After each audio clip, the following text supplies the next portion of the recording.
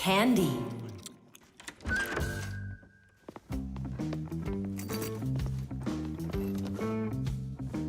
Nice black eye. Tom Thomas, did you fall? How did you hurt your eye? I had a big fight with Johnny. Oh, wow! How could you? What was the fight about? We argued over who's cooler, a racer or a boxer. A race driver's cooler. Of course! That's what I said to him. But Johnny had to prove it's a boxer. Well, He proved it all right. Can't you see? you don't prove anything at all by fighting. What a profession, a boxer. Yeah, now your dad, he's got an amazing profession, a journalist. He gets to travel to different countries and brings back all sorts of funny stuff. They even show him on TV. No.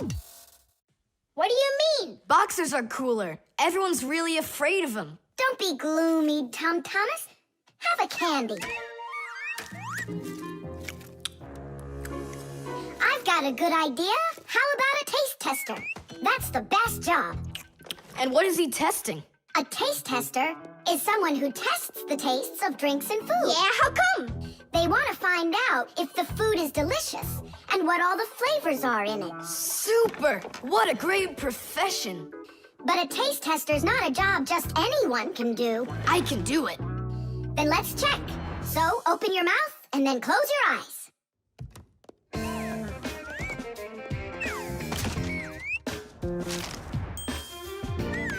Try to figure out what the flavor is inside of this piece of candy.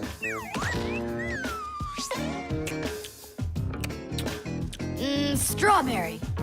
That's right! Good job, Tom Thomas. And this?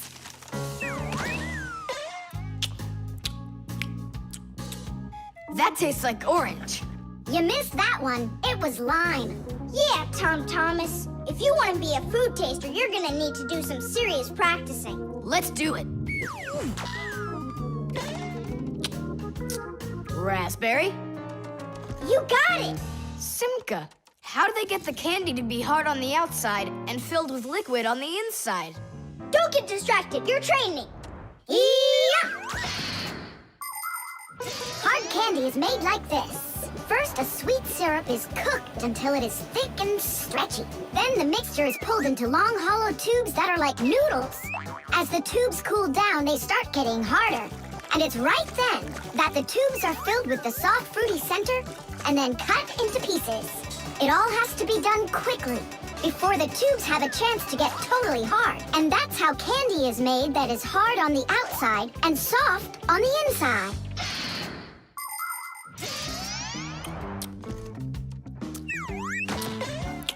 It could be strawberry, only I just can't tell anymore. Ouch! What's wrong? My tooth. Was I hearing things? Or did someone yell? Oh, I got it. Come on, let's take a look at your tooth.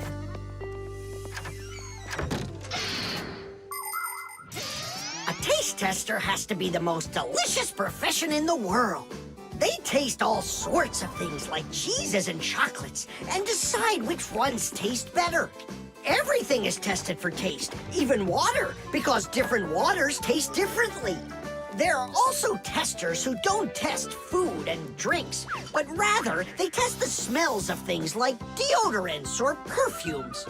Not everybody can become a really great tester. First, you have to be able to tell apart all the different tastes and smells. You also need to know when it's time to stop, or you can make yourself sick and lose your ability to tell things apart. That's the reason why taste testers only take very small bites of food and very, very little sips. If you're gonna have a bad tooth, it's good to have a mom who's a dentist. That's true. She's a good dentist. She'll fix it in no time. She'll pull that tooth right out.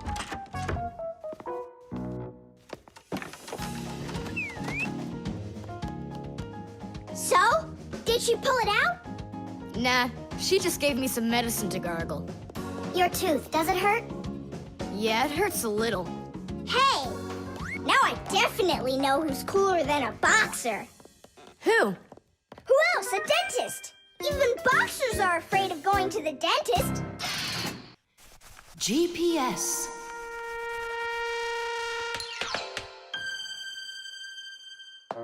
And 3, 4. Stop. Who goes next? I'm next. 5. 1, 2, 3. 3. And Wait, I gotta choose a route. Should I go here or there? choose already. Nolik, what are you doing over there? Nothing at all. Just waiting at my place. Good. And don't get off it. Well, Fire? What was that? The alarm on my Fixie tab.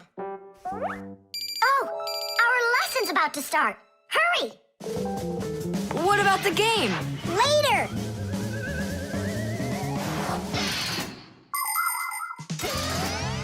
As soon as young Fixies enter their first year of Fixie school, everyone gets their own Fixie tab. It's a little computer that can do anything at all.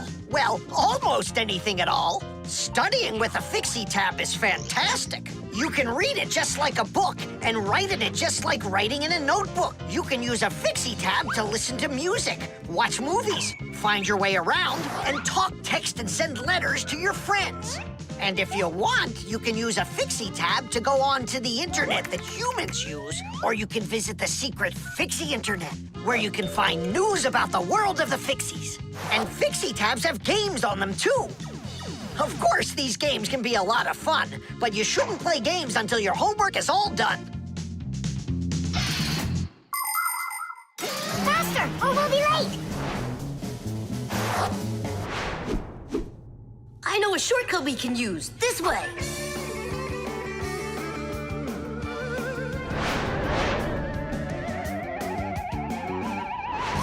Now which way do we go? I need to remember the route. I think it's this way, or it could be that way. Well, which is it, this or that?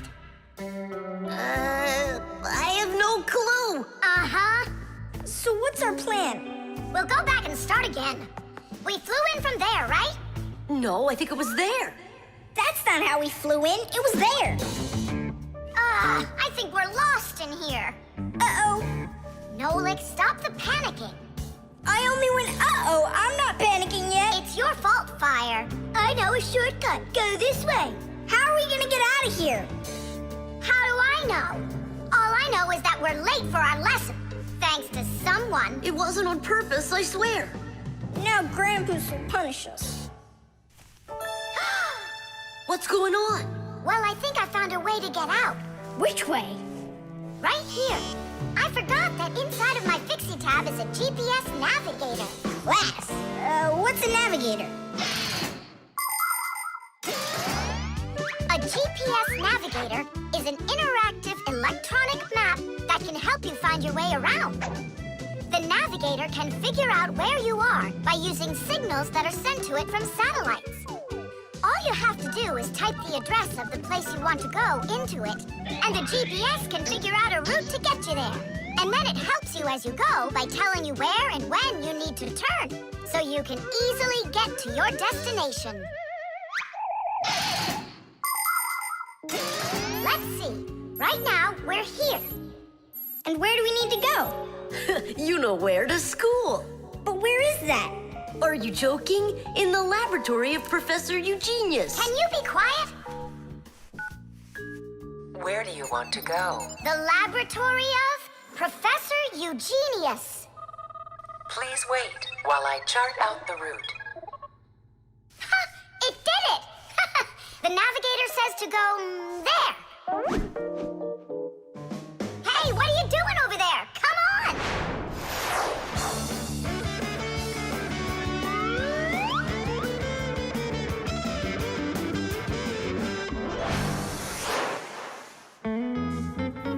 And if you happen to go off route, the navigator will give you a different way to...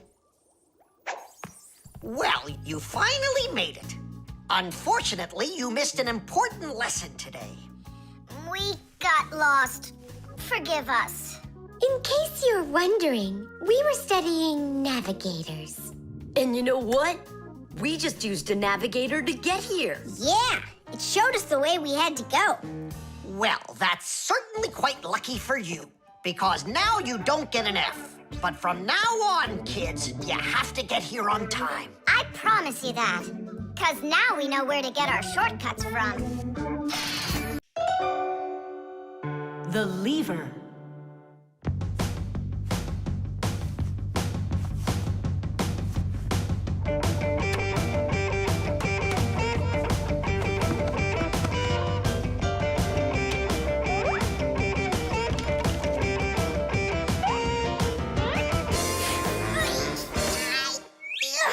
It's a new weightlifting record! You're so strong.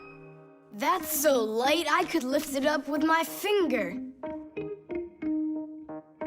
Oh my, but do you think you could lift up your nightstand? Don't know, never tried it. So then go on. No way! And you are so much bigger than that nightstand. But watch, I can lift this big pencil. And just look how much smaller I am. So, who's stronger, you or me? Well, I guess it's not me. The Fixies may be very small, but they are actually much stronger than humans. Yes, it's true.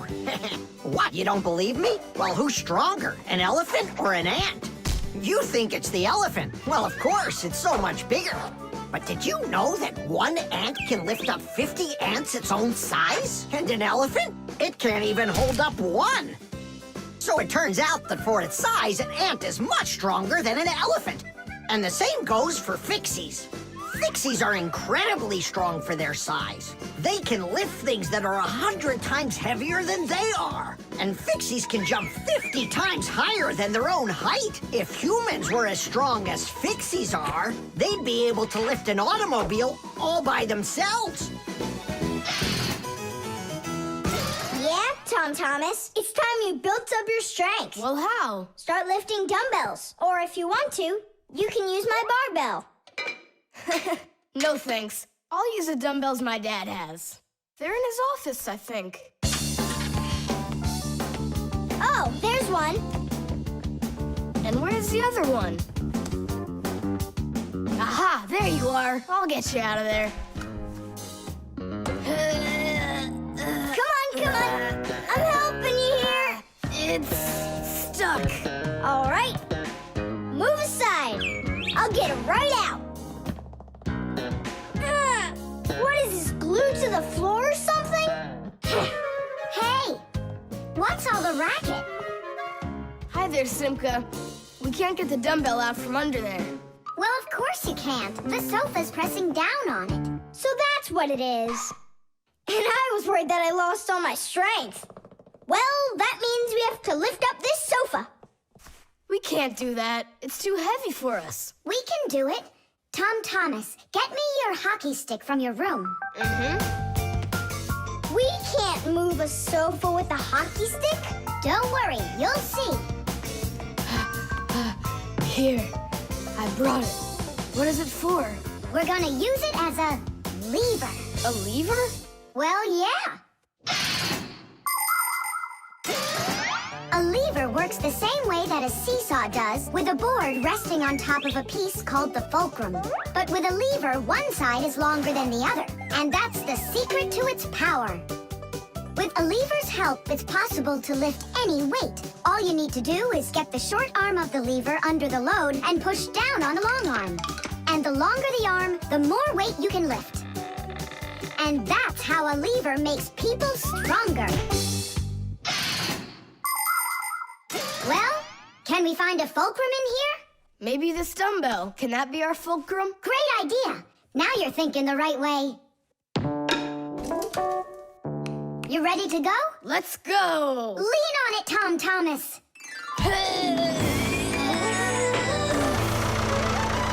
Yay! It's working! Tadoosh! I'm so strong, did you see? Now watch how I lift Dad's heavy weights for you. Look, I can do it. It's just like I told you. You'd be better off training with my weights. Didn't you just see me lift up the sofa? You didn't lift the sofa, the lever did. Did you ever hear the saying, knowledge is power? I've heard it. Although, some physical power won't hurt you either. So pick up your lever and go out and play some hockey. You know how built those hockey players are.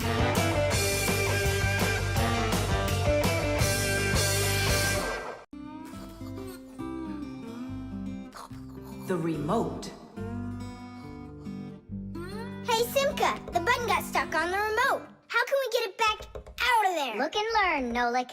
Please help. Oh, come on, come on, come on, come on, come on. Oh, oh, oh. Should I let it go now? Oops.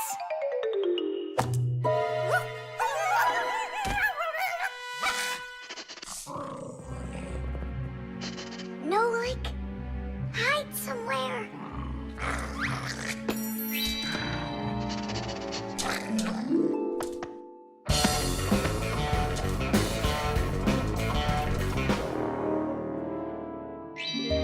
Nolik, she stole the remote.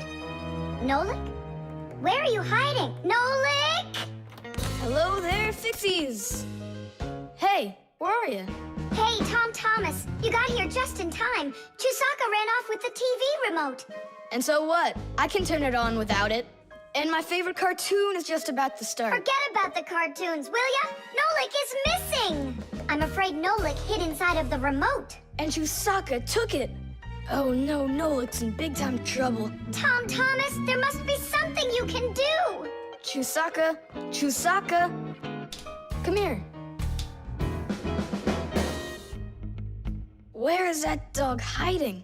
I'm gonna go look in the other rooms.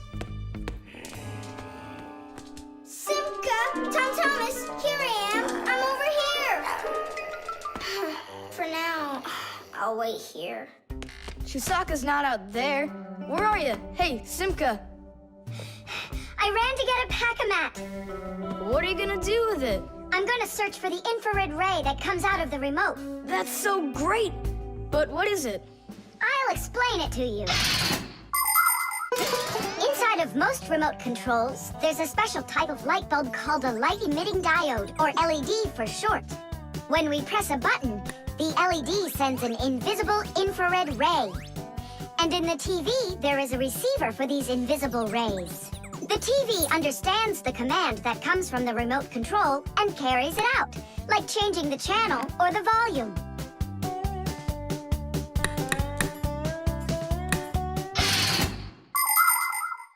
If the rays are invisible, then how is it possible to see them? In the pack-a-mat, I've got these special goggles that can help me. And now what?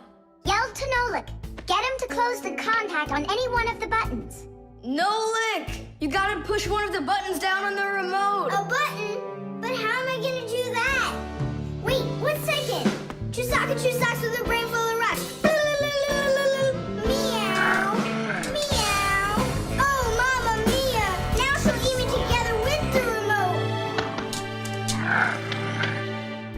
Nothing for you here. But here's something. There he is. He's over there. Chusaka, come here. Do you want a hot dog? So you want to play tough? All right then.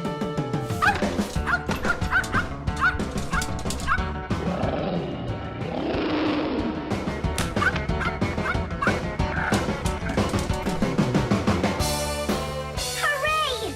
You're in one piece. How did you find me? By looking out for the remote's rays.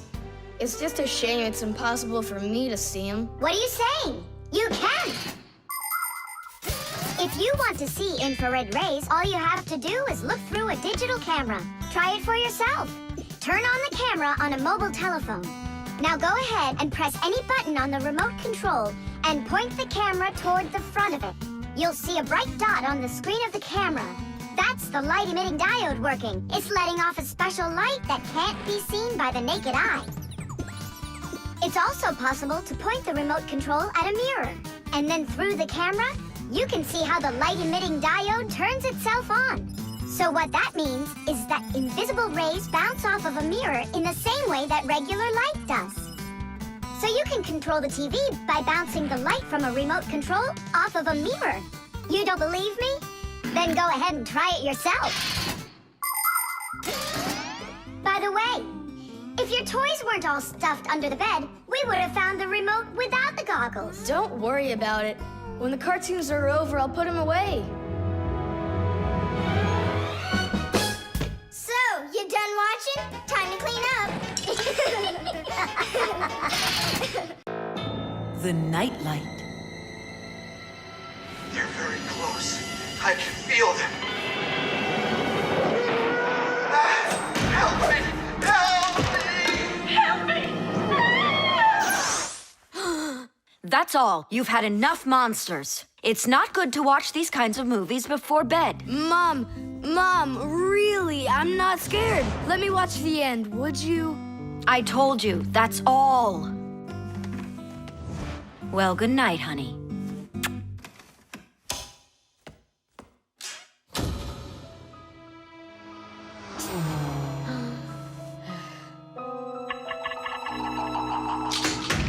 Ah! Who's there? Ah, they're very close. I feel them. Ah.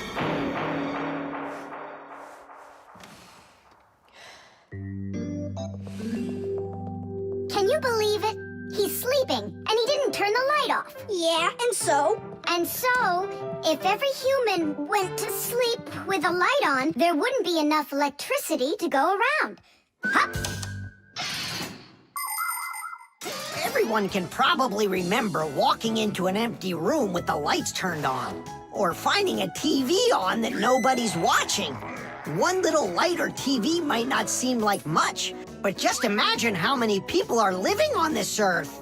Well, if everybody forgot to turn off the lights or TV when they weren't being used, the amount of wasted electricity would equal the amount of energy produced by 100 power plants.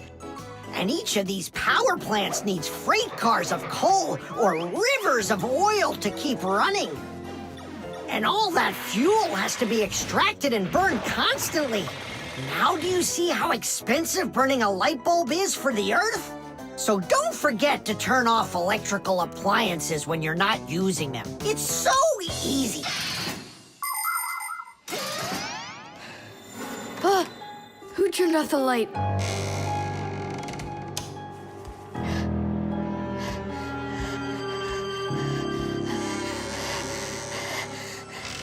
Ah. Ah!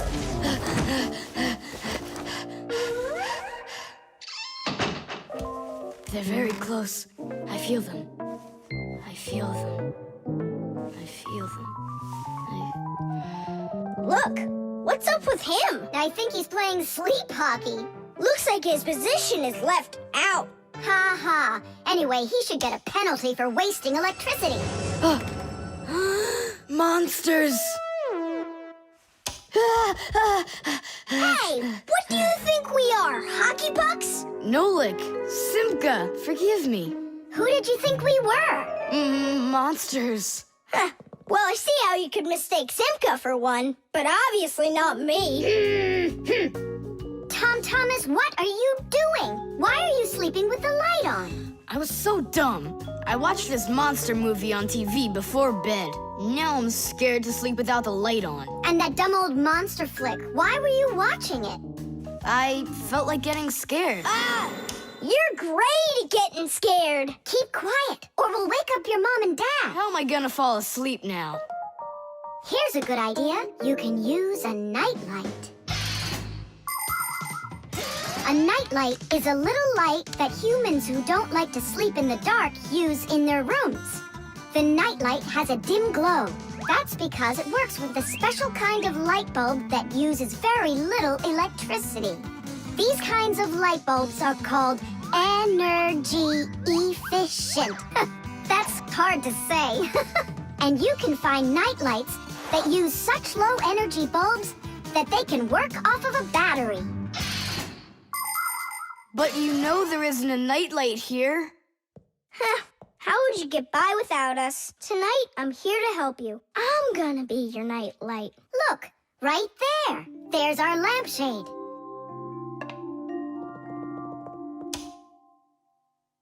Thanks so much. You really are a friend indeed, Nolik. It was easy. Just go to sleep. Nolik.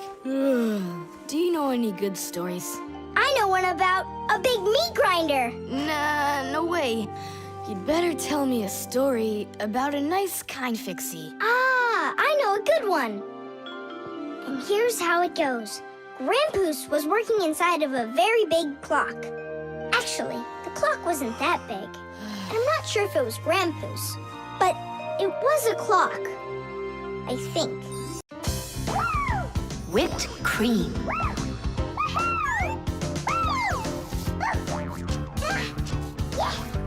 Nolik, please stop your jumping.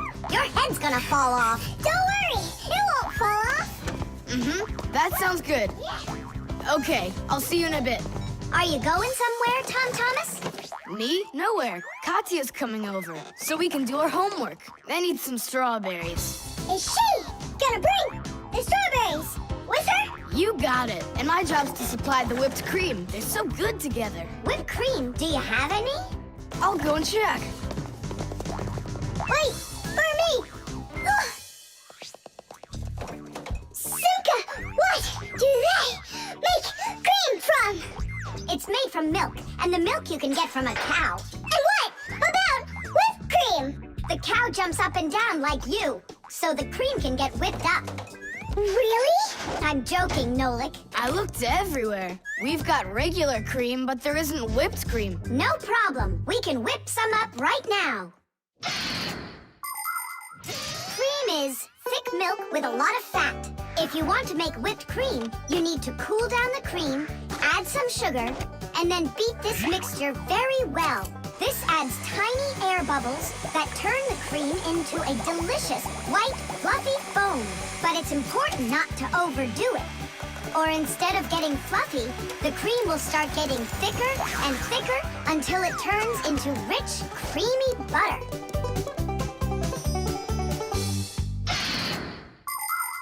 How are we gonna whip it up? Look, there's a whisk.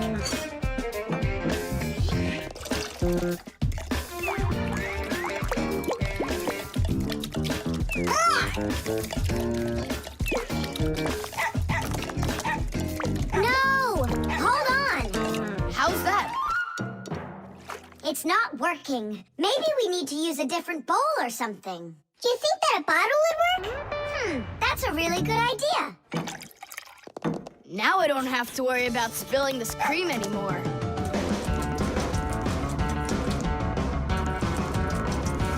Shake it with both hands. Come on, come on, come on, come on, come on, come on, come on! Shake it harder, Tom Thomas! That's all. I'm just too tired.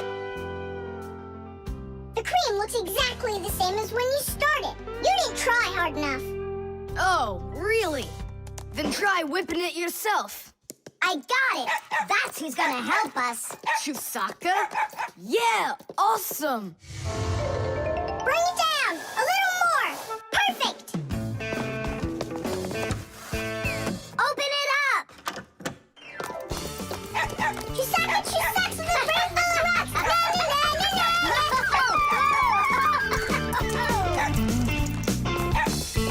Telephone. This is even cooler than jumping on the trampoline! Yahoo!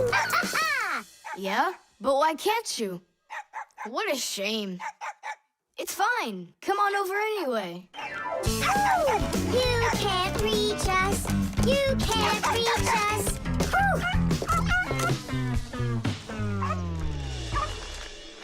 I'm so tired. I'm sure that at least we got the cream whipped up. Oh, see that, Simka? There's no cream left. Just some yellow stuff. It's butter, I'm sure.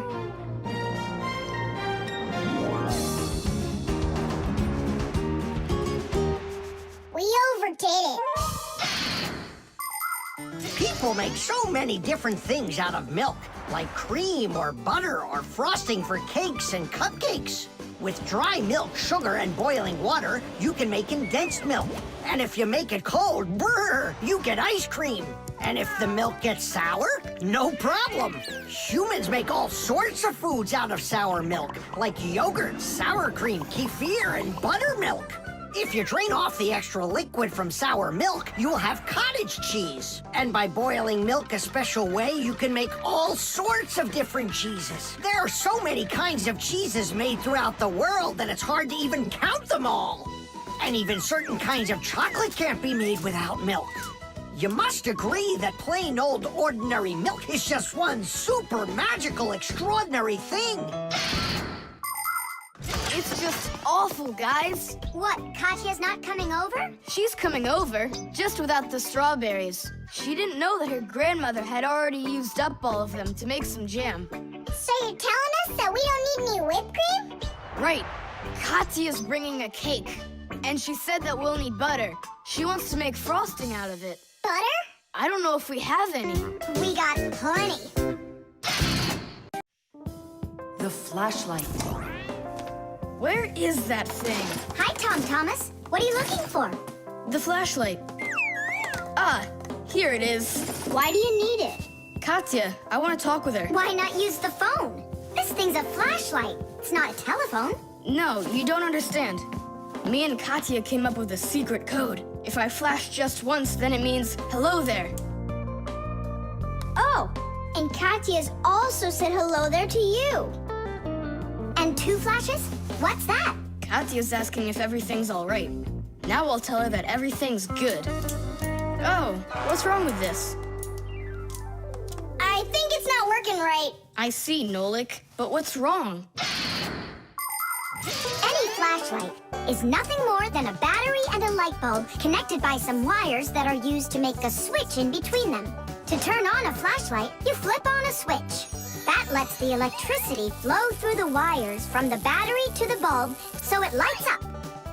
And if it won't light up, that means that the battery is dead, the light bulb is burned out, or the switch is broken. And now let's put all this theory into practice. I'm sorry, but I don't have time right now. Don't you get it? If I don't signal back, she'll think that I don't want to talk to her, and that would just be terrible. Just don't get all worked up. We'll help you. But first we need to get the pack-a-mat and come right back. See ya. Did you hear that? Masya, what a weird sound. Uh-huh. That's new. Now we know what the noise was. Papoose, can we use a pack-a-mat? To fix a flashlight. Really, did you say a flashlight? Do you know the story about when Granddad had to travel for miles on top of a dog? It's true! He was sent on a very important mission. A huge flashlight repair. What kind was it? A special kind called a lighthouse. A lighthouse is a tall structure with a huge flashlight on top of it that is used to help ships and planes find their way. People have been using lighthouses since ancient times. The most famous of them all is the Lighthouse of Alexandria. It was built in Egypt more than 2,000 years ago, and it was more than 100 meters tall. The ancient Greeks considered this lighthouse one of the 7 wonders of the world. In ancient times, people would burn big fires on top of lighthouses. Today, the light comes from powerful electric bulbs.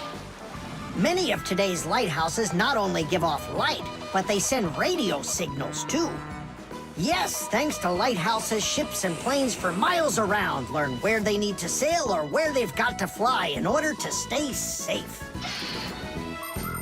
And thanks to that heroic deed of your grandfather, that big old lighthouse started working. Since then, not a single ship has ever gone astray. Simka!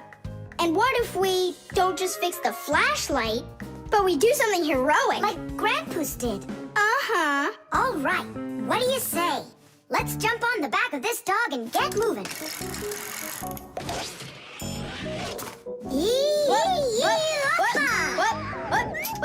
What? Stop ducking. Grab hold of my hand. Uh-oh.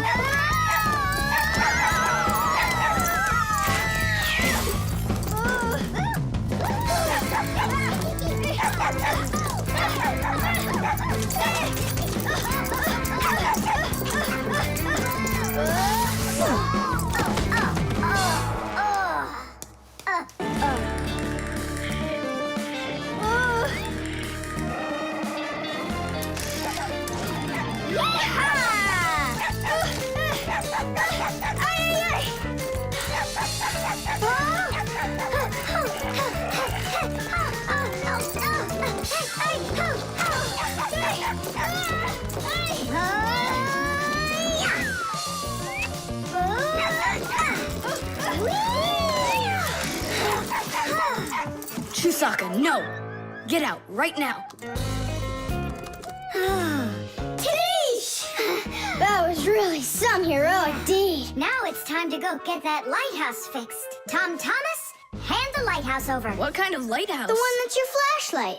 I have no use for it. What do you mean no use for it? But then how are you gonna tell Katya what she needs to know? I already told her. Watch this. No, that wasn't the deal. Yeah. You want to tell us our heroic deed was in vain? Well, if you need some heroic deed, then sure, fix it. Hooray! The armor. 23, 24, 25. Ready or not, here we come. I heard him. He ran into the hallway. You check the kitchen, Nolik, and I'll check the living room.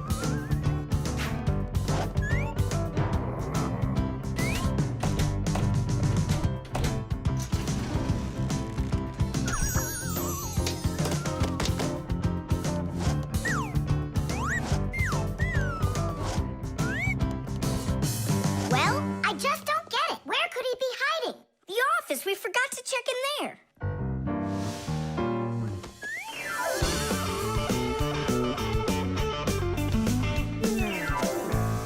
There's nowhere in here for him to hide. Inside the shark.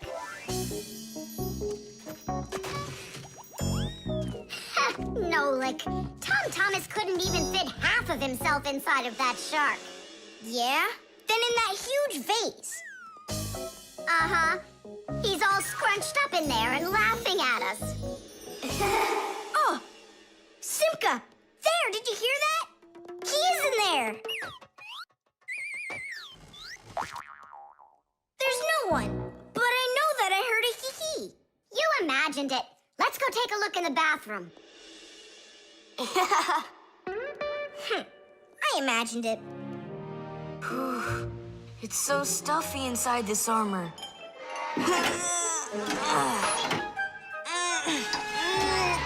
The arms got stuck.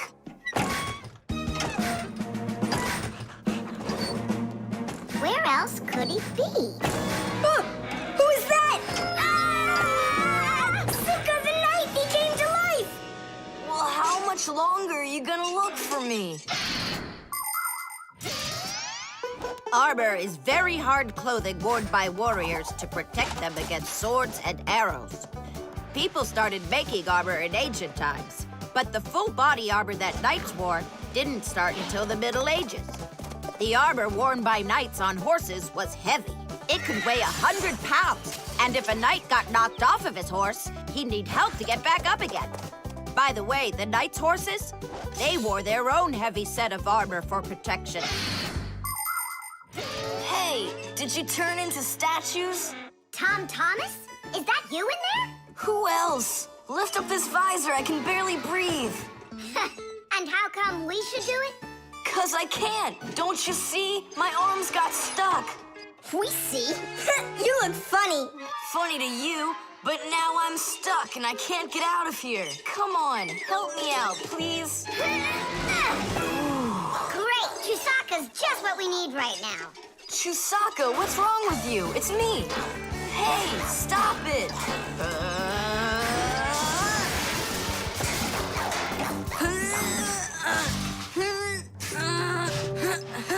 Help, I can't get up. Come on, let's undo the latches, Nolik, quickly.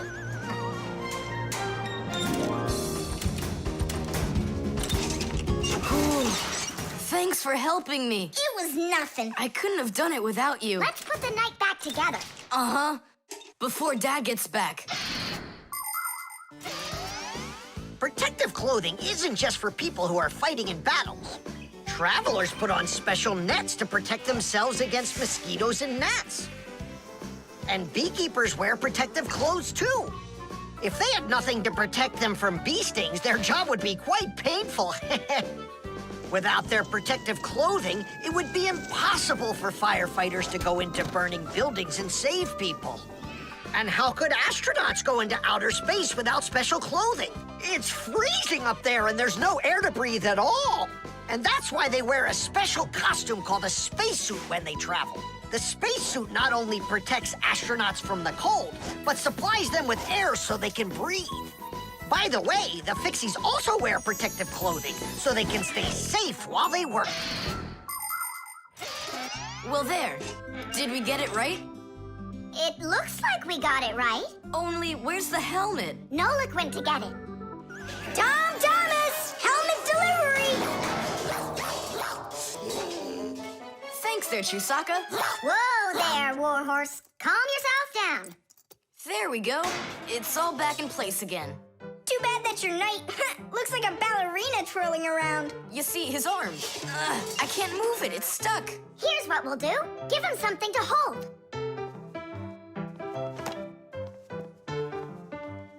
Well, how's that look? Perfect. Now we can paddle into battle.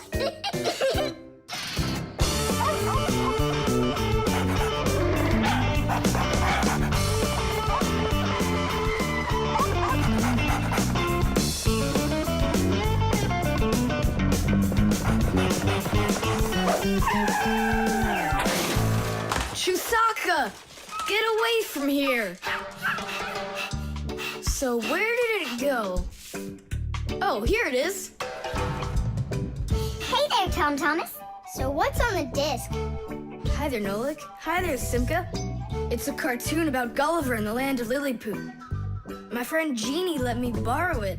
I have it till tomorrow. And what's the story about? Well, it's about this guy who gets shipwrecked where people are just so teeny tiny. Fixies, you mean? No, not Fixies. Lilliputians. Lilliputians? Uh-huh. Know what, Simka? I think that you Fixies might have come from those Lilliputians. No way! Our grandpa told us a completely different story of the Fixies. When something is very well made, then the saying goes that it was made with just a little bit of soul. In old times, craftsmen made things to last, and in each appliance, they would leave just a little piece of their soul. Those little pieces of their soul would turn into tiny craftsmen called Fixies, who would then make the appliance their home and take care of it every day. And that's how the very first Fixies came about. But as the years have passed, fewer things are being made by hand, and more things are getting made by machines in factories. That means there are less and less new Fixies coming from human souls. Luckily, Fixies can fall in love with each other and have their own family, raising their children and teaching them well, so they'll grow up to become skillful and honest Master Fixie repairmen. So you're mistaken. We're not Lilliputians at all. We're Fixies. Yeah, Fixies. Listen, Thomas, why don't you show us the movie? Yeah, I want to learn about Lilliputians too. Really, I do. Sure, I'll show you.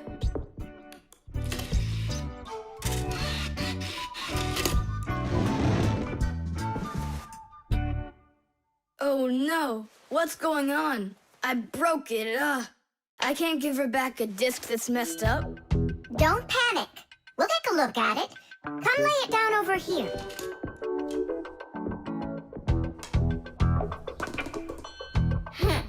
Thomas, why is this disc all covered in jelly? Because I was touching it with my fingers. I mean, what else? It's obvious you don't know how a disc works at all.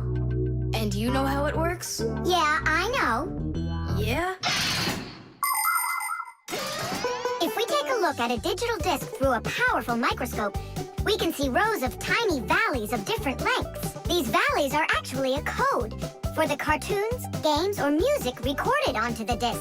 Inside a disc player, a laser beam reads the code and helps turn it back into pictures and sounds. But if you scratch the disc or smudge the disc with dirty fingers, the laser can't read it and the disc won't play. That's why you need to keep discs clean and stored in cases. So that's why you should only hold discs along the edges And when you're done watching them, you have to put them back inside their boxes. And what about this one? Do we have to get rid of it? Not so fast. Nolik, this calls for a major cleaning. Let's get the brooms.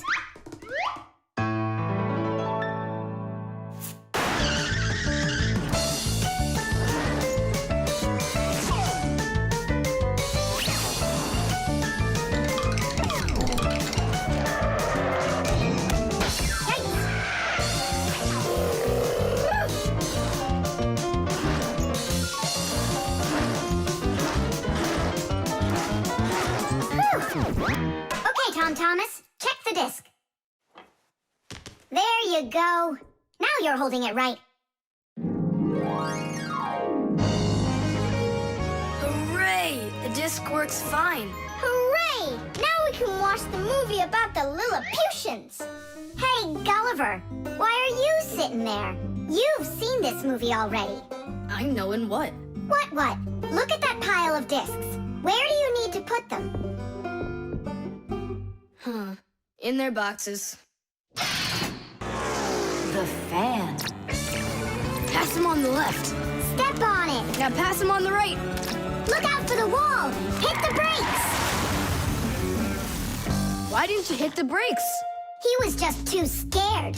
What do you mean too scared? Something got into my eyes. Those were your hands. My turn. Let me show you how it's really done. Oh, what's wrong with the computer? Oh, it's been really acting up for a while.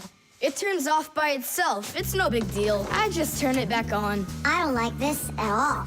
Come on, Nolik. Let's go inside and take a look. Just like people, machines can get sick too. They can get a very high temperature and even start coughing and sneezing. And if a machine or an appliance gets seriously sick, sometimes it can be too late to fix them at all. So wouldn't it be better if we could keep them from getting sick in the first place? Everybody knows that people who look after their health get sick less often and live longer. And the same goes for machines. Machines break less often and live longer if they're properly taken care of. That's why machines need to be checked from time to time and cleaned and oiled. And that's what's called preventive maintenance. And preventive maintenance is something that always should be kept in mind by humans and by Fixies.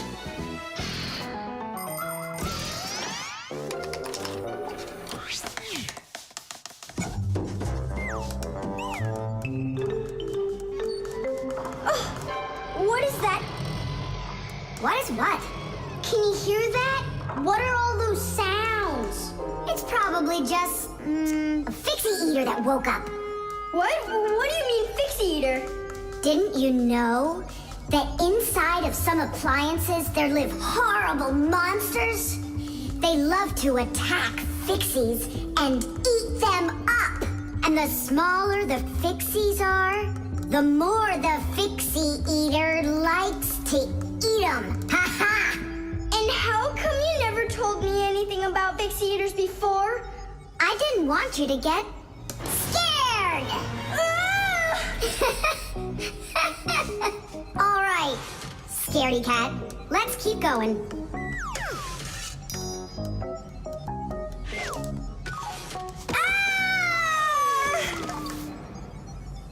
Simka, where are you?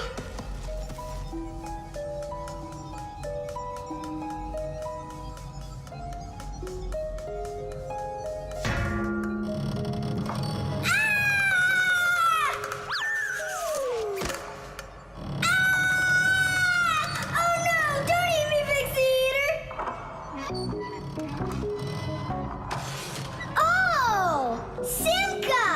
Come over here! The sound was coming from here. Take a look. It's not a Fixie eater at all. It's just a fan. Not just, Nolik, it needs our help. See how sick that fan is? Let's go and get it working, right now. A computer can only run when all of its parts are working. And even though a fan looks like nothing more than a simple little engine with a propeller, the computer couldn't work without it. It has the very important job of keeping all of those other parts cool when they start heating up. It cools down the inside of a computer by blowing a stream of air. But if the fan gets dirty and starts working poorly, the computer might get overheated and turn off. Or it can simply break. You have to turn off your computer. How come? I'll tell you later.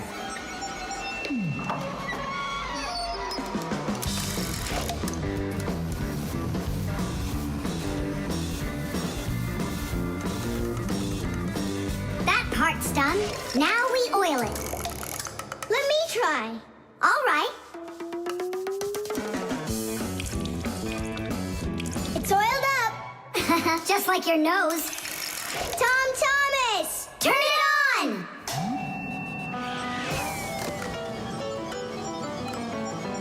Tidish! And then suddenly, I hear this terrible roar of a Fixieator. But I wasn't scared one little bit. And I just ran right into the battle. And Simka? Oh, she was hiding somewhere. You know, she's a girl, and they're all cowards. So I had to fight the monster all by myself. Ah! Oh, I guess that was an example of how girls hide like cowards when they're too scared. Well, yeah. The spare part.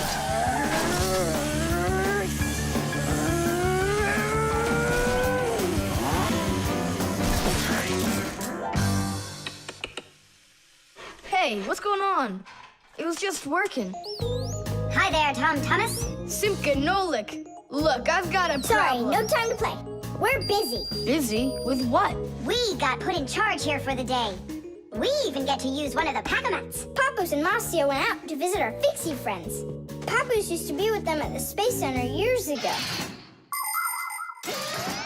Ever since he was a boy, Papoose dreamed of going into space. And why not? Fixies work on rockets, too. He even got a job at the Astronaut Training Center. He was put in charge of the centrifuge, and he made sure it worked perfectly. The centrifuge is a sort of very fast carousel for training astronauts. And Papoose trained inside of it, too. Unfortunately, Papoose never knew the rocket was scheduled to fly on his day off. And when he found out, it was too late, and the rocket blasted off without him. Since then, Papoose hates his days off. But he still longs to fix something like that centrifuge. You know, something turning around like a washing machine. Too bad for Papoose that the one in his house seems to keep working perfectly fine. So that means today you fix everything? Uh-huh. Well then, it's your lucky day, because my car just broke down. Hooray! We've got work to do. Nolik, let's go!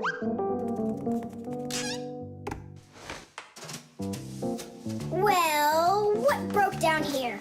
Wait a sec. Here, this part burned out. It's all covered in black. I wonder where we can get the same part, but a clean one. A clean one? Nolik! Genius! There's the same exact part inside the dishwasher. We can take it from there. Come on!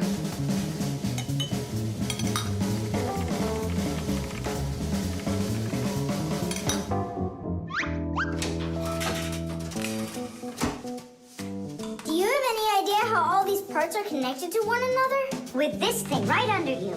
It's a special part called a circuit board. A circuit board's made like this. First, the board gets covered with a thin layer of metal. Then, paths are laid onto the board where the electricity is going to flow. After that, all of the extra metal is washed off of it with a special cleaning liquid, leaving the metal paths that were drawn on the board. These paths work just like wires to connect the parts on the board to each other. And then all that's left to do is attach those parts to their places on the paths. Pull it! Tadish!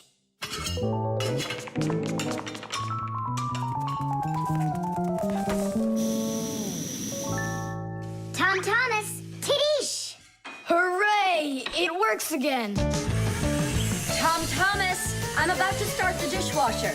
Are there any dirty dishes in your room? Nah. Slow down! Slow what down? Slow down your mom. We took the new part out of the dishwasher, see? Mom, wait! Don't start it! You need to put Yeah, put in this one, dirty cup. Nolik, follow me. Inside the TV's the same part.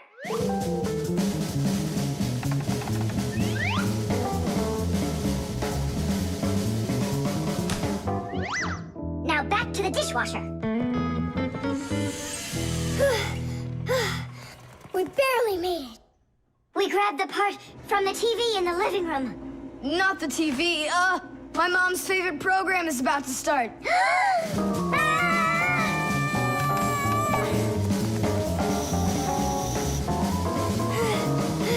The television is working now. And where'd you get the part for it? From your dad's computer in his office. Hi, everybody. I'm home. Hi, hon. Are you ready for dinner? In a bit. I've got to finish a little work on the computer. Simka, hurry! Where else can we find that part? Stop. That's enough running. Here, take it back from the car. And then we put the part back into the computer and it started working again. Oh, that was really silly. Remember, you little experts, never repair any device at the cost of another one. I understand now. And I understand. If you were smart, you could have taken the part out of the old radio in the closet. Papus, but you know the radio wouldn't work then. That old thing hasn't been working for years. Marcia and I have pulled out half those parts already. The pen. Not here either. Tom Thomas, are you looking for me? Huh? No, for a red pen. I need it right now. What do you need it for? Here, look what my teacher wrote in my assignment book. Bad behavior during the lesson, fidgeting, and talking. What are you gonna do with a red pen? Your teacher left something out? I thought maybe, I could fix it a bit. I hope I find that pen.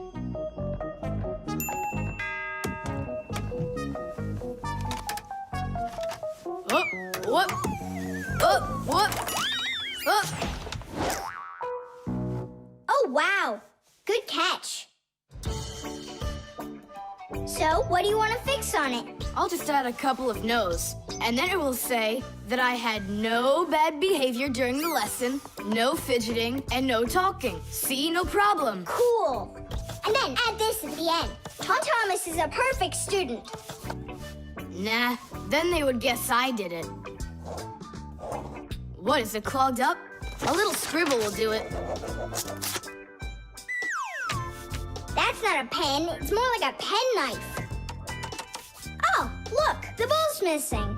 What ball? It's a pen. It's a pen, but it's a ballpoint pen. Old-fashioned pens work by dipping the pen into a jar of ink. But with a ballpoint pen, the ink is stored inside of a tube that has a metal tip on the end with a small steel ball. Well, small for humans, that is, but of course, for Fixies, it's quite large. When you drag the pen across the paper, the ball spins around and gets ink on it from inside the tube. Then it turns over and the ink rolls out onto the paper. So without the ball, a ballpoint pen won't write at all. So what am I going to do? That's my only red pen.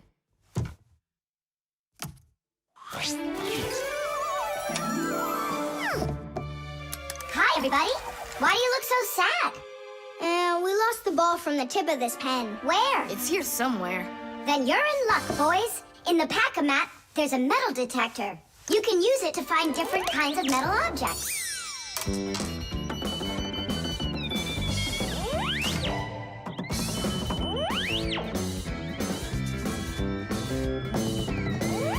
Nah, that's not it. I can see that myself. It's not on the table, Nolik. Until not that long ago, humans used pens that had to be dipped over and over again into an inkwell. This was quite inconvenient, and so to make writing easier, the fountain pen was invented. A fountain pen could be filled up with ink, so it could write for a much longer time. But fountain pens would often leak, leaving blots of ink on the paper. This problem was solved with the invention of the ballpoint pen.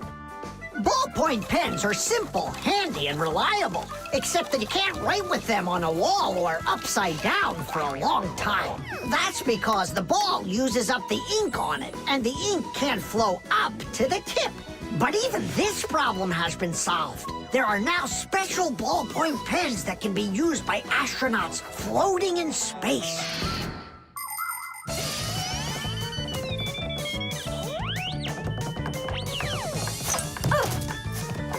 Is this the one?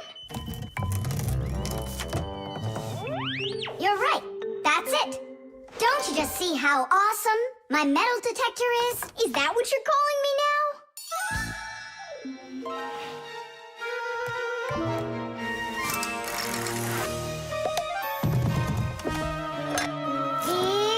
Yeah! Tom Thomas, help us.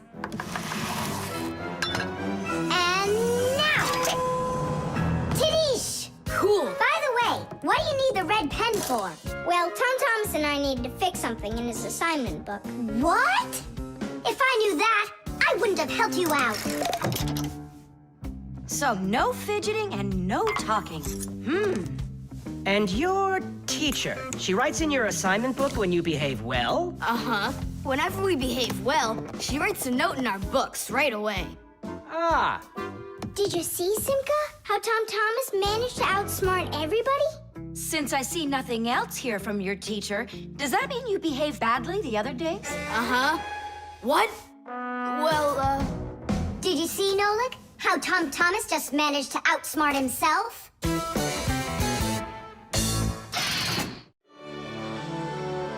The StringLights. we're almost all done. Yeah. Now Santa Claus is gonna come over.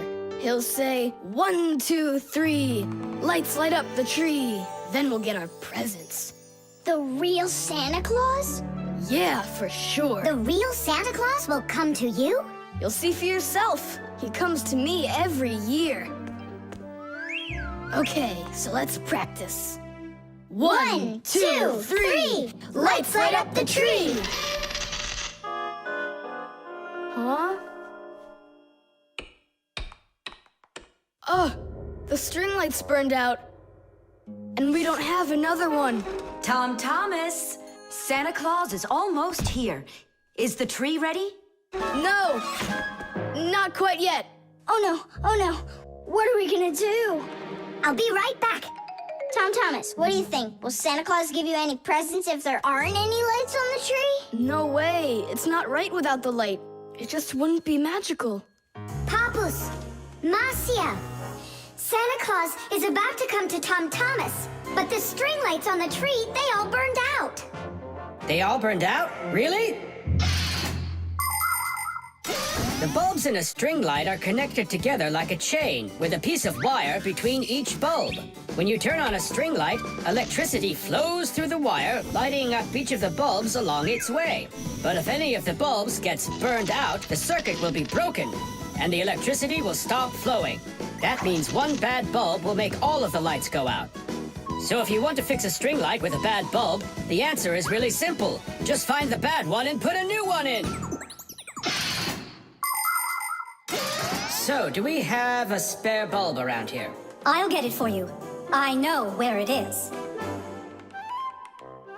Tom Thomas, hold up Santa Claus for a while. We need a little time to find and replace that bad light for you. I'll try to. Tom Thomas, Santa Claus is already here. Ho, ho, ho! I got one thing to do. So, let's find the bad bulb. Okay, Papoose, let's go. This one's working. Maybe this one burned out. Nope. And that? It lights fine. Santa Claus is getting very hot out here. Hold on. Simka, what's up? We checked all the bulbs, but couldn't find a bad one. Huh. I guess this year won't be magical. Okay, Mom, just come on in. Ho, ho, ho! Hello there, Tom Thomas. So tell me now, have you been good all year? Huh, why aren't the lights on the tree burning? So then let's say it together. 1, 2, 3. Ow! Papoose, I found one more bulb. Here's the one that's not working. 1, 2, 3. Light up the tree. Huh! Now we need to replace this bulb with a new one. So where's Marcia? Show your light, O tree. Hooray! Ho, ho, ho, ho. Whew, that was really hard. I see you already got it shining. But where did you manage to find a new bulb? We got Papoose to act as the bulb. Tidish! Tidish! Ah, what a hero. Pull me up so we can put this bulb in. On Christmas Eve, on Christmas Eve, on Christmas Eve, our spirits light up. Whoa! And on the tree. Yeah!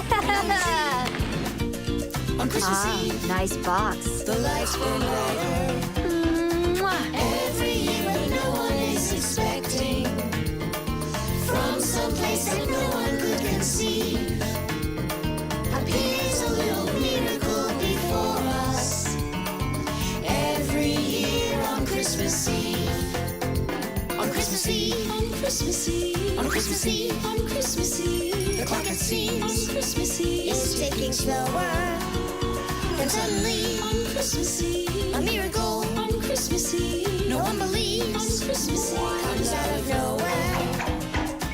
Every year when no one is expecting, from some place that no one could conceive. Yeah! A little miracle before us.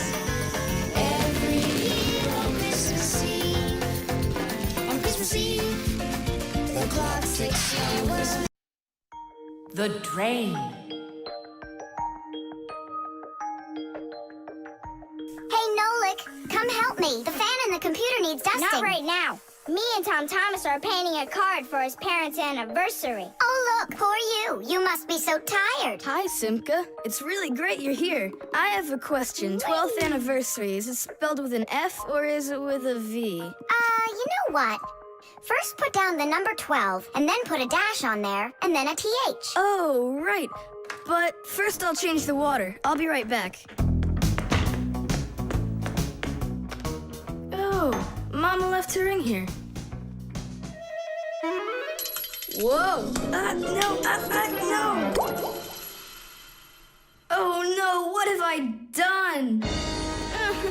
I spoiled my mom and dad's special day. Where? In the bathroom? My mom's ring was lying there, and I dropped it into the sink, and now it's washed away. There goes the day. It didn't wash anywhere. Don't you know anything about how a drain trap works? About a what? A drain trap's a special curved pipe under the sink basin. Water flows out of the faucet and flows down into the drain trap, and after that it goes down to the sewer. But when you turn off the water, not all of it washes away. Some of it stays down in the drain trap. It's made that way so the smell from the sewer won't get back into the house. A ring is much heavier than water, so if you happen to drop it down the drain, it won't wash away. It will stay at the bottom of the drain trap. Well, that means we still got a chance. Yeah, but how in the world can we get it out of that trap? Who knows? I don't know how to swim. Don't worry, it's all under control. Do you have any thread? Plenty of it. Go get it, and I'll be back in a flash.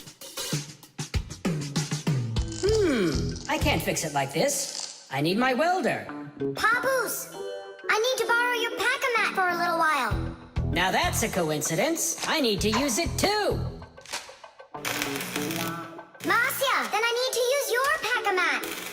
What? I'll bring it right back. Hey, where are you going? Just watch what you're doing, dear.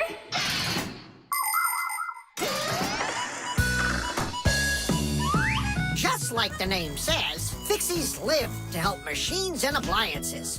But machines are very big and Fixies are very small, so they can't get by without tools. Long ago, Fixies worked with just about anything they could find. Little feathers, threads, pins, but now they have backpacks called Pack-A-Mats. Inside a Pack-A-Mat are all sorts of tools. Just push the button and the Pack-A-Mat spins around, quickly shooting out a hook or a magnet or even a parachute. Every adult Fixie has their own Pack-A-Mat. But before children can get them, they have to go to school and study hard and then pass an exam before they have the rights of a full-fledged Fixie. And it's only after all of that that young Fixies get their own Pack-A-Mats. And what? You're going down there with just that on? Not just like this. Yeah, like that. Huh? She was just saying, when I tug on the thread, you need to pull me up. I got it. He just said, I got it. She said she doesn't need me to repeat what you say.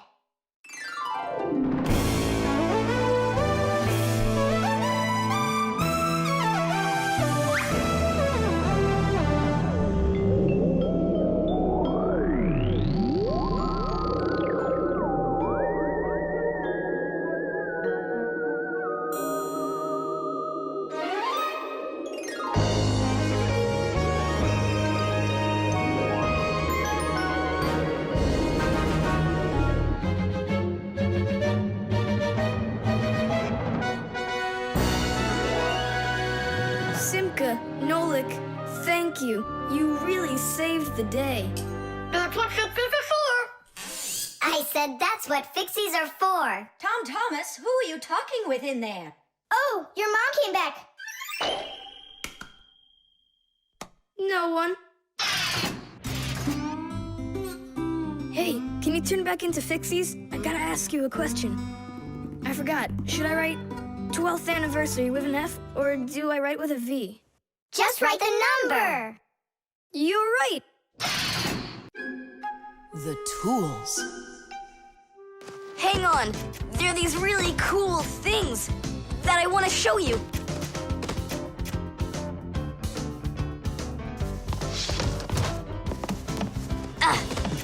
Whoa! Whoa, look how many things you got all at once. Your dad's gonna be so angry when he sees what you did with all of his tools. I'm gonna put them all right back where they were. And where were they? Open the box and you'll see. It's neat. There's a special place in there for each one of the tools. Try hammering in a nail or drilling a hole with your bare hands. Uh-huh, there's no way. But with the help of the proper tools, it's a piece of cake. But of course, that's only if you know how to use them. Tools need proper care. If the head of a hammer is loose or a drill is dull, then you shouldn't work with them. It's dangerous.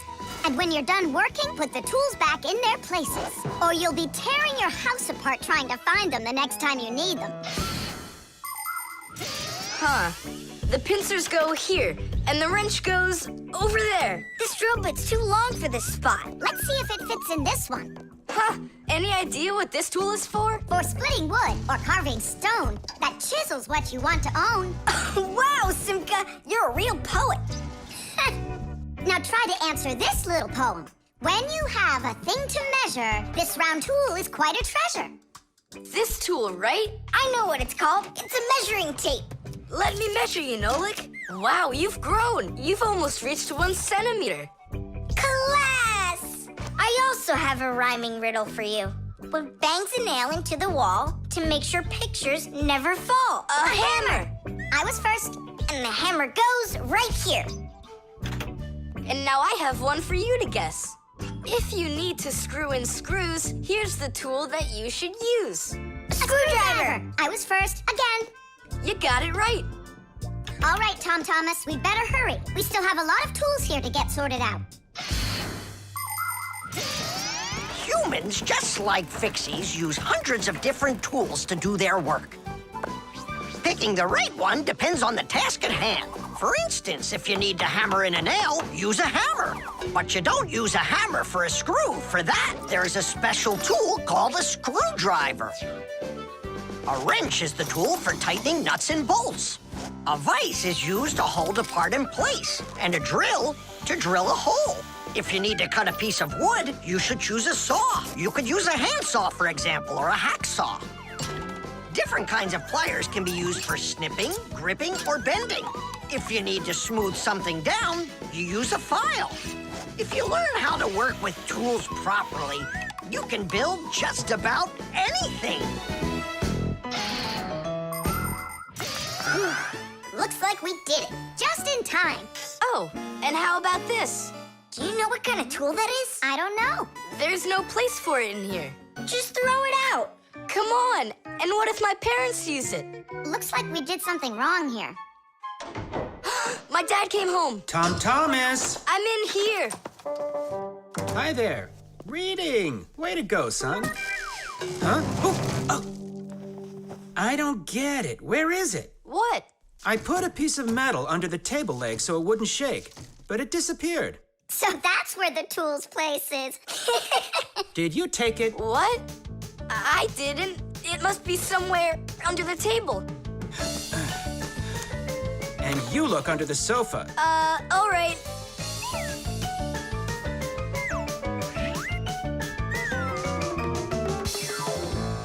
What do you think he wants? He wants us to get that metal thing out of his dad's box. Come on, let's go. You got it.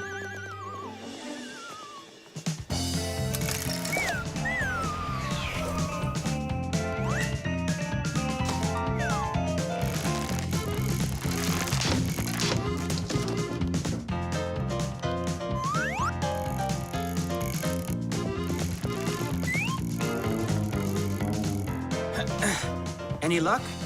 Uh-uh. Me neither.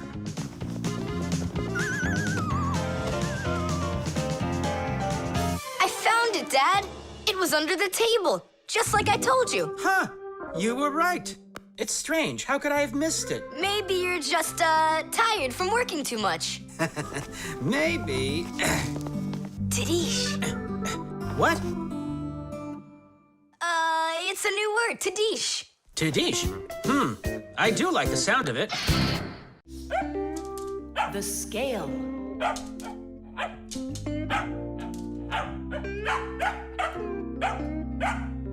Chusaka, that's enough already. But what if it's something important? Come on, she's just a dog. They say that cats and dogs have a sixth sense that we don't have. What's that? Well, they feel all sorts of things that we humans don't.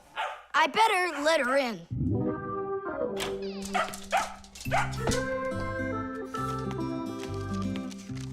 Mom and I will be home before dinner. Please remember to give Chusaka her food. Love, Dad. Oh, how could I have forgotten this? I just can't believe it. You believe in a sixth sense now, don't ya? Uh-huh. Only it looks like for Chusaka it's a sense of hunger. How much food should I give her? Look, it's all written on that chart. For each kilogram of the dog's weight, serve 1 level scoop at every feeding. Uh-huh, I got it. How many scoops is Chusaka? Oops, I mean, how many kilograms? I don't know. Then what should we do? You don't know? We'll weigh Chusaka, that's what we'll do. With what? With a scale. There's one standing in your dad's office. You're right, let's go.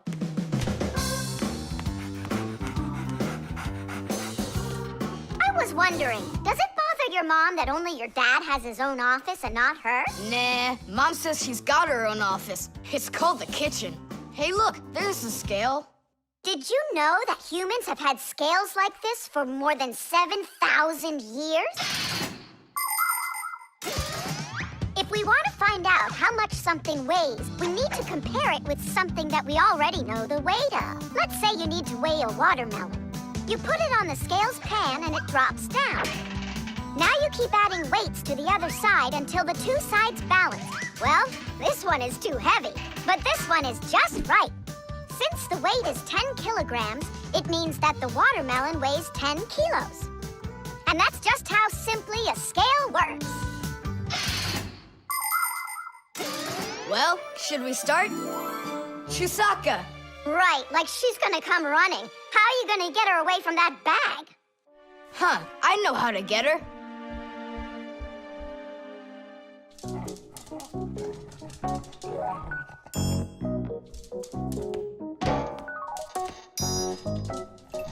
Here, hold this little piece of food while I weigh her. This may be literal, but it's way too heavy. Just hang on. Please, hurry up.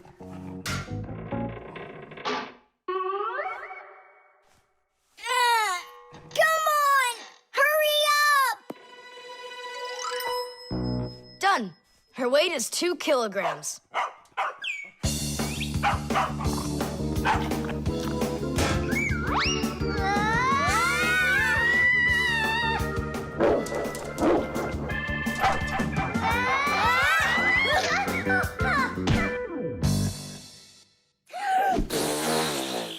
Okay, now we can feed Chusaka. Chusaka weighs 2 kilograms, so 2 cups will be just right then. Do you think that you can feed your pets any kind of food at all? Oh, no! For them to be healthy, pets just like humans need to have a nutritious diet. Today, there are special pet foods for birds, fish, dogs, cats, and all sorts of other pets.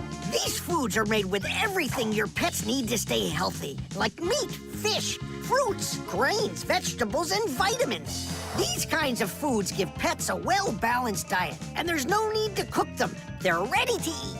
Just pour them in a bowl and your dog will be happy. And so will your cat, and your bird, and your fish, too. Just be careful not to mix them up, because what's good for a fish isn't good for a dog. Each animal needs its own special food.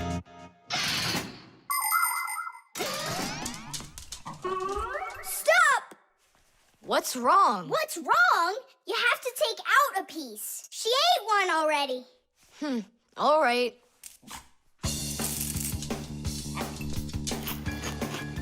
So, that's 6 cents. You still think it's true, right?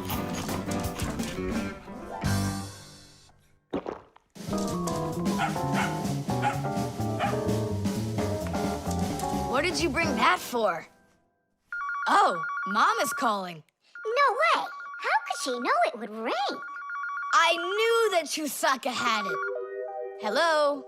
It was a 6 cents, wasn't it? The balloon. No way. You'll miss for sure. No problem.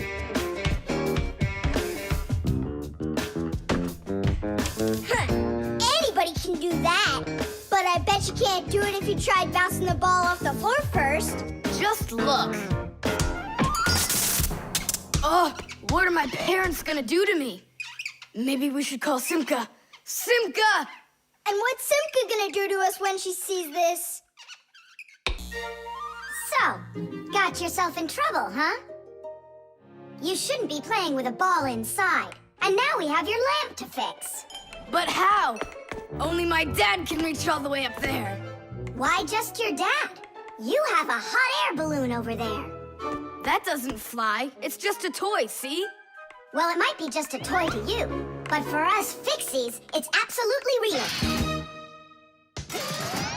If an object is lighter than water, it floats up to the surface. And in the same way, if something is lighter than air, it floats upward. Did you know that hot air is lighter than cold air? Well, it is. And that means if you warm up the air in a balloon, it will float up. Hot air balloons use special gas burners to heat up the air inside of them so they will get lighter. And the bigger the balloon, the more people it can take up into the air. I know what you're saying, but where do we get a burner? You think Fixies don't have their own burners? Huh! Sure we've got them. Bring it down here, and I'll go talk to our parents. No, no, and no. The human child must never see us. Listen now, Simka. We already don't approve of him seeing you and Nolik. He won't look. Papas, please. You're the one who told us how you dreamed of flying since you trained to go into space. Yeah. For 2 years I waited on standby, but I never went up. And you've never flown in a hot air balloon either, honey. So let's call it a deal. I talked them into it. There's just one condition. You can't watch. Okay. You can come in now.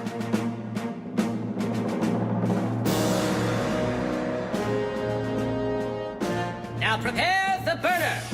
Coming right up. Permission for takeoff? Permission is granted. And off we go! Hooray! It's flying! Don't you peek. Turn around. Oh, it was an accident.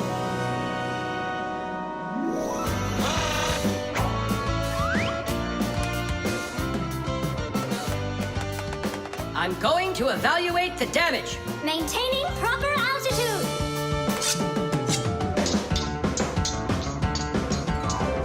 So, they've reached the spot. Air balloons are really awesome. I wonder, who figured out how to do that? It was the Montgolfiers. The hot air balloon was invented in the 18th century by the Montgolfier brothers from France. In those days, there were no gas burners, so they heated the air inside the balloon by burning straw. At first, there were no passengers on their balloon. Not counting the Fixies, of course. I mean, how else could a balloon get up in the air without them? Unfortunately, the names of the first Fixies who took that flight were not recorded in the annals of history. Following the Fixies' flight, the next passengers were animals: a ram, a rooster, and a duck. And it was not until those three safely landed after flying a full 4 kilometers that humans dared to fly in hot air balloons themselves.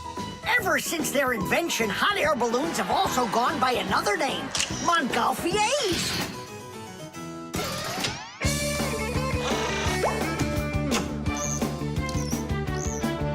Hooray! Tadish! Didish! All right. Simka, please let your parents know that I'm so very thankful. Okay, by the way, now you can turn around. You know, Simka, let's fly the balloon just like them. There's no way, Nolik. We would need to use the burner, and kids aren't allowed to play with fire. I'll give you a ride. Look, I still need to put it back up on the shelf, so climb in and let's do it.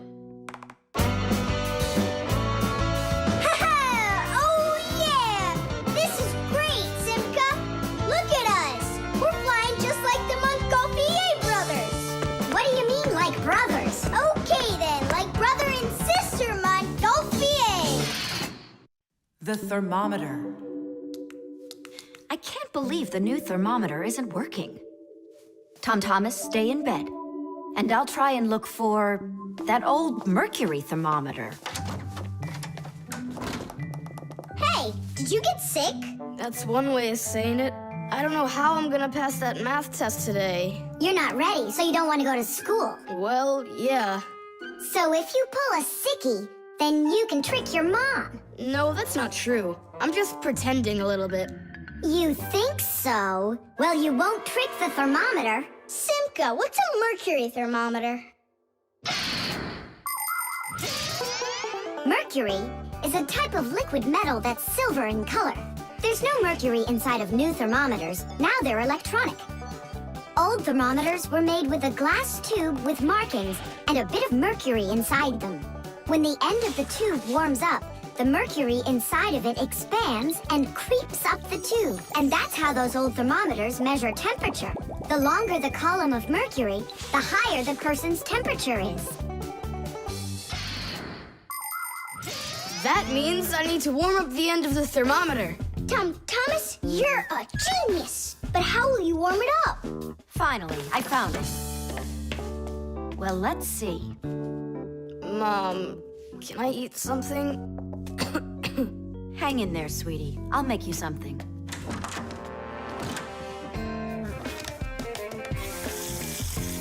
Ooh, that is hot. Now there's just no way it won't have a temperature. Hey, what are you doing in here? Well, how high did you get it? 108 is what it's showing. Oh no! With a temperature that high, they'll send you straight to the hospital, and you don't need that. You'd better shake that thermometer. Yeah, that's what I'll do. That'll get the temperature down a little.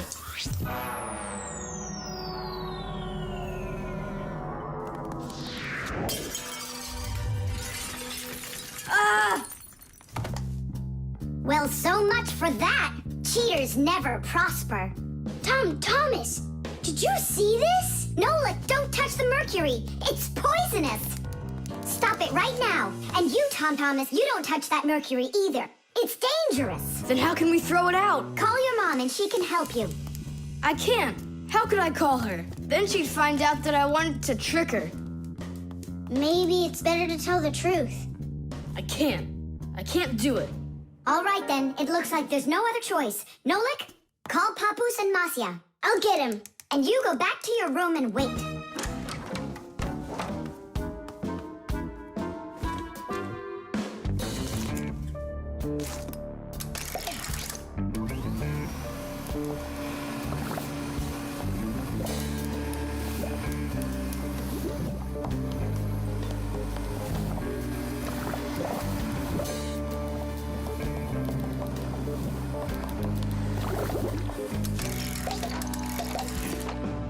Looks like this whole job is done. Not yet. We still need to neutralize this mercury. In everybody's home, there's all sorts of chemicals around. They are used for cleaning dishes, clothes, the bathroom, and dealing with pests. And all of these substances can be very harmful to human health. But some people don't seem to understand this. They might use a dangerous spray or a poisonous liquid and then forget to wash their hands afterward. And then they go and eat or rub their eyes with their hands. That can cause serious damage to their vision or stomachs. And never put anything into your mouth that looks like medicine, unless your parents or a doctor gave it to you. And if you ever happen to find something on the ground that looks like a piece of candy, you must never put it in your mouth. You can get poisoned that way. Oh, humans. If they'd only remember this simple advice, they'd stay safer. And what do we do with the glass that's broken? That job's not for Fixies. Tom Thomas, we cleaned up all the mercury. And the glass, too? No, not the broken glass. But will you? Papoose said that it's not our job. He told us you have to get your parents to come and help you. That part's your responsibility. Here's some food for you. What's the matter? Mom, I broke the thermometer. Broke it? Did you cut yourself? No, The mercury, did you touch it? I didn't. Simka, you think he'll tell her the truth? And where did you break it? The bathroom. Why did you go in there? I wanted to trick you. I have a test, and I didn't study for it. And now it's too late for school, The video call.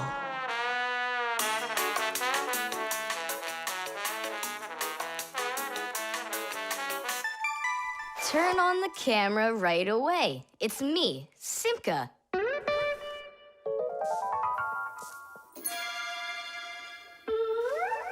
Just as I expected. Nolik, why aren't you in school? School? It started? No, but you'll be late if you don't hurry. I'm on my way. Simka, is that really your Fixie school? Well, actually, it's the laboratory where Professor Eugenius works at. He lets us have our school here. Who's that, Simka? Look. Is that the professor? Where? Oh, come on, Tom Thomas. That's the Manipulator. Who? Not who, what? It's a mechanical arm. For real? Oh, please show me some of the other things you've got. But how can I show you? Come on, with the camera. Computers and tablets are able to connect with one another through the internet. That's why you can talk to another person on your computer like you're talking on the phone. And if the computer has a video camera, then it's possible to send not only sound through the internet, but video as well. That's why it's called a video call. With video calls, it's possible to talk to your friends, to see them, and to show them all the things you can see yourself. All right, take a look. Over here we have chemistry equipment. And over here, hey, Tom Thomas, it's good to see you. Wow, you flew there so fast. Nolik, get out of the way. You're blocking the view of the lab. I am not blocking the view. Stop it. Go Tom Thomas, what are you watching? Is it time to turn into screws? Too late. He already spotted us. It's just a cartoon about these funny little guys. Can I watch with you? Nah, it's boring, Dad, and I've already seen it. Next, that blue guy, he starts jumping. Watch. Now what? I say run. Start jumping. Make it cartoony. Now that redheaded character will sing. Watch. La la la la la la la la la la. Then she starts dancing. La la la la la la la la. These guys really are funny. And here are the super fast moves. That was funny. I gotta get going. That's all. You can rest. My dad went out. I'll get you, Tom Thomas. What are you doing over there, huh? Watching a movie. But why on my computer? Sorry, Professor. Yeah, will you forgive us? So how is it any good? Uh-huh. It's a super funny one. Really? Yeah. You see that boy there? He's gonna start waving his arms around like a maniac. He also crows like a chicken. Cock-a-doodle-doo! And now the boy's gonna go in and chew paper.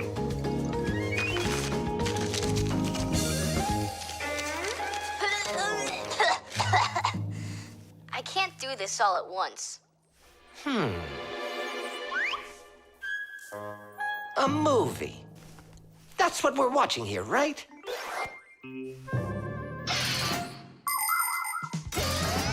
People have always been interested in seeing what's going on outside of where they are. And with the invention of video transmission, it's now possible to see what's going on almost anywhere. Now, without leaving your home, you can see what's happening on another street or even in some far corner of the world. With the help of video calls, doctors can help their colleagues perform complicated surgeries. Teachers can give lessons by video, and scientists can take part in video conferences. With video, you can watch a live theater performance in another country. And even in outer space, an astronaut can feel right at home just chatting away with friends and family. And it's not just for astronauts either. Now almost every tablet and phone here on Earth has video in it. Introducing Tom Thomas. Nice to meet you there, son. And I'm Professor Eugenius, so I guess you're also a friend of the Fixies. Yeah, only it's a secret. My friend, that's a secret the two of us share. And you know, keeping secrets is what friends do. The mixer. Marcia, why are we going to the dishwasher again? We have a busy day ahead of us, and we all need to be charged up with energy. I don't like charging myself up in the dishwasher. Then how about the microwave, Nolik? Or the kettle? No thanks. I don't like it when we go inside anything at all in that kitchen. There's not one interesting thing in there. And where's it interesting, huh? In the computer. Marcia, will you let me get charged up in the computer? The energy there is sweeter. Our diet has to be nutritious, Nolik, not just delicious. People don't eat just candy, do they? Humans get energy from food, while the Fixies get their energy from appliances. Humans eat all sorts of foods, and so do Fixies. They need the energy that comes from different devices. Getting charged up in a car makes a Fixie faster. In a computer, smarter. And in a clock, more accurate. To get a balanced energy diet, Fixies mustn't stay inside of one place all the time like a television. It's healthier for us to move from one device to another.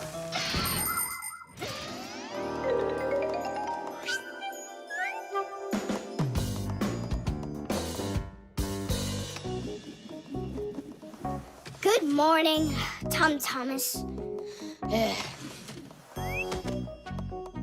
What's the matter? For breakfast, I got cereal with milk.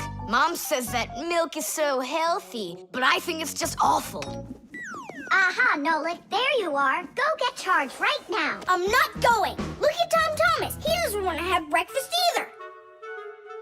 Why don't you? Milk tastes awful to him. Taste awful? He just doesn't know how to drink it right. Look what we've got here. What? What? A mixer. A mixer is a kitchen appliance that's used to mix together different foods. With a mixer, you can make things like frosting, sauces, or an omelet. But the most delicious thing you can make with a mixer is a milkshake. It's easy. Just put some fruit, syrup, juice, ice cream, or anything else you'd like into a container and then add milk. Now use the mixer to stir it all up until it's smooth and creamy. And that's it. You've got yourself a milkshake. Guys, what do we have for a milkshake? We've got a jar of jelly. Will it work? That'll work. And strawberry jam? That'll be great. Here's a banana. I found some chocolate, too. And I found strawberry ice cream. Start up the mixer. When you get up from your bed, yo. When you get up from your bed, open your favorite cereal when your day is ahead. Open your favorite cereal when your day is ahead. There is still something you need, yo. There is still something you need. A little milk poured in that bowl, yo, will make it delicious indeed. A little milk poured in that bowl, yo, will make it delicious indeed.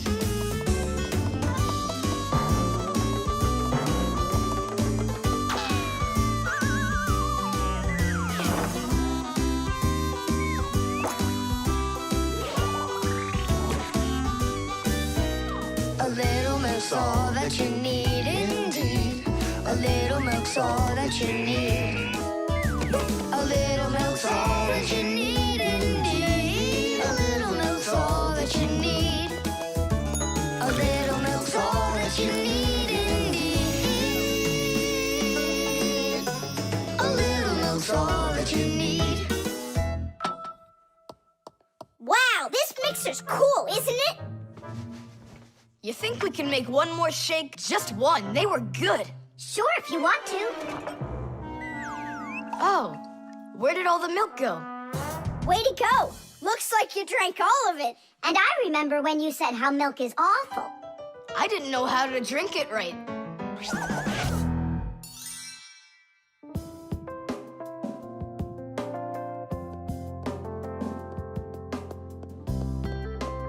Simka, what in the world were you up to? And what happened to Nolik? Shh. Just come, I'll show you.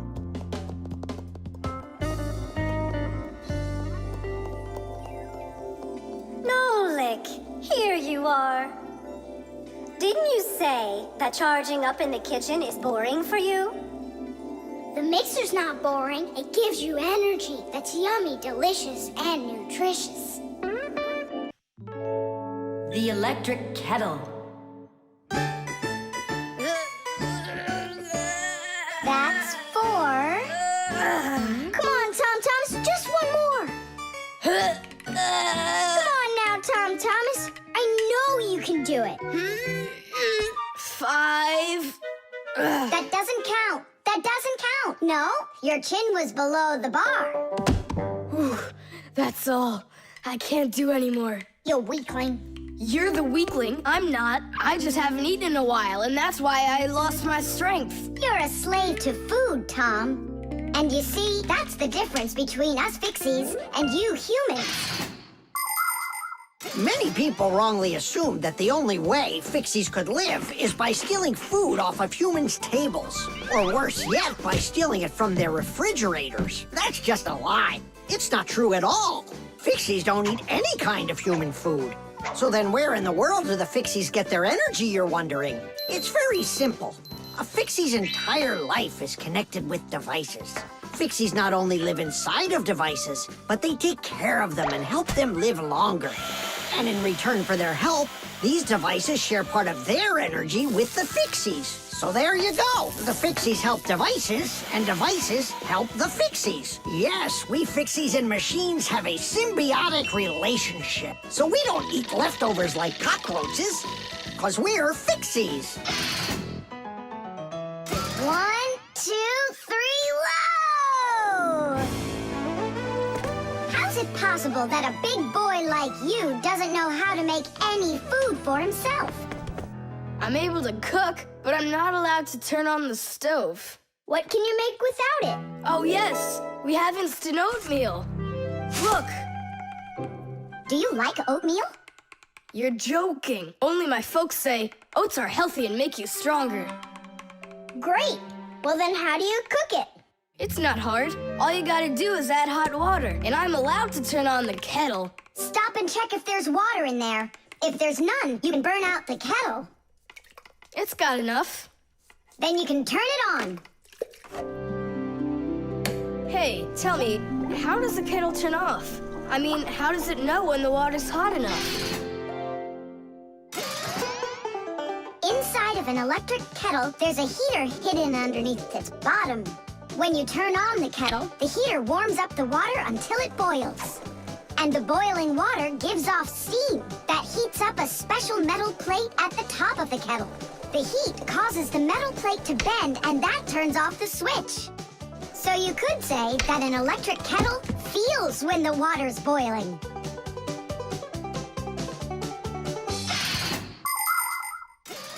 Okay, now I understand. Hey, why do you need 3 bowls? You don't need to make any oatmeal for us. It's not for you guys. It's for my mom and dad. Start out here. No! Keep pouring into this one. And I say pour it here.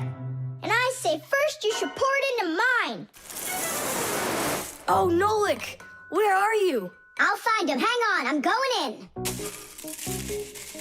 Ah! Simka! She was right over here. Nolik! Over here. Simka! Here. Nolik! There. Ow!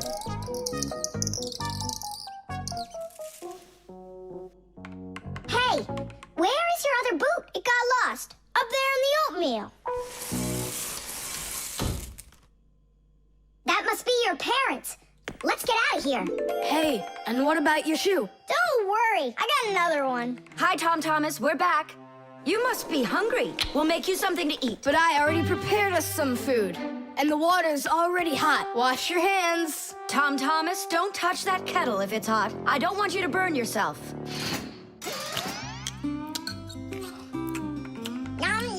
So today we're eating oatmeal for dinner. Delicious. Maybe you have something else? Why something else? You're the ones that say that oatmeal's great for you and that it makes us stronger. Well, yeah, that's what we say. I'm glad that our son pays such careful attention. Isn't it delicious? Really? Huh. What's that? Oh, look, you found the boot, Dad. What? It's nothing. Just eat your food and don't get distracted. I'd like to see that oatmeal all gone, okay? And whoever doesn't finish won't get any candy. Chess. How about that? Then I'll play my pawn. And I'll play my pawn. Grandpa's, we need our spool, and it's missing. Oh, congratulations. Professor, have you seen it anywhere? The spool? I haven't seen it. We're playing chess, can't you see? Do you like board games? Like dominoes, for instance. Just about everybody has played it. But do you know where it came from? Dominoes was invented by the ancient Chinese. They made tiles and decorated them with dots like on a pair of dice. And this is a game that looks a lot like checkers, but it's a lot more challenging. It's called backgammon. Backgammon originated in Persia, and from there it spread all over the world. But the most challenging game of them all is the game of chess. Chess was invented in India, and today the game of chess is loved in every country. It's played by adults, by children, and even by computers. Chess is a real sport. But the most important thing for playing chess is not the power in your arms, but the power in your brain. Hey, look, I found it. Hey, What's going on? That's our spool. Please let us take it back. There's something we have to do with it. But we're using it. Can't you wait? It's a replacement for the missing pawn. Oh, Nolik can work for a while as the pawn's replacement. Yeah. I could do it. All right, you can take it. And you stand right over here. 1, 2, 3, up we go! Class. So how do we play? You're going to play for the whites. And now I'm going to capture your knight. And we're gonna knock over yours. Take that. Whoa, whoa, whoa, young man. Slow down. It goes back here.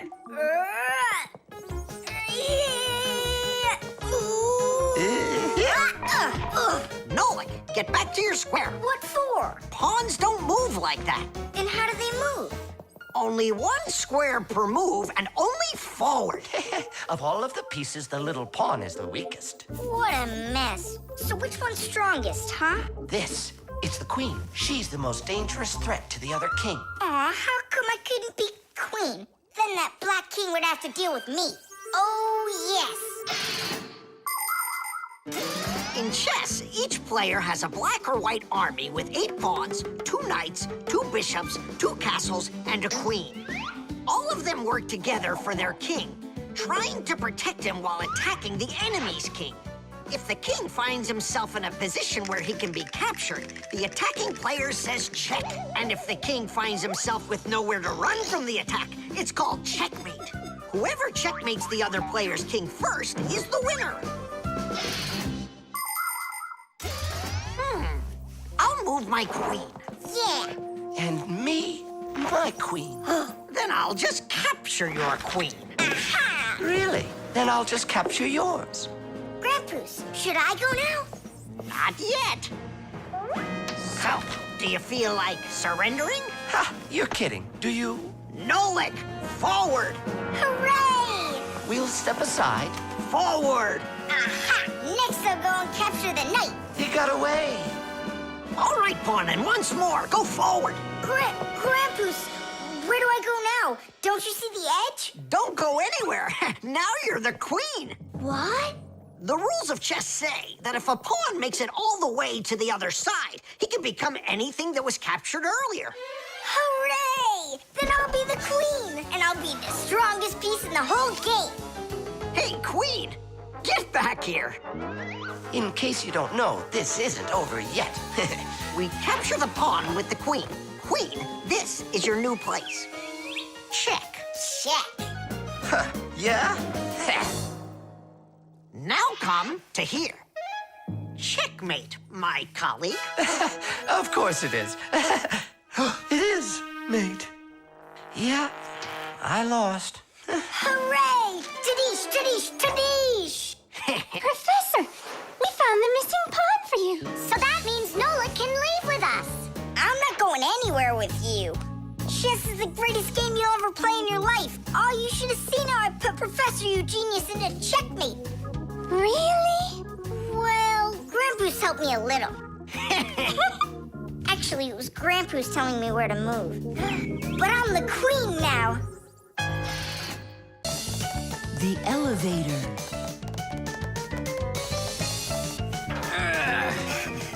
Papoose, Marcia, we gotta hurry. How come? Tom Thomas is going to see the circus. And what? We want to go with him, can we? The answer's no. Just you kids without supervision. Who said no supervision? His parents are taking him there. We'll be careful, don't worry. They won't even notice us. Well, if Tom Thomas's parents will be there. Hooray! We can go! Wait a second. I didn't even say yes yet. Yeah. Simka, Nolik, where are you? We gotta hurry up. Tom Thomas, it's time to go. I'll be right there. We're ready. Climb into my hood. Ha! I know who's going to the circus today. Whoa! Huh? What just happened? I think that the elevator broke down. Don't you worry. Emergency operator. We got stuck in the elevator. Understood. Please wait. We'll have the elevator fixed within the hour. That long? That means we won't get to the circus on time. Tom Thomas, We'll go get Papoose and Marcia. I'm sure they can fix it. People need elevators to help them get to the upper floors of tall buildings. When someone steps into an elevator and presses a button, the elevator's electrical engine starts up. It pulls the cable that is attached to the elevator cabin, and the elevator goes to the desired floor. The cable hangs over a wheel, and it usually has a heavy counterbalancing weight attached to the other end of it. This counterweight balances the elevator and helps the electric motor do its job.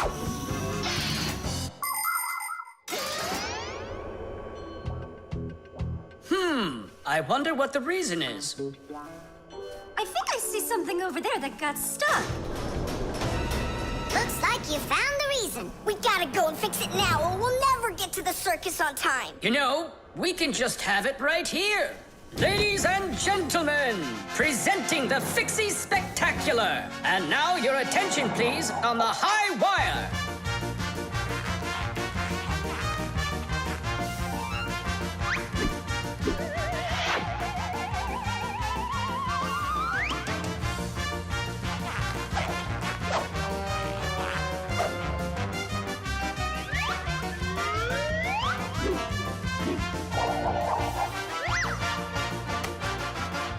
Whoa! Just don't look down! Then I'll close my eyes and I won't look anywhere at all. Ow! And now we bring you our very own aerial gymnasts.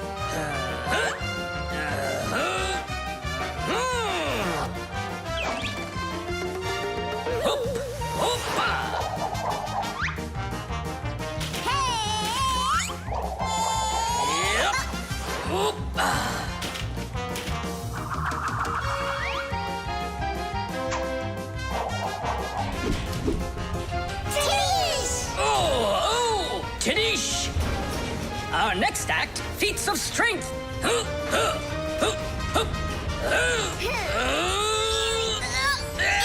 come out!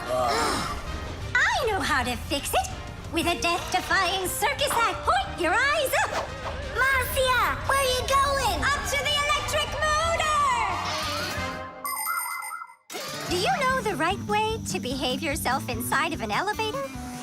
First of all, small children should never get into an elevator by themselves. They should only go in with their parents or other adults they know well. When getting onto an elevator, the adult should always enter first and then the child. When it's time to get out, it's the other way around. First the child leaves and then the adult.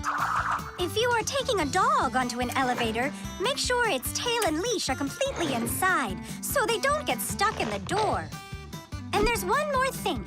If the elevator suddenly stops for some unknown reason, don't try to break out of it yourself.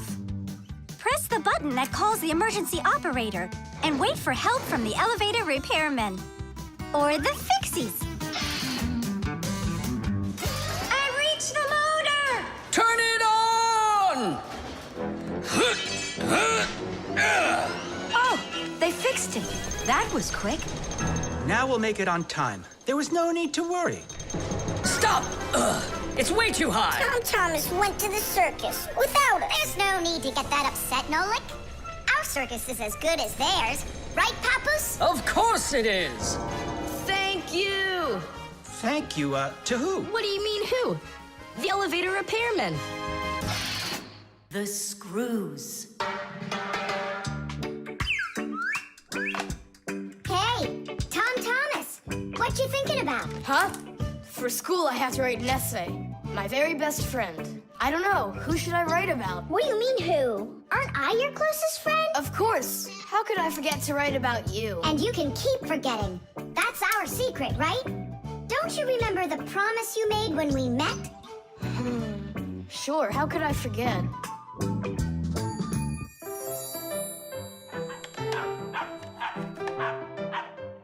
What's wrong with Chusaka today?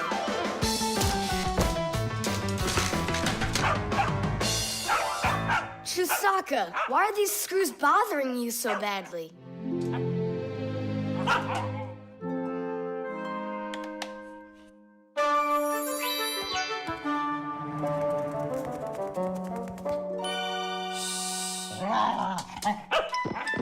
What's What's with you? Leave them alone already. Will you just calm down?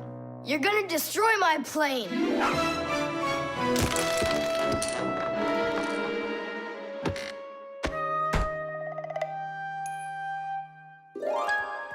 Let's get out of here. Ow! What's going on? What's going on? Hey, if you don't turn back again, I'm not letting you go. Oh, please, don't be afraid. I'm not gonna hurt you too. I'll just ask you one question and let you go. Nolik, we can't. Don't worry about it. Quit your staring. Ask your question, boy. No way you can talk. Just tell me, who are you? Fixies. That's all. We answered. Now you let us out. Oh, wait, but what's it mean that you're Fixies? That's already question number 2. You promised to let us out, didn't you? I'm sorry. You can leave now. Simka, it's fine. I can see from his look that we can trust him. All right. We'll tell him. You gotta swear that you don't tell anyone else. I swear it. Fixies. We're the little people that live inside of machines and appliances and take care of them, fixing them, cleaning them, and oiling them. Humans never suspect us. They think that if something breaks and then suddenly starts working again, that it happened all by itself. Well, nothing happens by itself. It happens because we, the Fixies, are living inside. Yes, without the Fixies, humans would have so many more problems with their machines. That's awesome. And so what are your names? That's already question number 3.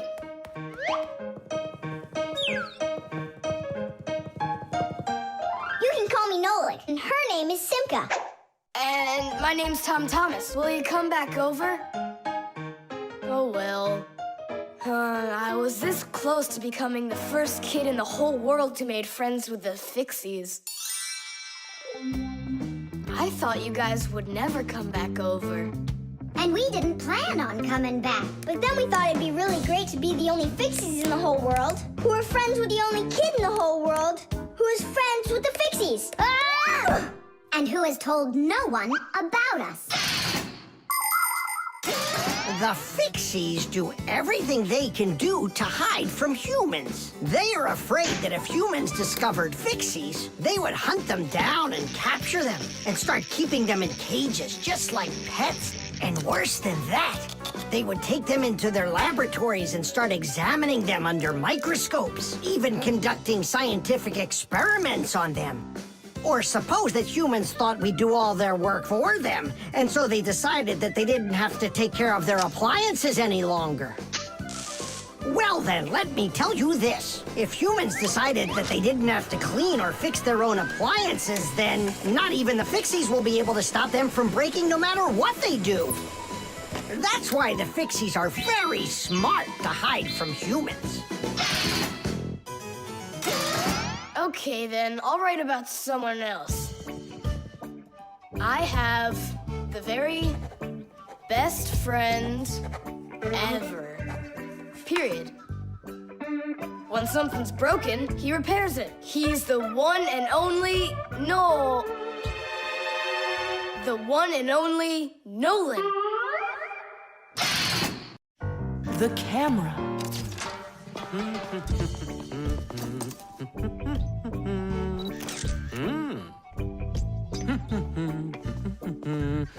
Stop right there and let me see how pretty you look today.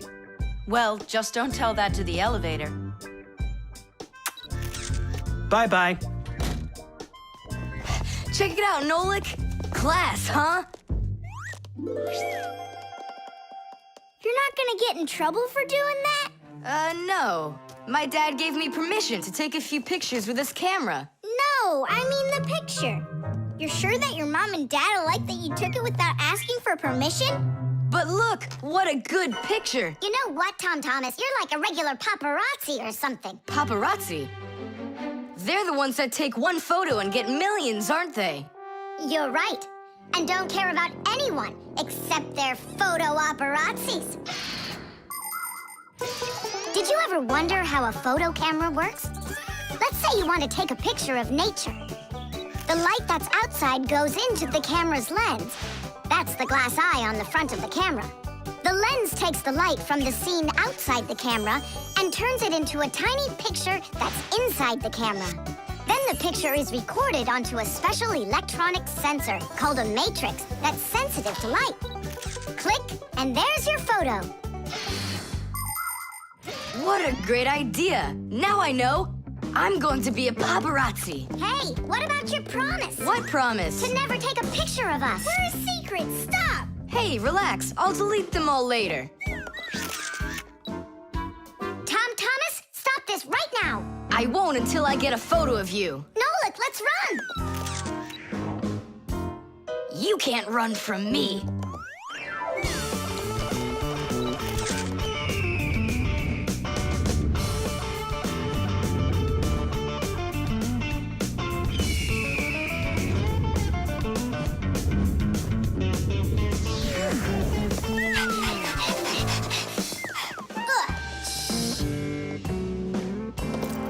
Chusaka? Aha! I've gotcha! The story of the century.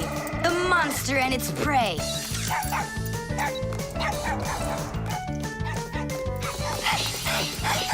Thomas! Help! No, he won't help, because he's a paparazzi.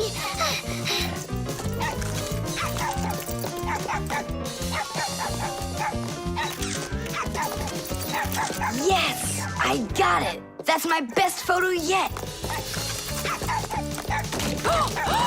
What's all this noise about? Awesome shot! The first cameras were invented almost 200 years ago, but they worked very slowly. If you wanted to have your portrait taken, you'd have to sit still for a whole hour. After film was invented, cameras got much faster, and it became possible to take about 10 pictures a minute. On a piece of film, everything appears to be backwards. Black parts of the picture are white, and the white is black. It doesn't look normal until the picture is transferred from the film to a piece of photographic paper. Now people shoot pictures with digital cameras that work without any film at all. You can look at what you shot instantly on a screen to see if you like it. And if you don't like it, you can try shooting another one. And today, you don't even need a separate camera to take pictures. Almost every mobile phone has one.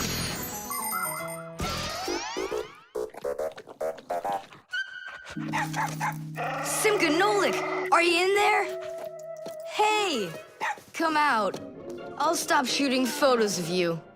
Aren't we friends? I'm sorry, guys. Well, your friends were almost eaten alive by a dog. Please forgive me. Want to look at the photos I took? Sure, go on, show us what you got. We're not in that shot. We're not there either. Ha! Well done there, paparazzi. Hang on a sec. I still got another one, and you're in it. I know for sure. Look!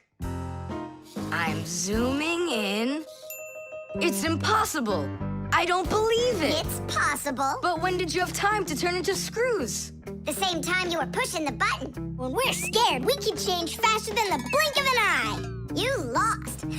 Paparazzi. And what are you gonna do with your millions, Mr. Paparazzi? Would you please stop calling me that?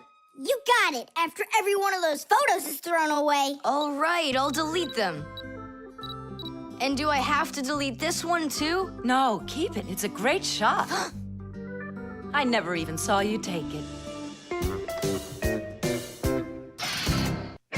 The wires. Quiet down. Get ready for your lesson. Be quiet. Quiet down, please. Oh, it's so hot here.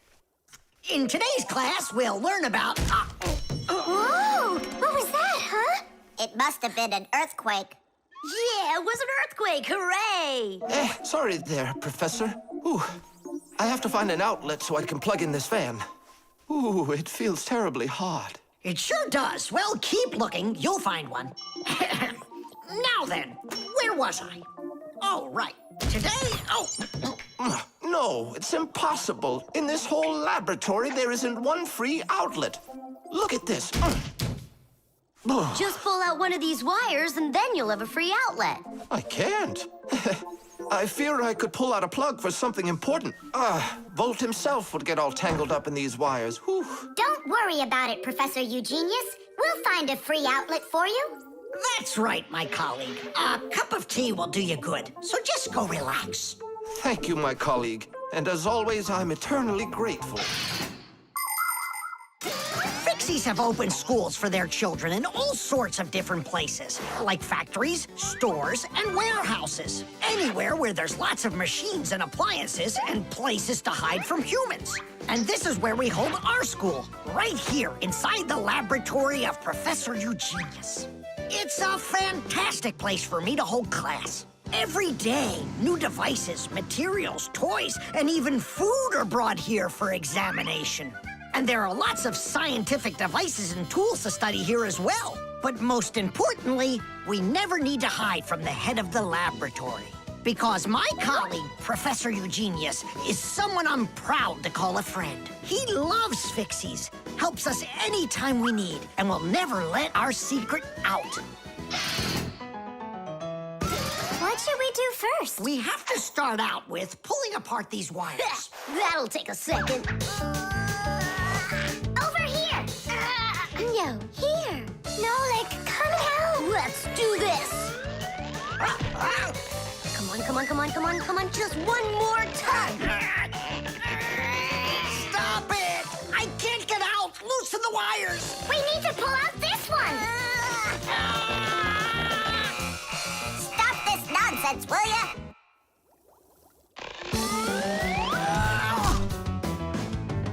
Thank you, Digit. Tidish. Well, the way I see it, in order to get the knot out that's over here, we need to expand the loop that's over there. And then push that wire through it.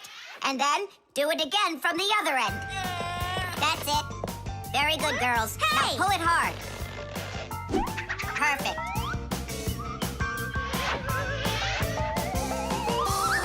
Hey, check it out. This green wire up here isn't plugged into anything. Then no one's using it.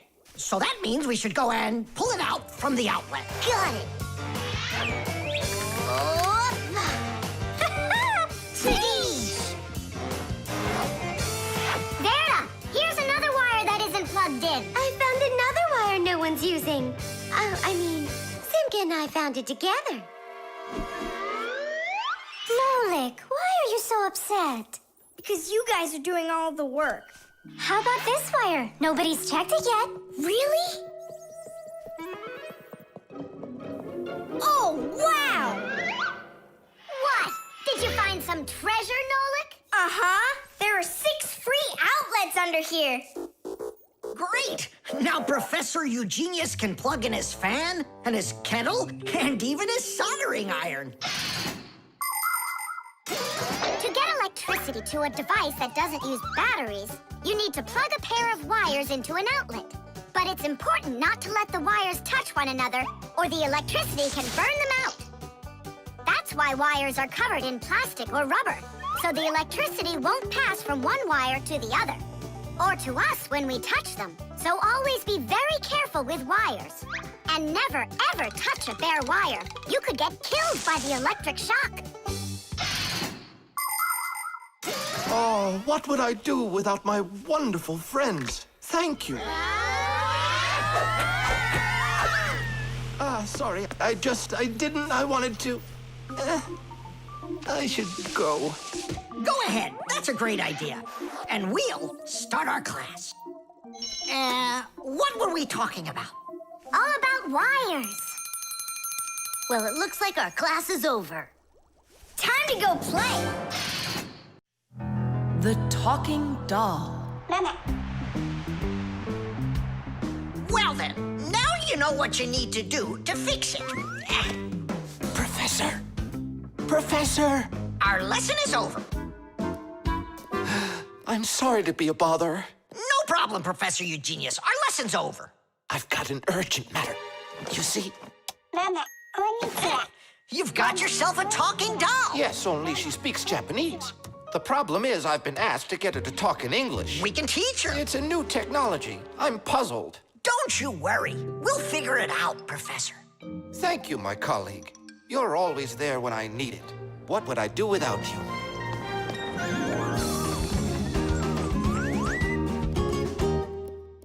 Professor, can you tell us how toys talk? Not now, children. We'll learn about the doll tomorrow. Now it's time to go home.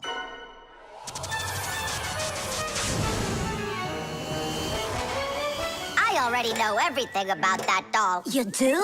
Changing her voice is so easy that anyone can do it. How? Here, come, I'll show you.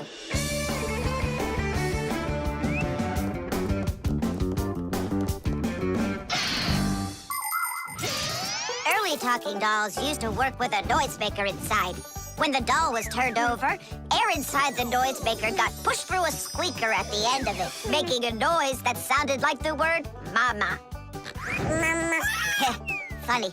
Today, the noises are recorded onto an electronic chip that's part of a little player inside of the doll. Just press a button, and the sounds start playing. So now dolls can say much more than just mommy or daddy. They can say anything at all.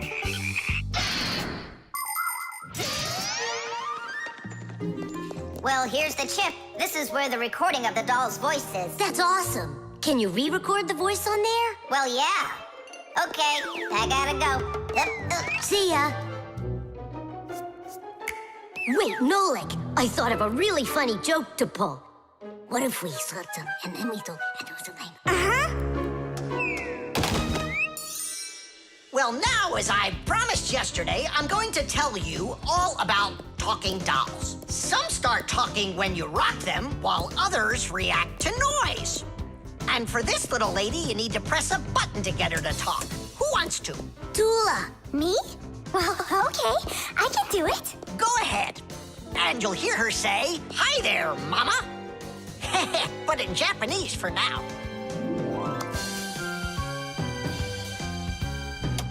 Tula!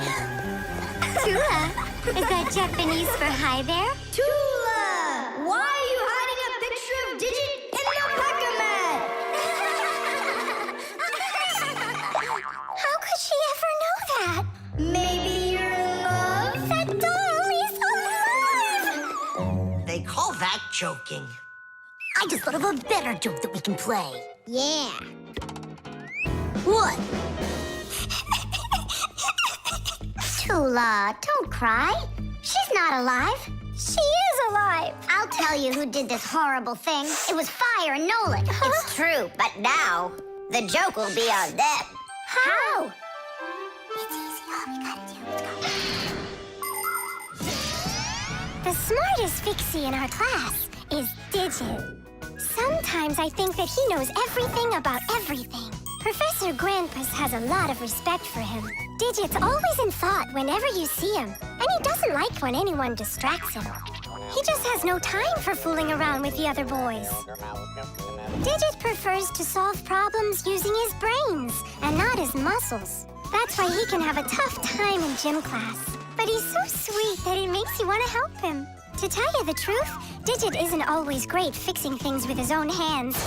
But no one understands technology better than he does. If something breaks, Digit can always figure out exactly what's wrong with it and the very best way to fix it.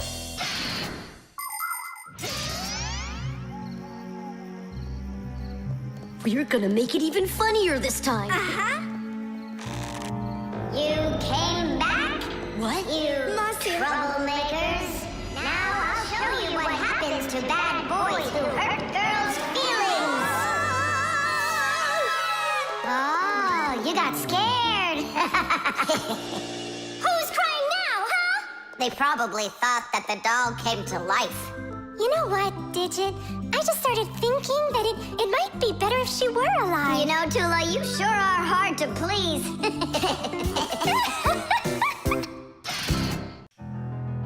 The Fixiephone.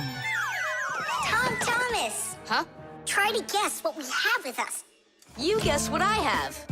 A banana. A race car. No, not that. Chocolate. A pair of socks? Ha! Do you give up? My dad bought a new phone for himself and gave me his old one. He said I can keep it. Oh, wow! And what have you got? Look! Ah, you got a telephone too.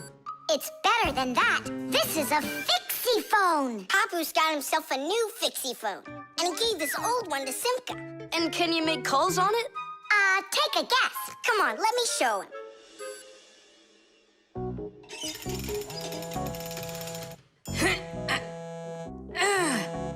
Hi there, Papoose. Hi, Nolik. Why are you calling? Just to say hi. Nolik, don't just call me if you know I'm working. All right. See that? So what? I can make calls on my phone. Calls to humans, that is. But to Fixies, you can't. A Fixiephone is a smartphone made just for Fixies. Not only can Fixies call each other with it, but they can get onto their own special Fixie internet. On a Fixiephone, you can find a camera, a flashlight, news, games, movies, and Fixie ditties. Those are the Fixies' favorite songs. Fixie kids love them, and so do their parents, because Fixiephones can easily let parents know where their kids are and whether or not they're in trouble.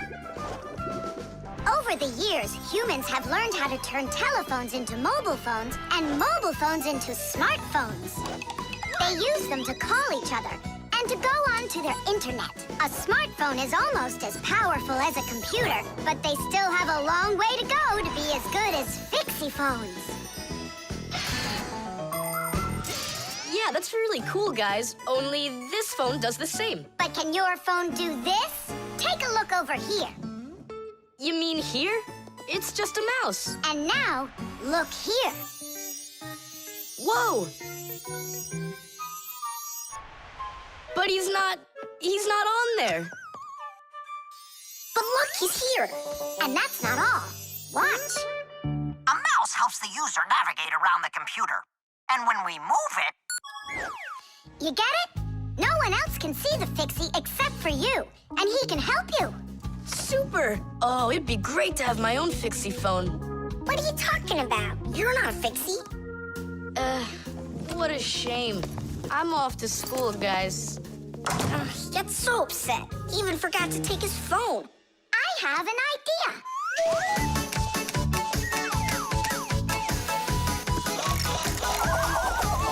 My smartphone's my best friend. I love to hear it beeping, so I keep it by my side even when I'm sleeping. Bing bong all day long, bing bong all day long, bing bong all day long, even when I'm sleeping. With my phone I play alone. I don't need my brother. Soon they'll make a brand new app to replace my mother. Bing bong all day long, bing bong all day long, bing bong all day long, to replace my mother. Check my mail, send a text 1,000,000 times an hour. I forgot to plug it in, now I'm out of power. Bing bong all day long, bing bong all day long, bing bong all day long, now I'm out of power. Bing bong all day long, bing bong all day long, bing bong all day long, now I'm out of power. We finished. Tadoosh! Look, it's a... Surprise! Wow, this is great. Now I've got my own Fixiephone. It's just like you've got. Well, pretty close. Tom Thomas! Tom Thomas, let me use your phone to call myself.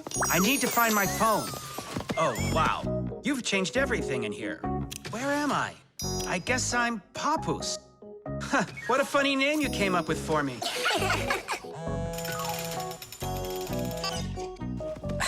Nolik, just stop. I don't have time for your fooling around. What? Who is that? That's, not Nolik. Who is this? Do you know who I just called? Does anyone know who this phone belongs to out here? Oh, your mother found it. I'm coming. We'll fix those numbers later. Ugh, Papoose is gonna really give it to us. Give me your phone, Tom Thomas, and I'll delete all the Fixie's numbers from it. But how can I call you up then? Why would you have to call us? We're always close by. The chick. Eugenius is making breakfast. Only the eggs will never get cooked at this temperature. What are you doing? You can't heat up these eggs to temperatures that are this hot. Why can't you? The chicks, you'll kill them. What chicks? Where? This appliance, do you even know what it is? I thought it was an egg cooker. You thought it was an egg cooker? Listen up. I do not want to see you around this thing. Not anywhere close. Got it? I won't get close to it. But Grampus, we don't even know what this is for. It's called an incubator. To help her chicks hatch, a mother hen sits on her eggs for a long time, keeping them warm with the heat of her body. An incubator is a device for hatching chicks that is used in place of the mother hen. It's always nice and warm inside, just like under a chicken's wing, but not too hot. An incubator can even turn the eggs so they get just the right amount of heat all over. Chicks that are hatched in an incubator are no different from the chicks that are hatched without them. Fire! What? This thunderstorm is really scary. Let's be scared together. I'm not scared at all. Me neither, I was joking. Just joking with you. What do you think? Are the chicks scared in there? Holy moly! Wow, that was a big one. Even the electricity got turned off. The incubator turned off too. And the temperature is dropping. And for little chicks, is that bad? I'm sure it is. It's cold in here. These chicks need help, and Grampus isn't around. Then we're gonna have to save these chicks without him. Nolik, get the door open. Help me. I can't. Grampus said I can't get near the incubator, so try opening it yourself. I can't do it. And I can't help you. But the chicks are going to die of cold. Let's just do it. But don't you go and tattle to Grampus. I promise. Hooray! It's a bit early for hooray.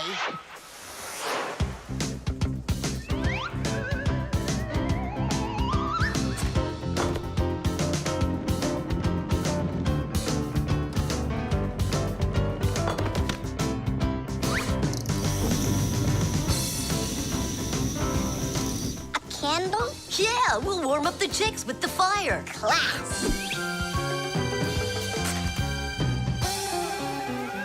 Time for hooray? Now, yeah. Tadoosh! Like sparrows, ducks, storks, and ostriches, all birds lay eggs and sit on them to help them hatch. And it's not only birds. Other animals like snakes, crocodiles, and even turtles have babies that they hatch from eggs. To protect their children, they try to hide their eggs, like deep in the bushes, in the cracks of rocks, or in the sand. By the way, roe is also little eggs, just without the shells. From this fish roe, little hatchlings are born that will grow into big fish.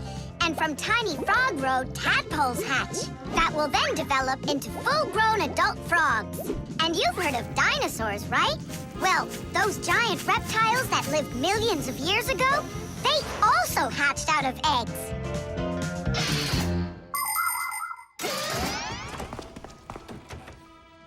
What happened to the electricity in here? It's a blackout from the thunderstorm, I guess. This is just awful. My incubator! Someone lit a candle, and the temperature is normal. So who put the candle in there? Tell us right now. Nolik, don't be a tattletale. It was me. By yourself. By myself? Of course yourself. I wasn't allowed near it. Well, yeah. He wasn't allowed near it. All by yourself. Then well done. You saved the chicks. Our hero. So, Fire, follow his example. And you, Nolik, accept our heartfelt thanks. Look inside. They're starting to hatch.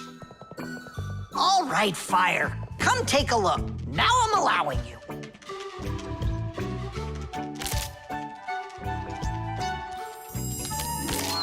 Look, a little chick. It's so cute. And so yellow. Look at him. What a little sweetie. Fire. What? Well, I really know who saved him. Tish!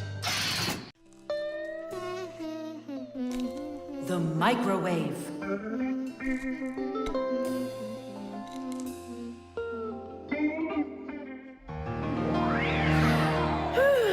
Okay, children, for today's lesson, we're going to learn about the microwave oven. It's a very special appliance that people use to heat all sorts of different foods up. Oh, wow. Is there any chance that we could get heated up here? You'll find out about that too, if you'll pay attention, of course. Whoa! Got it? Now listen carefully. I'm listening. Of course, young Fixies go to school just like human kids, but their parents teach them a lot of important lessons too. Fixie parents take their kids on tours of all sorts of different devices and teach them what Fixies can do to keep them working properly. They like to show them how the computers or televisions or gaming systems work, or any one of the many appliances they take care of inside of the kitchen, like the stove. Every once in a while, a new device appears in the house, something that the Fixies have never dealt with before. To learn how this new thing works, the Fixies gather together and read the instructions that the humans keep printing up, but almost never seem to take the time to read for themselves. And so now it's time to look at the magnetron. That's what emits the microwaves. Oh, and so the food absorbs the microwaves, and that's what heats it up. That's right. And now, look carefully to your left. Hooray! Freedom! Oh, Tom Thomas. What do you say? Want to watch cartoons? I can't. I need to do my homework. Then just do it quickly. For some reason, whenever I start doing homework, I always get hungry for some food. Then just eat faster. No. The faster I eat, the sooner I'll have to start doing my homework. It already got cold. I need to go warm it up. 1 minute should be enough. These aren't just ordinary wires. These are for...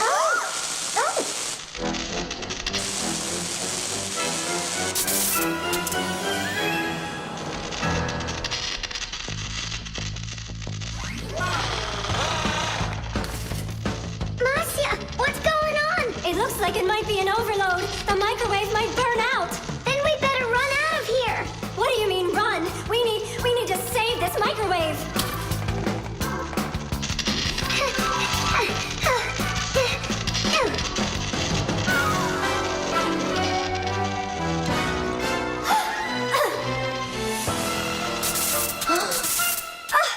Simka and Marcia are inside. Simka, I need your help.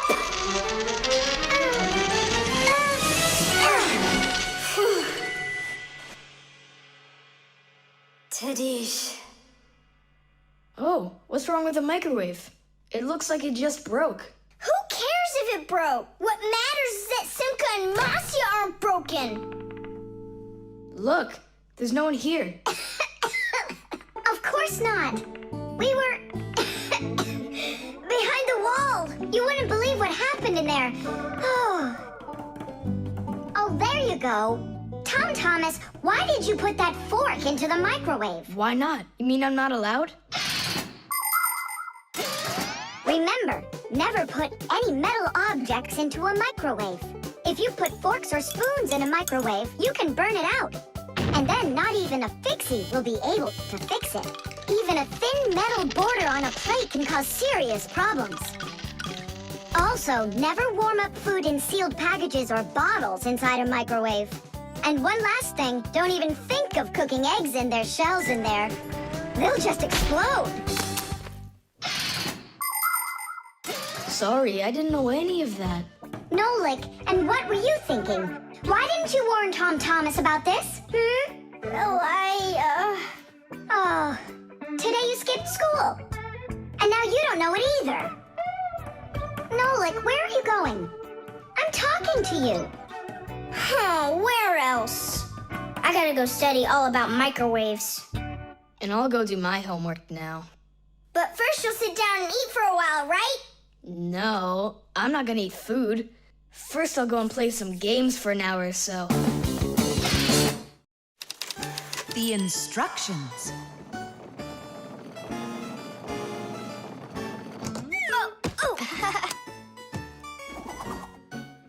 It doesn't work. Try putting it in the other way. Did you read the instructions? Why would I? Instructions are for dummies. Yeah, instructions are for dummies. All right. Oh, what's going on? Whoa! My battery! Instructions teach us how to do things right. Instructions for a piece of furniture explain how to put it together. With the instructions for a television, we can adjust the picture and sound the way we like them. Printed on a box of oatmeal are the instructions for how to cook it. The instructions for medicines tell us what the medicine is for and how to safely use it. So always read the instructions if you want to do things right and avoid a lot of problems. I found it. Here it is. Here you go, Tom Thomas. Whoa. We got you a new chair, but it has to be assembled, and I'm afraid it'll be a little bit difficult for you. No, it won't. Don't worry, Dad. I'll do it. Finish before dinner, and we'll get ice cream tonight. A creamsicle. 2, okay? First, assemble the chair. Tom Thomas, can I help you put the chair together? Come on. Hey, first you two need to read the instructions. Simka, stop being such a bore. What, like I haven't seen a chair? Or like I haven't seen a chair?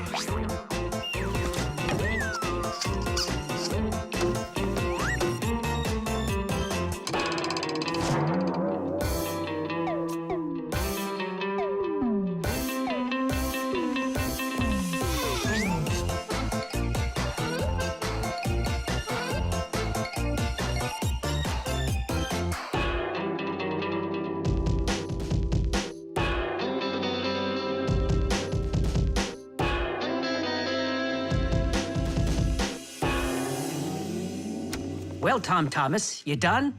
Dinner's ready. Let's go. Oh, Dad, no. I need another 2 minutes. Simka, help me. How? What does it say I have to do in the instructions? Ah, I thought you could do it without them. All right, I'll help you. Let's see. Take this part over here and that one over there. Nolik, get a screw. No, the longer one. It's over there. The very first stools and benches appear as far back as ancient Egypt. The pharaoh's stool was special because it had a back. It is thought that the pharaoh's stool was actually the first chair. For a long time, a chair was considered a luxury.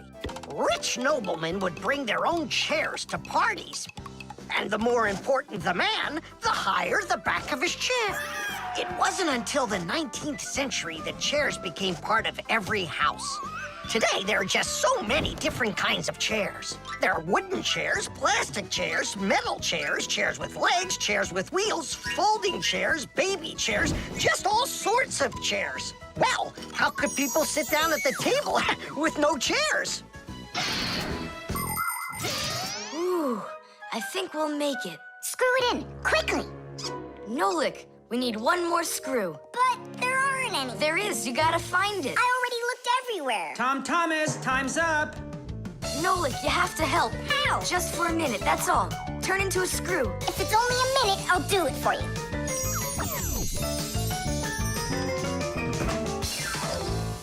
I'm done. You built it. Huh. Great job, son. Mom, see how I won the bet. Can you believe it? He put the chair together. You're so brilliant. Go on, have a seat. Oh! Huh? Whew. Now I see. You missed a screw. But I screwed it in. It must have, what? Must have what? Look, here it is. Now this screw's not going anywhere. And that ice cream you won? Well, you just lost it. Well then, Mr. Chair Builder, time for dinner? Yeah, in a sec. Where is that Nolik? He ran away. What a traitor.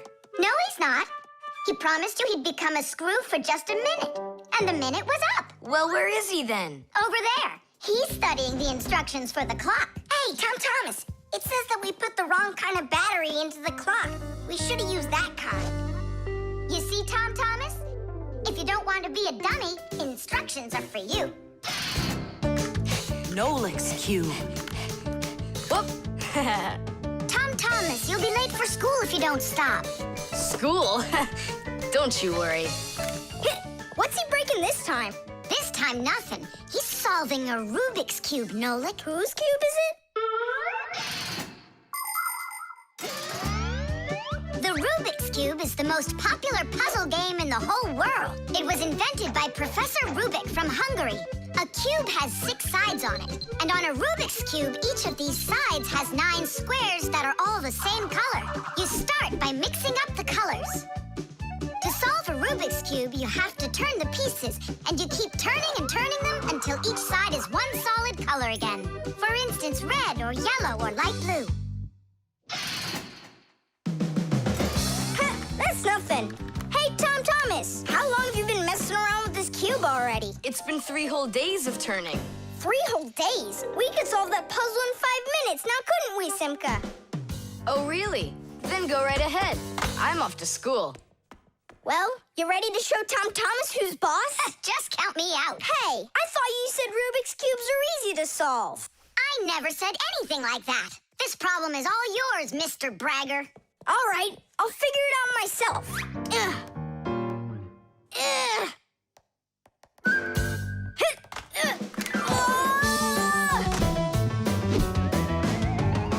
Hey, Nolik, looks like you've got a problem. Oh, hi, Fire. Now I'm good. Just solving this Rubik's Cube. Yeah? Can I do it with you? What, you can do it? Of course I can. How hard can it be? You'll see for yourself. Try getting all the red squares on one side. Piece of cake. Now hold it tight. Great, I'm with you.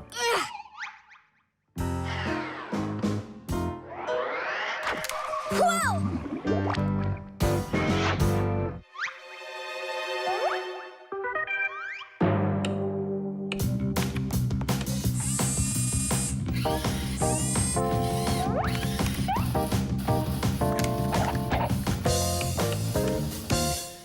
You mean like that?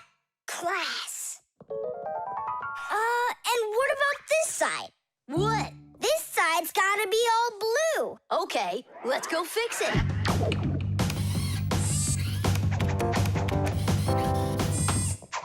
There, like you wanted. Now what happened to the red side? Huh? Simka was telling me that on each side there has to be one color. Oh, like Simka'd be able to do this? Simka can do it all. Well, if Simka can, then I can too.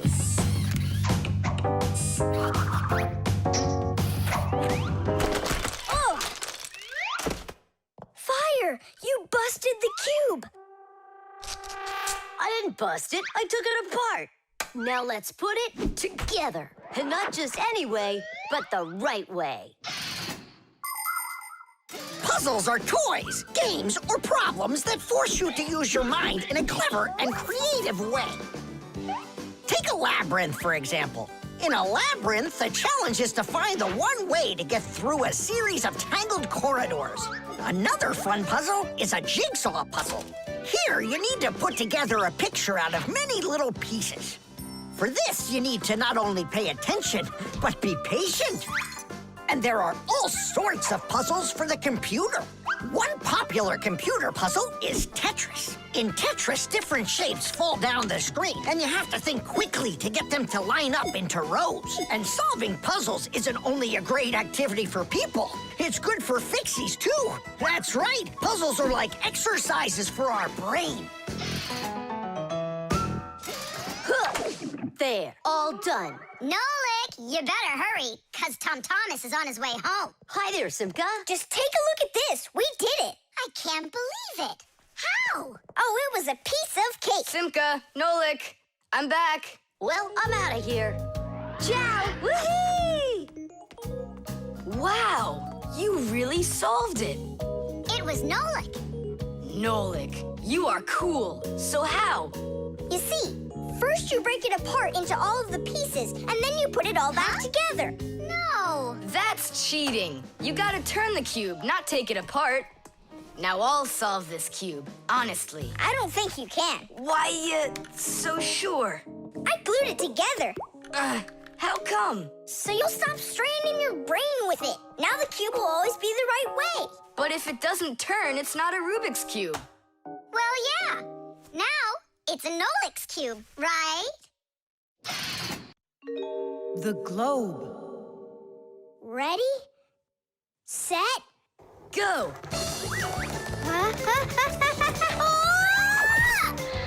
Yay! Again, I couldn't do it. I told you. There's just no way to hold on when the globe is turning that fast. But I know I can do it. Give me that piece of rope there, would you? Now you can't throw me off. Spin it. Go on. Whoa!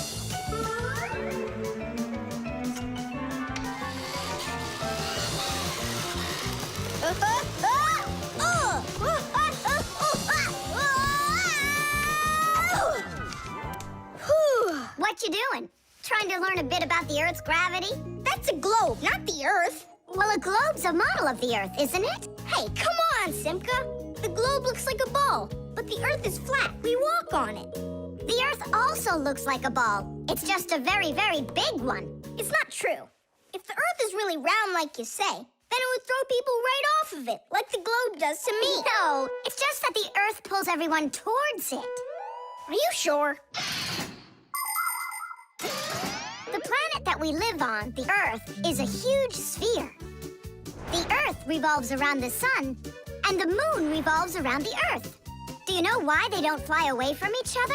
It's because of a force called gravity that pulls all objects towards each other. The heavier the object, the stronger its pull. That's why people, rocks, air, and water get pulled towards the Earth instead of floating up into space. Thanks to gravity, we are able to walk on the Earth. Then why doesn't the globe pull on me like the Earth does? Because this globe is very light.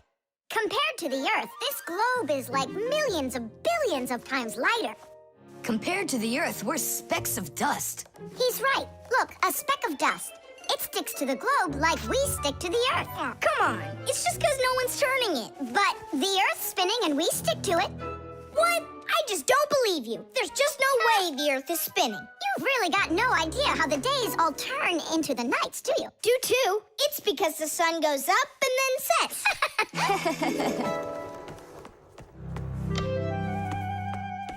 Watch this. Our sun's here, and you're over there. On Earth. Is it dark, Nolik? It's dark. Then it's nighttime on your side. And here, it's day. All right. Now we'll turn the Earth. Hooray! Now it's daytime for me. And night for me over here. Ah, my side got dark again. And for me, it's a new day. All right, fine. You guys were right. I believe you. The Earth is spinning. The Earth goes round and round like a tilted spinning top. And as it spins, the sun shines its light on whichever half of the Earth is facing it. And as the Earth makes one full turn, we watch how the night becomes day and the day becomes night again. It takes 24 hours for the Earth to make one full turn. But that's not all. The Earth is also traveling in space around the sun. It takes the Earth 1 year to make a full circle. As it goes along its way, the top and bottom of the Earth take turns being closer to the sun. That's because the Earth is tilted. When the top half is closer to the sun, it's summer there, while at the very same time on the bottom half, it is winter. And when it is winter on the top half, it is summer on the bottom.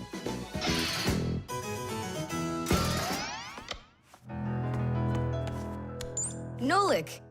Nolik, where are you? I'm not sure. Somewhere in Kazakhstan. The force of gravity is super strong around here. So go on, spin it. You're gonna fall off, Nolik. Don't worry, just do it. Go ahead and tilt it if you feel like it. Told ya! Ha! And you were sure I was gonna fall off this globe. That's strange. Nolik, come on over here. What for? You'll see in a second. I don't want to. You really don't want or you can't. Tom Thomas, take a look.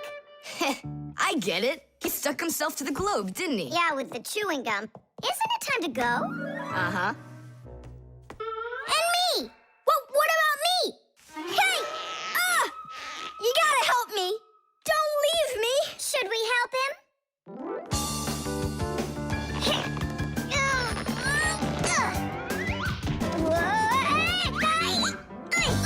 I never would have thunk it, but the pull of chewing gum is even stronger than the Earth's gravity. The vacuum.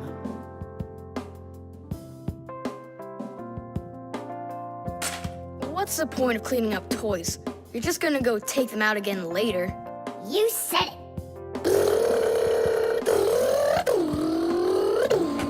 Tom Thomas, if you're done cleaning up, go and eat your lunch. Okay, be there soon. Nolik, you wait for me? Uh-huh.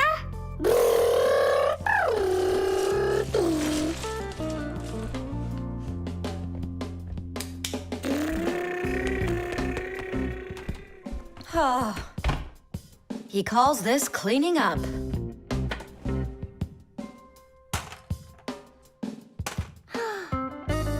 Uh-oh.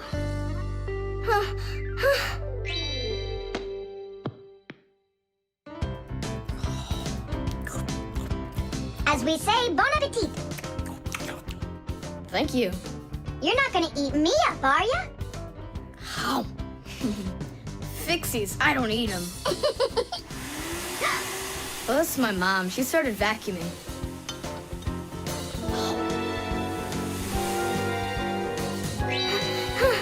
Please help! Help me! Help! Help! Please!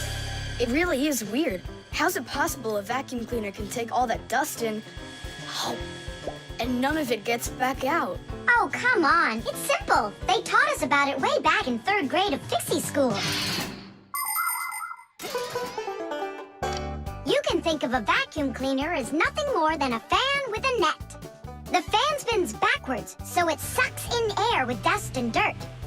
If you put a net in front of the fan, the net will catch everything that is in the air and let the air pass through.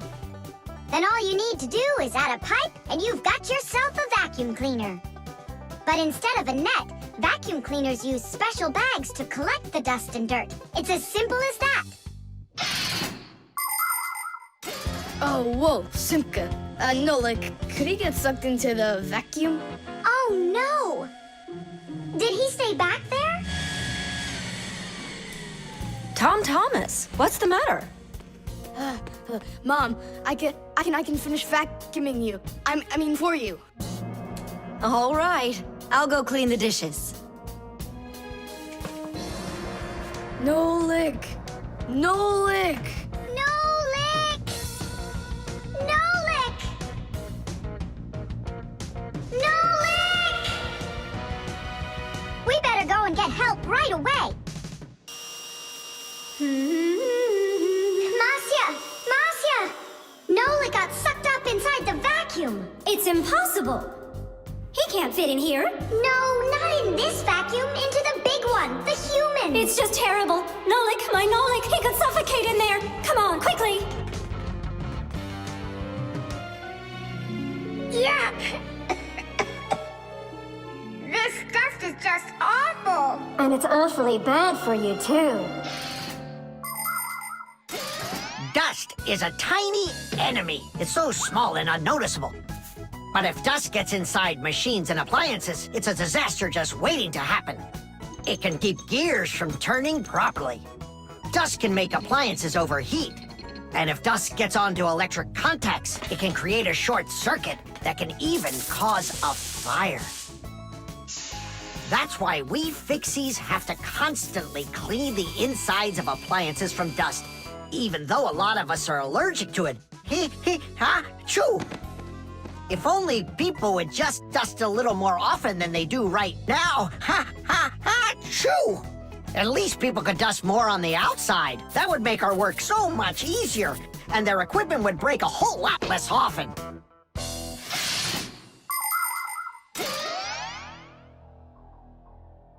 Well, did you find him?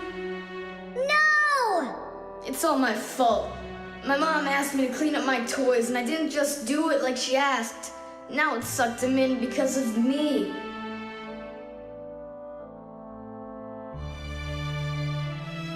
Nolik! Nolik!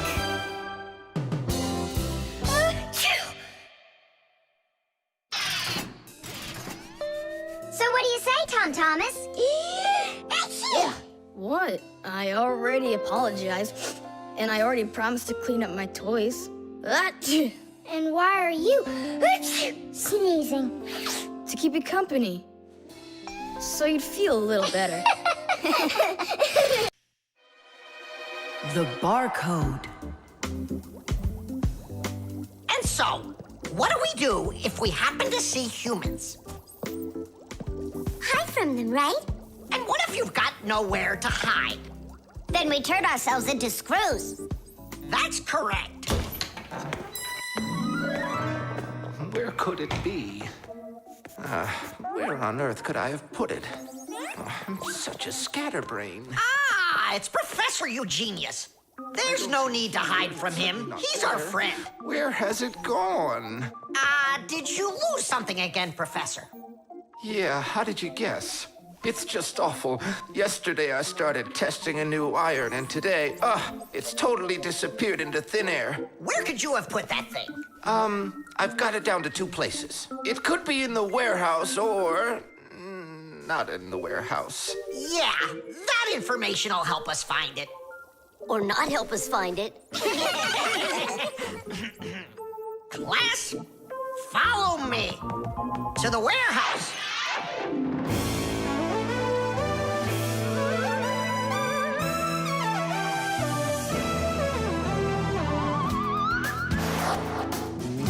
Wow, look at all these boxes. If we have to look inside each one of them, it'll take us 2 days. Maybe we'll get lucky. Let's look in this one. No. Inside there is a fan. A fan? Wow, it's a fan. And what's inside this one? A mixer. Yeah, amazing. And what's in this box? An electric kettle. Made in Germany, by the way. He's right. There is a kettle in there. Professor, is this some trick? I don't get it. Grandpus, how do you do it? It's gotta be magic. What else? Here's how I think he's doing it. I think the professor has glasses made to see through the boxes. Of course not. I only know how to read the barcode that you can see on each of those boxes. Oh, that. Exactly. If you look at the printing on packages and boxes, you will often find a symbol with a lot of black lines and numbers. These symbols are called barcodes. Each barcode has all sorts of information. What the item is, what country it came from, and even in which factory it was made. With the help of a special reading device, a scanner, it's possible to read all the information the barcode holds. It really is an excellent system for stores to know what they've got. You don't even need a scanner to do it? I can figure out barcodes without one. I'll teach you if you want. Class. Let's see. We're looking for a box with an iron. There. Well, bring in the professor. Today, on almost everything that is sold, there is some kind of mark. For instance, this kind of mark is called a barcode. And this one, a QR code. These marks help us find out a lot of information. Suppose you walk by a building and see a QR code on it. Just point the camera on your mobile phone at it, and information about who built it and when it was built will appear on the screen. Isn't that great? It's a shame not every phone can do this yet. And that's not all. There are also marks that work without pictures. There are electronic chips that can hold information. These chips can be put inside of ID cards or travel passes, and all you need to do is press the card near a reader so it can check if you're allowed to go on through. Ah, you just made my day. You found it so quickly. What would I do without you? Huh? Is something wrong? This is not an iron. Whose sandwich is that? Mine. Yesterday I wanted to put it into the fridge, only I guess I put it into my... I just get distracted so easily. Look, we need to think this through logically. If you went and placed your sandwich into the box where the iron should have gone, then you must have put your iron in the refrigerator. Oh, here you are. Here you are, my new iron. Oh, I looked everywhere for you. Thank you, my friends, once again. There's no need to thank us at all. You're always there when we need help. You've even let us open our own school here in your laboratory. And we don't have to hide ourselves. Yeah, that's because you're so kind and you love Fixies.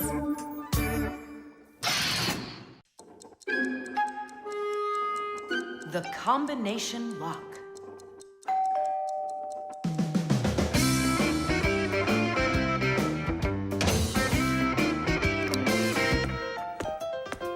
Ah, he's home.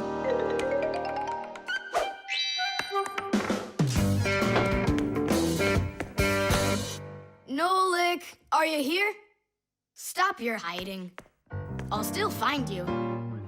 Nolik, is that you? Hey, come on, that's not fair. You saw. Let me go again. I don't want to. You want me to play hide and seek when I got a brand new game to play with? Where is it? I don't see it anywhere in the room. I took it to school with me. For what reason? To show it off.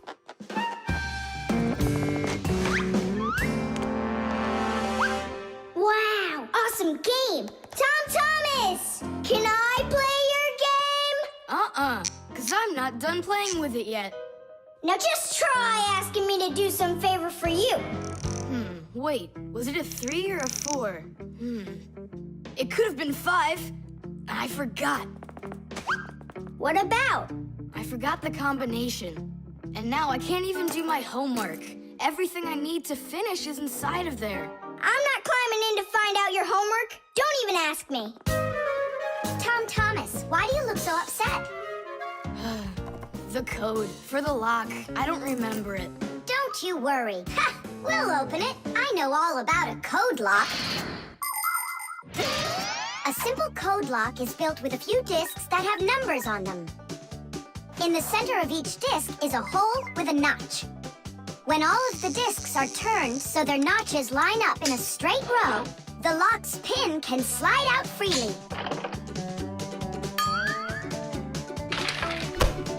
And to get the notches to line up, just turn the discs to the lock's code and the lock will open. It's that simple. It looks like we gotta take a look inside the lock. Ah, I see. Nolik, where are you? There's work to do. I won't do it. I'm not gonna help such a greedy boy. Nolik, won't you help me out here? And I won't be so greedy anymore. All right, you broke me down. Only as soon as we're done, you're gonna let me play with the game. Right.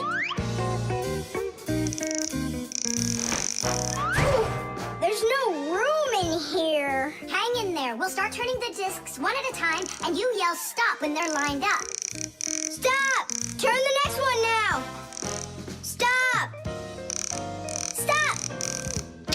Now try. Yes! Alley-oop! Titties! Hooray! And your code was really simple. Way too simple. The secret numbers and letters that you use to lock something up are called the code or the password. And to make sure your password's a really good one, here are some things you should know.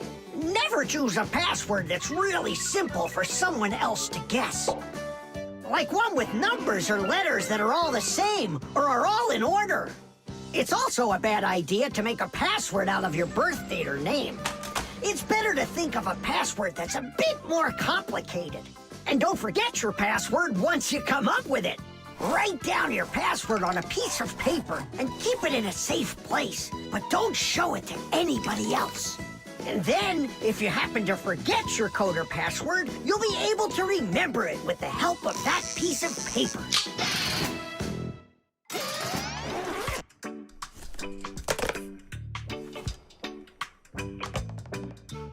And why did you ever put a lock on your backpack? I was hiding the game from the other kids. Then why did you take it to school today? I wanted to show it off to my class. And did you show it? No way. If they would have seen it, they'd be like, I want to use it. I want to play. And so you hid it and didn't show it to anybody? Not to anyone. Then why take it to school, silly? To show it off there. You're just some show-off. You're just some greedy... Oops, sorry. Once greedy boy. Will you let us play now? Play away.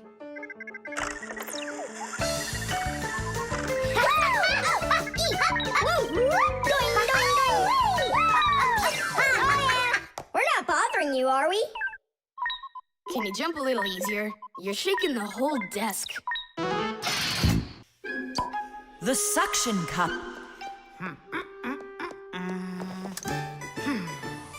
Where's Professor Eugenius? Did you see him? Not yet. Strange. He told me he'd be here today to conduct some tests. Rampoos, right here under the glass. There's a note. Dear friends. That means the note's for us. That's because Professor Eugenius can always count on us. I'm off for a conference today. So what should we do? While I'm away, please keep an eye on each of my tests. There's the wristwatch. And where is it? It's right there.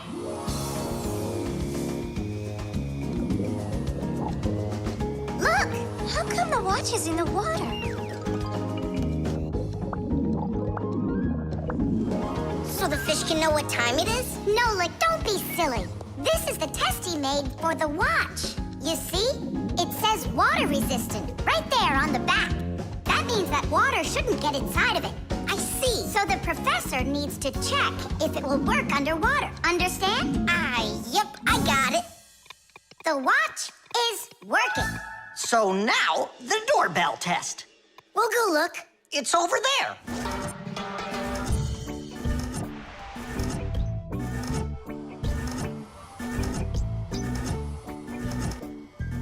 What's that thing doing? It tests the button to see how fast it wears out. To check the quality of appliances, toys, sporting goods, or just about anything, they need to undergo serious testing. Take, for instance, telephones. They need to be tested with both heat and cold because they have to work in places as hot as Africa and as cold as the Arctic. Computers are tested to make sure they can be shaken and rocked, too. That way you can be sure they'll work on a desk at home, or outside in the park, or while you're taking a ride. Different kinds of products need different kinds of durability tests.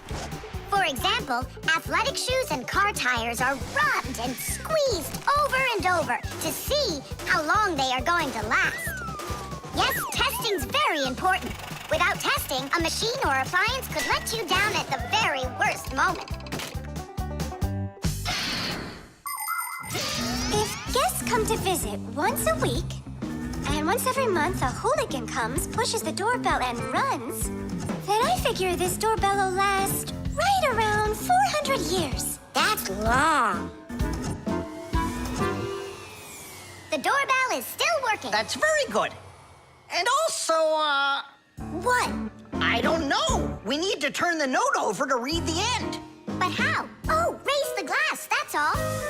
Hup, hup, hup.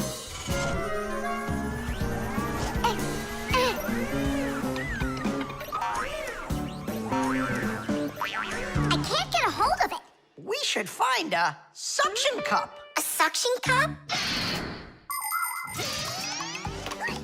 Suction cups are made out of rubber or other elastic materials.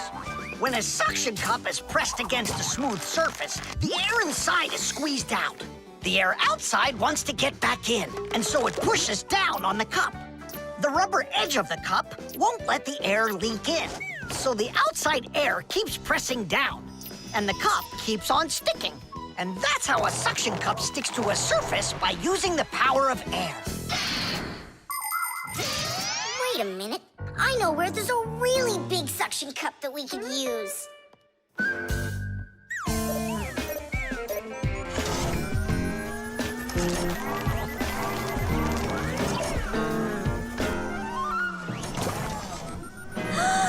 That's a huge suction cup, Nolik.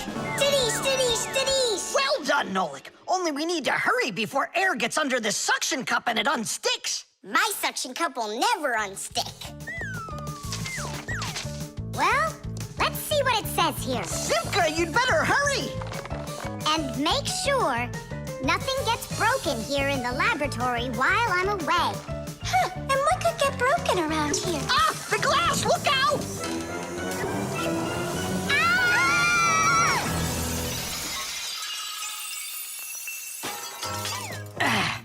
Yeah, so much for that.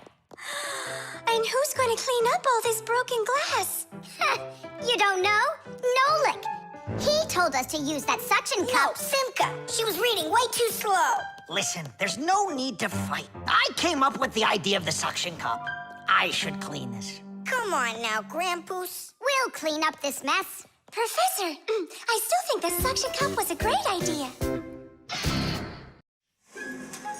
The mirror.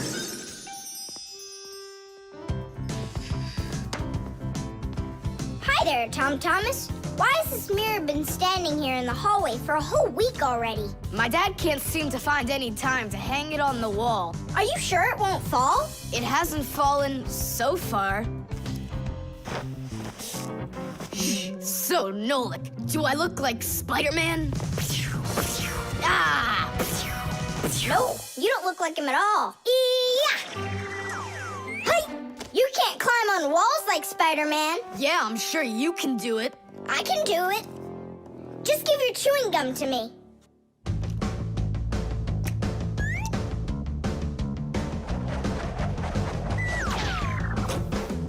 See that? Like in the movie. Oh, like that's really hard. Just keep watching.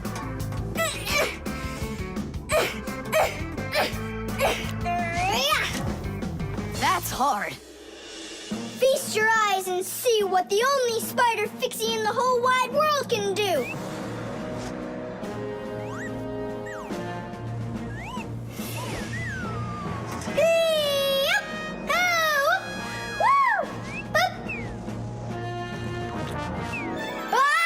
Catch me! I gotcha! The mirror! Whoa!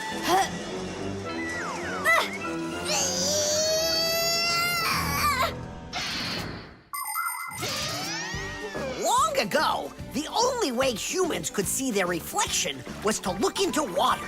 The very first mirrors appeared about 5,000 years ago. They were made out of silver or bronze. Legend has it that the Greek scientist Archimedes once burned down an entire enemy fleet with the help of mirrors like these. But humans only became able to see their reflections well after they started making mirrors out of glass. And we still use glass mirrors today. But of course, mirrors are not only used for looking at our reflections, they are also used in telescopes to collect the light of distant stars. And humans also use mirrors inside of automobile headlights so they will shine even brighter. Just look at all the things mirrors can do for you. Whew. Looks like it didn't break. Help me lift it so we can lean it back up on the wall. Tom Thomas! I've gotten a reflection in the mirror. That's impossible, because only vampires can't see their reflections. Or ghosts. But I'm not in there. So then, I guess you've become a ghost. No,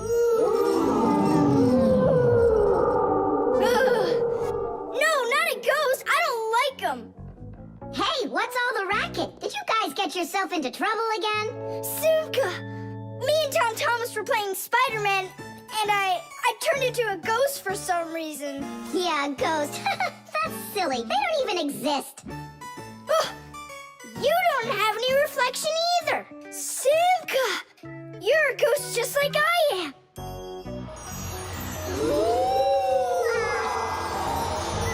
That's just goofy.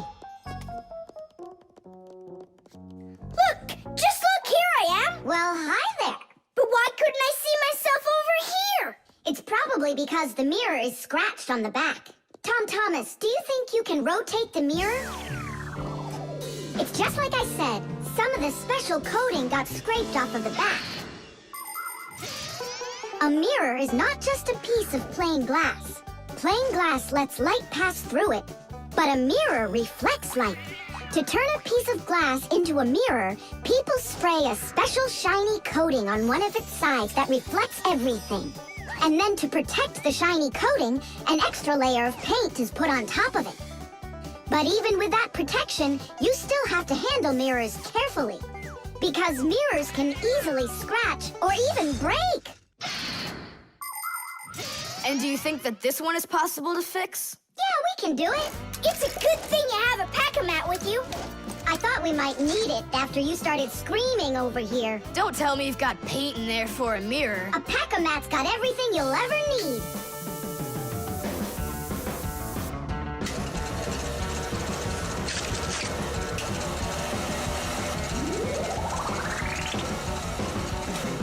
It's all ready. My dad's coming. Tom Thomas, what are you doing here? Checking if you hung it. Yeah, right. I'll definitely hang that mirror on the wall soon. Like tomorrow. Or next week. The magic wand.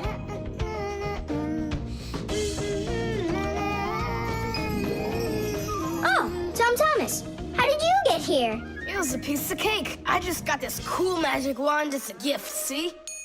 Wow! There's no such thing as a magic wand. I don't believe you.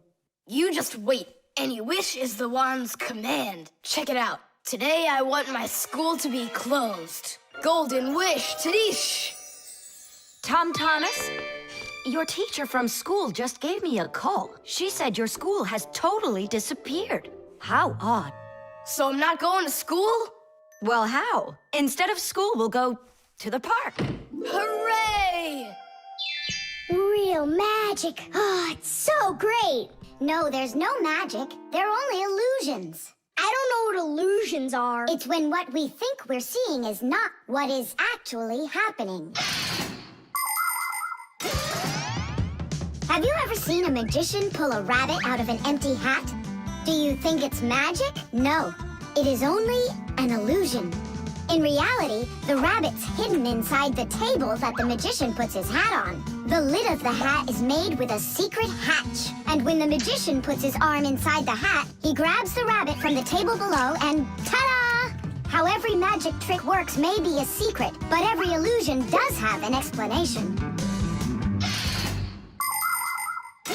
I'm telling you, this wand's totally magical. Right now, I can make a rabbit appear out of this trash can for you. Golden wish, Tadish! Oh, that wasn't the idea. Looks like a dog to me. Wait, one more time. Golden wish, Tadish! Golden wish, Tadish! Tom Thomas, will you cut it out? One Chusaka was already enough for us, and now there's 3.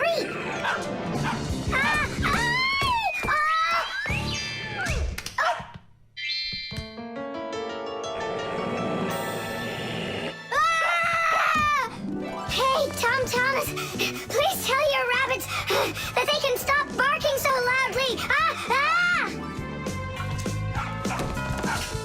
Shame on you for attacking helpless little kids. Wait, I'll make you bigger now. Golden wish, Tadish!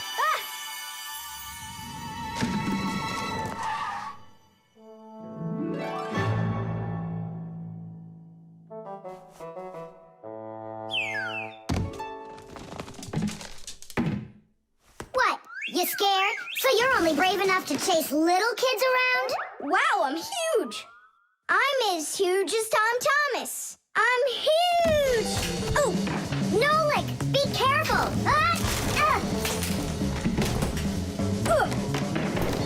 How can you live being this tall? It's so inconvenient. And I thought it was tough when you were so tiny. Tom Thomas, are you ready? Hey, why do we have 3 dogs all of a sudden? Oh, my word.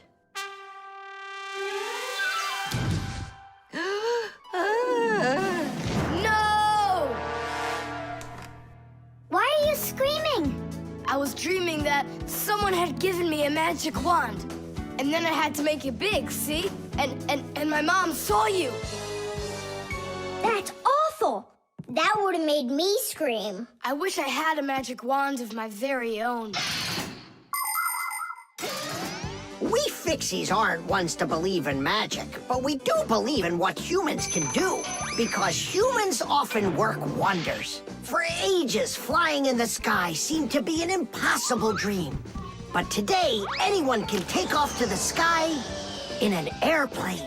It used to be that humans thought that only magic could take them to the moon. But now astronauts have already walked on its surface. In fairy tales, people were able to see and talk to each other through a magic mirror.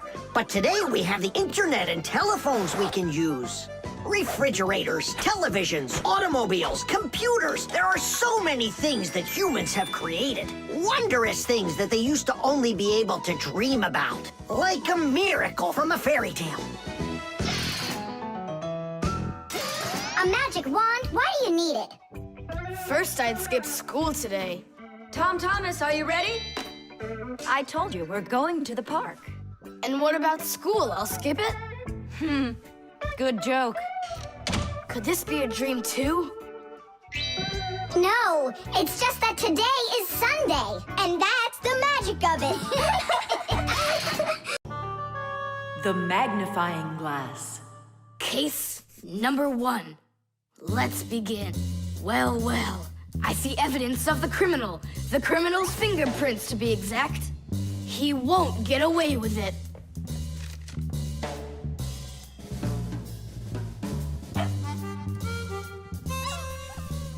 Why do you think she's just looking at us instead of chasing us? Oh, maybe she can't see us and we're invisible. Then how come I see you? Simka, Nolik, be careful. Don't destroy the tracks. What kind of tracks? Whose tracks are they? Shh, I have to solve a crime. A crime? What kind? Someone stole a wing from this plane, but I'm on the trail. Take a look at that fingerprint. I'm looking. Well, and so? Each fingerprint is unique, so if you can find fingerprints, that means you have a good chance to find out who left them. Class! It's been known for quite a long time that all humans have their own unique fingerprints. It's true. No 2 people have the exact same fingerprints, and this fact helps the police catch criminals. It starts by finding fingerprints at the scene of the crime. Then the police compare those fingerprints with the fingerprints of someone who may have committed the crime. If they match, they found the criminal. This method is called dactyloscopy. Besides catching criminals, fingerprints can also be used to replace ordinary keys. When you press your finger against a special electronic lock, the lock recognizes your fingerprint, and then it's "please come on in." By the way, unlike humans, we Fixies don't leave fingerprints anywhere, and that's why even the police can't find us. Now we'll put a dog on the scent of the criminal. Chusaka, sniff. Pick up the trail. Now go find. Hey, what's wrong? Chusaka's broken. We've got to fix her then. How? She's not a vacuum cleaner. She's a real live dog. Fixies know how to fix it all. Not true. Almost all. The first thing we have to do is a thorough inspection. Let's see now. Her eyes are looking quite healthy. Good. Tails in one piece. Ears are clean. Yeah. Tongue, rosy pink. Tom Thomas, stand her up on all 4 feet. No, paws, I mean. Uh-huh. Chusaka, go on, you're fine. Now I understand. Here's what's out of order. It's her right paw. But I can't see what's wrong. I wonder if something's broken on the inside. Wait, maybe something really small is stuck in her paw there. Tom Thomas, we need your lens. Here. In order to examine a small object, you need a lens. A magnifying lens is a special piece of glass that is thicker in the middle than on the sides. It bends the light that passes through it. And that is why, if you put this kind of lens between your eyes and something small, it looks like the thing got bigger. If you put two lenses in a frame, you get a pair of glasses. And if you add a handle to the lens, you get a magnifying glass.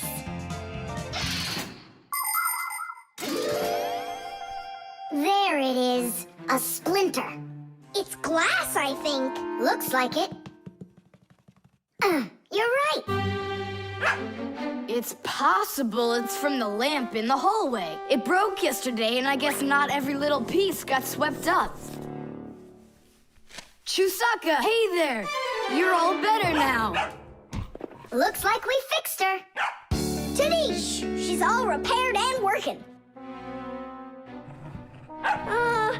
Maybe we shouldn't have cured her. Ungrateful dog. Simka, Nolik, here it is. The wing that was lost. Yeah, that's great, only you still have to figure out who hid it underneath the bed there. Yeah, you still need to match the fingerprints. The fingerprints on the wing are the same as on the plane. But whose are they? And did you check your fingerprints out? Huh, all the fingerprints are mine. So I guess it was really my own fault. I just lost it somehow. So it turns out that you were the criminal? Hooray! The crime's been solved! And you, Tom Thomas, are the criminal!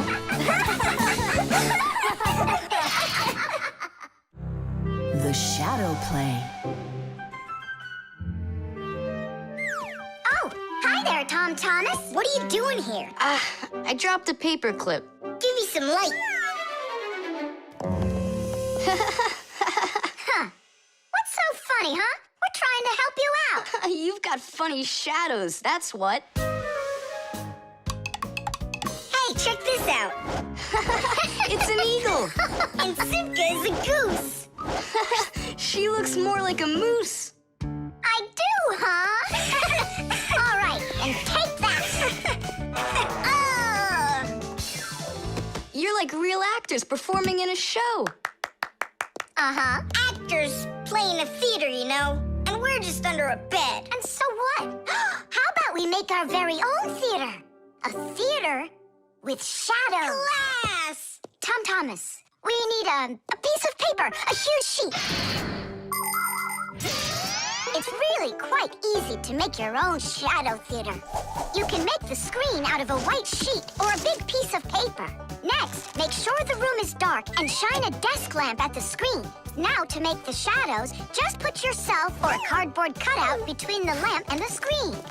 Your shadow, or the shadow of your puppets, will come to life. But make sure that the audience sits on the other side of the screen. The play will be much more magical for them from that side. Tom Thomas, light. Oh, wow! Simka, you look totally like the real Red Riding Hood. Hello, dear granddaughter. Hello, dear grandmother. Grandmother, what very big eyes you've got. The better to see you with, my dear. Nolik, come on, we're rehearsing.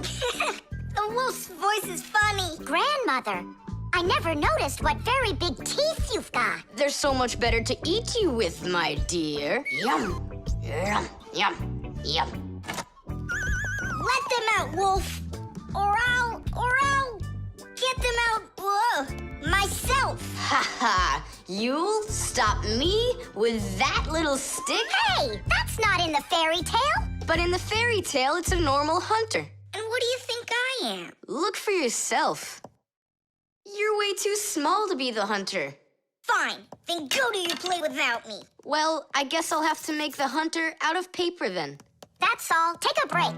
I'm really thirsty. She was so salty, that grandma. Nolik, don't be upset. The wolf is huge and I'm so little. Then let's make you bigger. You see? Now you're bigger. Yeah, you're right. And if we go back here, then I'm even bigger. Now you know. If you go back here near the lamp, your shadow will get bigger on the screen. Class! There are just so many different kinds of theaters in the world. In the dramatic theater, the actors speak the lines of the playwright. At the opera, the actors don't speak their lines. They sing them, accompanied by an orchestra. And here at the ballet, the performers don't speak or sing their parts. Here, the story is told with dance. There are also theaters where the performers are animals. In an animal theater, you can watch performances by cats and dogs, or goats and pigeons, or even bears and seals. There are also theaters where the stories are told by puppets. To tell the truth, the puppets are brought to life with the help of people. Yes, there are so many different kinds of theater. My favorite is the shadow theater. I think it's the most beautiful and mysterious theater of them all. Hello, dear grandmother. Grandmother, what very big eyes you've got. The better to see you with, my dear. And grandmother, what great big sharp teeth you've got. Oh, the better to eat you up with, my dear. Ooh, just wait. Aha, Wolf, I've got you. The hunter looks so strong. You're a hunter? Then where's your gun? Why do I need a gun? You're so tiny I could use a fly swatter. But I'd rather do it like this. Like what? With my bare hands. Way to go! Hooray!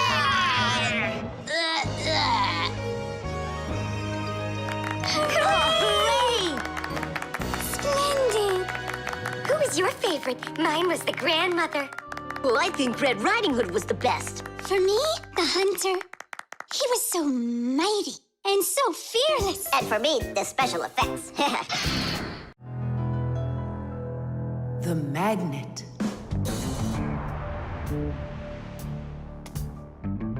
Well, it looks like we need a pack-a-mat.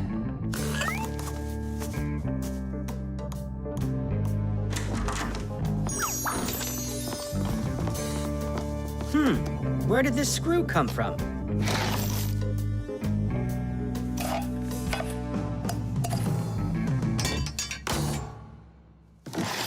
Ouch!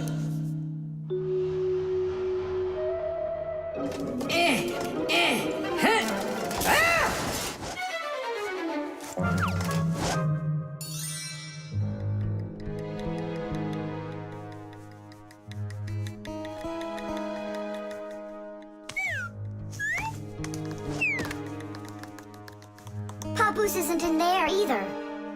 It's awful. He's probably disappeared forever. It's already been 5 days. Don't worry about it. We're gonna find him for sure. Yeah, we'll find him for sure. Let's go take another look in the kitchen. But we already looked in there. We'll look better this time.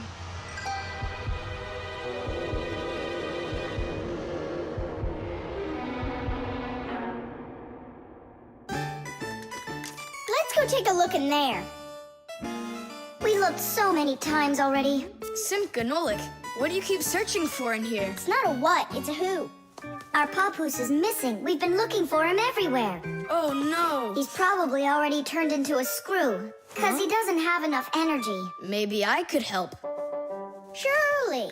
Let's start with you picking us up. We're just exhausted from running.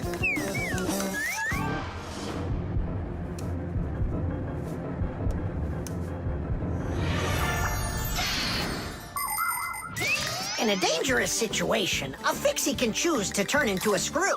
But sometimes it happens all by itself. For example, when a Fixie doesn't have enough energy. When this happens, the Fixie grows weak, gets sluggish, and then goes into hibernation, turning into a screw. This bad luck happens when a Fixie doesn't get charged up from being inside of a device. That's why Fixies always work inside of machines, so they can stay charged up with energy. Sometimes a Fixie that has grown weak and turned into a screw can get lucky. If a human happens to find him and screws him into an appliance, then the Fixie will be able to get energized and come back to life. Then he'll unscrew himself and run away, leaving the human wondering, where did that screw go? I know I screwed it in. So, where should we look first? What are you looking for in here, Tom Thomas? Well, And what do you have there in your hand? Just some screws of mine. Ah, I just found a screw not too long ago. Maybe it's one of yours. Probably. Where's it now? Here, take it, and don't leave them lying around. Should I turn myself around now so your papoose can turn back into himself? He's been lying in there for a week already. He doesn't have the energy to turn back into himself. Then what's next? We have to screw him into some device, you know, so he will get his energy back. Okay. But which one's papoose? All of these screws in here look like papoose. We'll use a magnet. How come? All of the screws will just get lifted up together. First of all, not every kind of metal is attracted by a magnet. It's an easy thing to see for yourself. Just get a magnet. You probably have one in your house on the refrigerator. Try moving it close to different metal objects you have around the house, like a spoon or nails or coins. You'll notice that some of the metal objects are pulled very strongly by the magnet, while some of the metals are pulled a bit less. And then there will be some metal things that aren't attracted to the magnet at all. Got it. And the second thing? Well, the second thing, we Fixies aren't attracted to that magnet one bit when we turn into screws. Let's give it a try. Here, I found him. And now we'll screw him in. I wonder, are there any other Fixies in here? We're not enough for you or something? Not at all, I just wonder. Nothing. Oh, and the screw went away. How about that? He already got charged up and unscrewed himself. Why don't you take a little rest after such a big adventure? No thanks, I've had plenty of rest. Anyway, it's something I've wanted to do for a very long time already.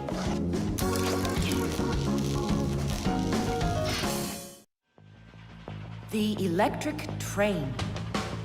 Woo, woo, woo, woo.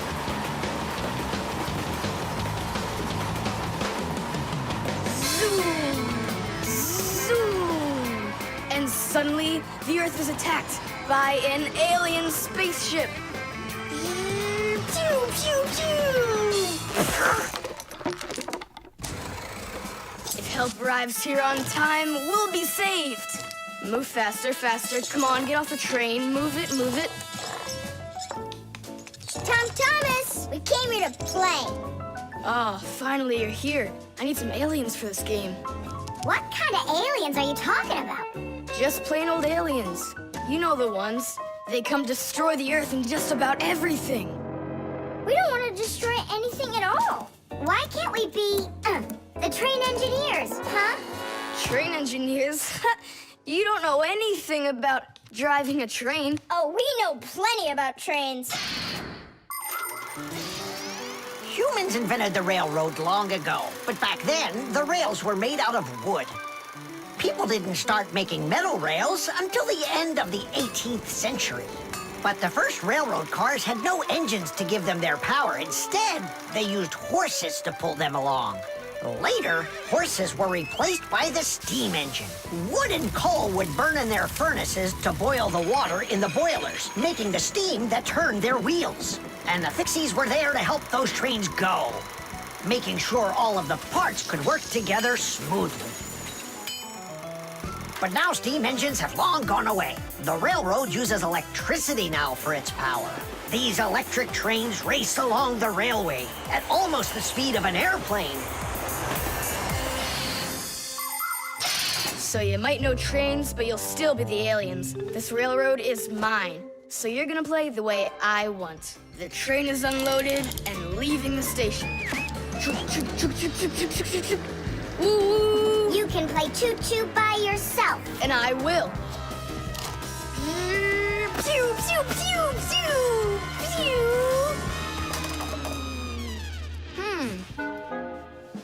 Hey, why did you stop?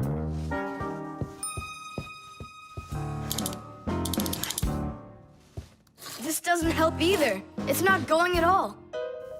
Simka! Nolik! Where are you? Did I hurt your feelings or something? Mom, is Dad gonna be home soon? No, is something the matter? We've been attacked by evil aliens. The train has to be fixed right away, or we'll never escape them. You want some tea? I've got to think of something. Simka, Nolik, I know you're in there. Please forgive me if I hurt your feelings. I'm really sorry. There's nobody but you that can save the world from the evil aliens. All right, it talked us back into it. Well, let's go and check the rails. Nolik, follow me.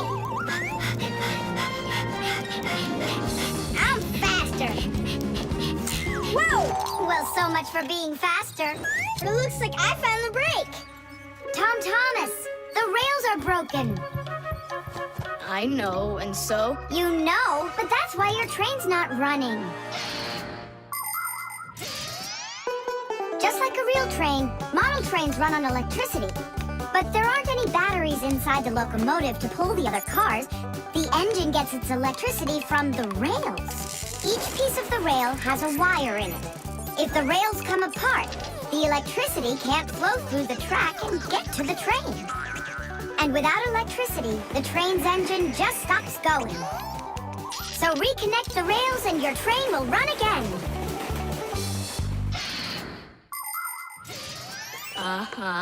Put them together. Yes! Hooray! The train's running! Way to go! So will you play with me now? And which way are we playing this time? Whatever you want, I'm with you. The train rushes down the track with Nolik as its engineer, when suddenly from out of the sky comes an alien spaceship.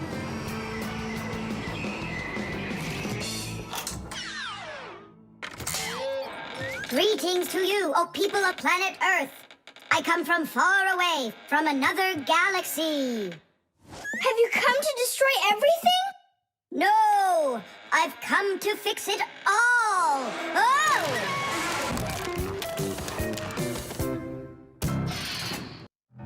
The chain reaction. Tom Thomas, what you doing? Nolik, leave me alone. No, really. What is that? Quit distracting me, will you? Nolik, look at what you've done. It's all because you wouldn't quit it. Wouldn't quit what? I was struggling with that thing for half an hour and you ruined it.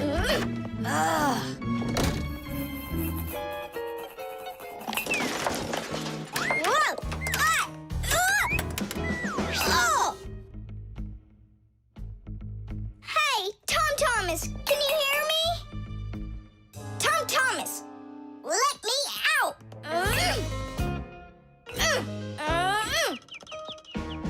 Nolik, is that you banging? Yeah. And how did you end up in there? None of your business. Why are you so rude to me? 'Cause I feel like it. Oh, yeah? Enjoy sitting there. Well, who needs you? Goodbye.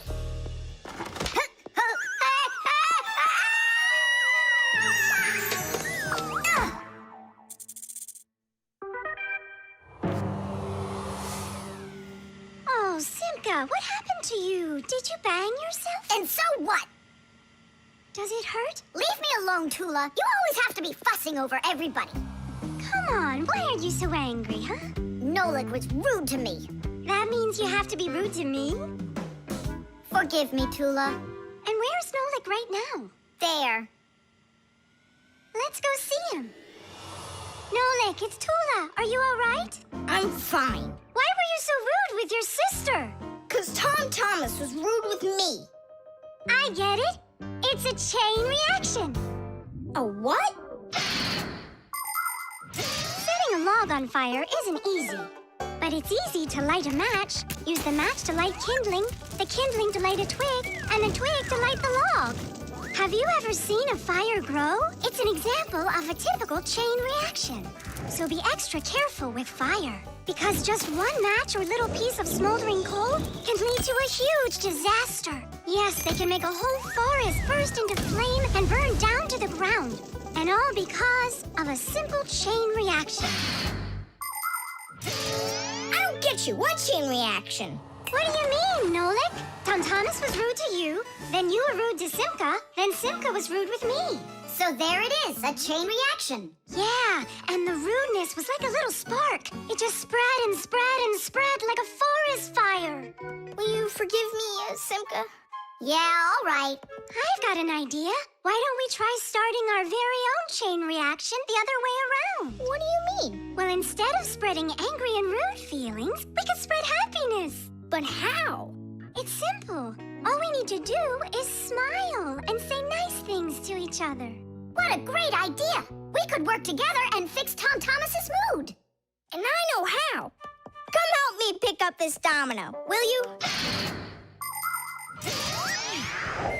Everything in the whole universe is made up of atoms. Particles so extremely small that you can't even see them through a microscope. But when a tiny atom splits, it makes a tiny explosion. And that explosion can start another explosion, and another explosion, and another. And now you've got a chain reaction. And that's how a lot of tiny explosions work together to make the gigantic explosion of an atomic bomb, the deadliest weapon known to man. But atomic energy can also be used for peaceful purposes. For example, nuclear power plants use this energy to produce electricity and hot water. And nuclear-powered icebreakers can break through the thick Arctic ice so ships can sail on their way.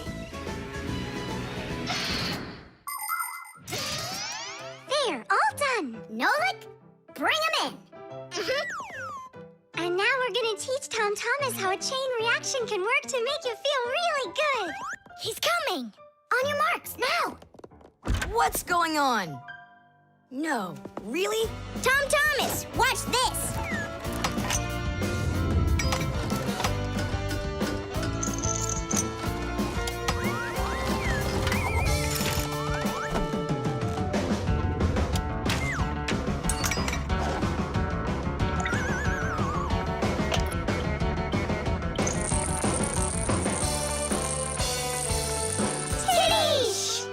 That was so totally awesome! I can't believe what I saw! How did you do that? It was just a chain reaction. What? A chain reaction. The prosthesis. Simka, over here. Take a look at what I found. It's a bear. Ooh. What bear did you find, Nolik? You know, it's the one Tom Thomas told us about. He was his best friend in the whole wide world. Until he became friends with you and me.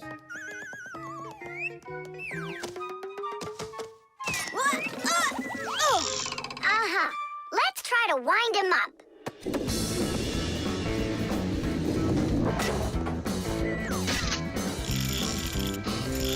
Come on, come on, come on. There you go. Now walk, Teddy. Go on, Teddy. Yeah.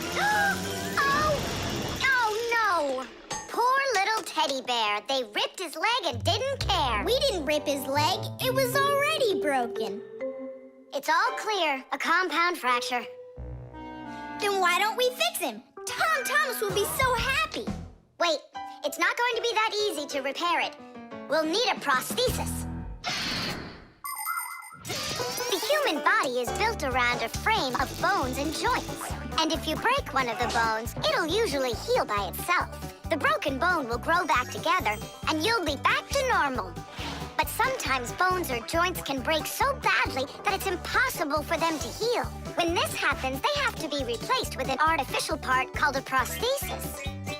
A prosthesis can replace more than a bone or a joint. It can be made to replace a whole arm or a leg. And where are we gonna get a prosthesis? I'm positive we can get it from Professor Eugenius. You're right. is on the way.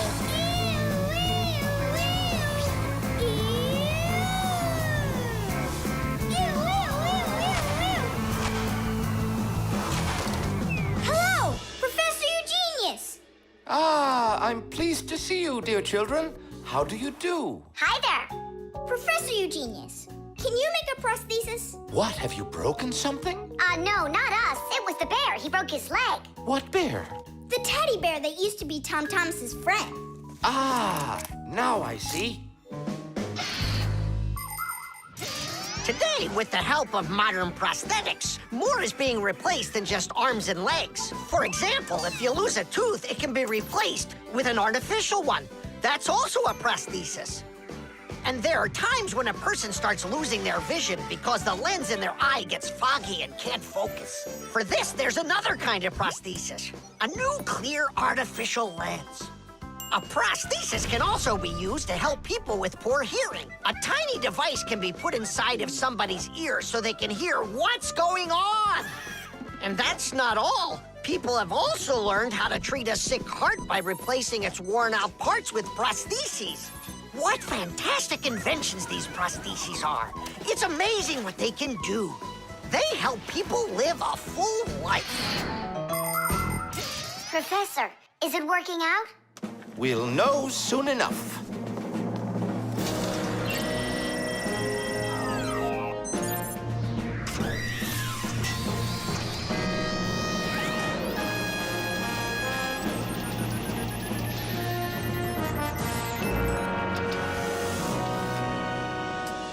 Done.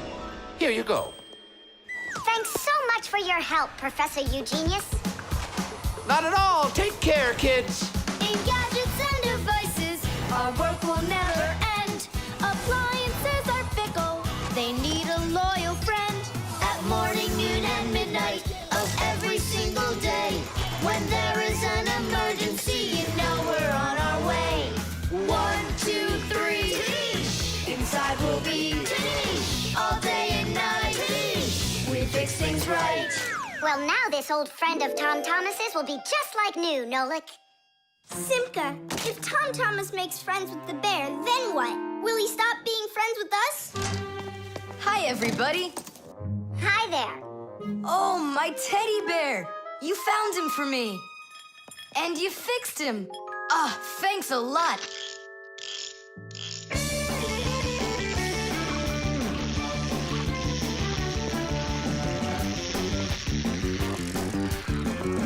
Yeah, it's just like Grampus said. A friend that's old is better than two that are new. Who's new and who's old? Well, the bear is old. And we're new. Nolik, it's not true. You're the Fixies, guys. You're my very, very best friends in the whole wide world. Tish! The antenna. Wow, is this cool or what? Ah, hello there, little Fixies. Did you come to see what I'm working on? Professor Eugenius, tell us what you're planning on doing with this huge thing. Well, I hope to use this fantastic device to make contact with aliens. Since ancient times, people have wondered, is there life on other planets? What might aliens from outer space look like? And what kind of spaceships do they travel in? There are some people who say that they've seen alien spaceships and that they look like flying saucers. There are even some people who say they've actually made contact with aliens. But personally, I'm sure it's just their fantasy. And science hasn't been able to prove any of these stories either. The one story that makes me laugh harder than all of the rest comes from a guy who claims that he saw aliens with his own eyes. Can you believe it? He said that there was a group of tiny aliens that looked like humans with glowing hair. It seems to me that this guy just happened to spot a few Fixies who weren't able to hide from him in time.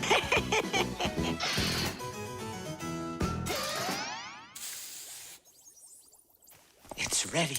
If I could talk. And now what? If the aliens are out there flying by the Earth, they'll see this plate, get hungry, and come for food? Aliens don't need a plate like this, silly. When they've got plates that fly, flying saucers. You're both silly. This thing isn't a plate. plate at all. It's an antenna. Antenna? Antennas help people receive radio signals. They come in all sorts of shapes and sizes, like this, or this. To pick up a signal that's very weak, powerful antennas that are shaped like large dishes work the best of all. When radio waves hit the dish, the waves all bounce off of it and gather together into one point. This makes the signal stronger and clearer. The most powerful dish antennas can even pick up signals from outer space.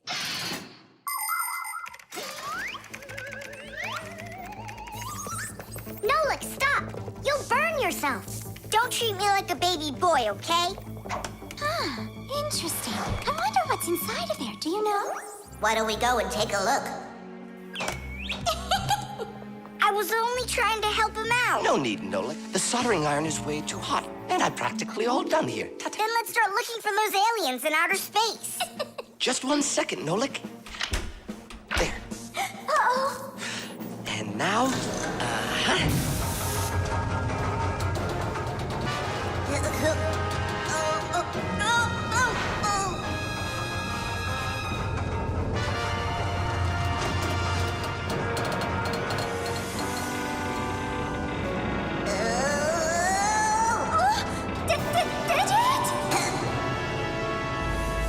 Here we go.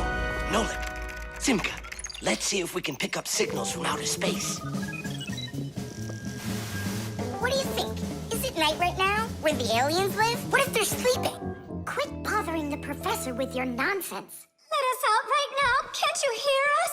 Please let us out! I'm afraid there's no way they can hear us from this far away. I can't hear any signals. It just sounds like static. Be patient, you guys, and keep listening. Digit, we all know how clever you are. Can't you think of a way out of here? I think I got it, Tula. You stay there. Yeah. I'll use a special code I know to send a signal that we're in trouble. Wait a second. Do you hear that? Could it be a signal from the alien? Hooray! This is sensational. It means that somewhere in the cosmos are intelligent forms of life. 3 dots, 3 dashes, 3 dots. Ooh, it's Morse code. It's a signal for help that they're sending. You don't think the aliens are in trouble, do you? Yeah, I think so. And who do you think they learned Morse code from out there? Yeah, that's strange. There are hardly any Fixies that know that code. Digit does. Ah, and where is he, you know? And where's Tula? Well, I think I know exactly with which aliens we made contact. I think I know it too, Professor. Lower the antenna.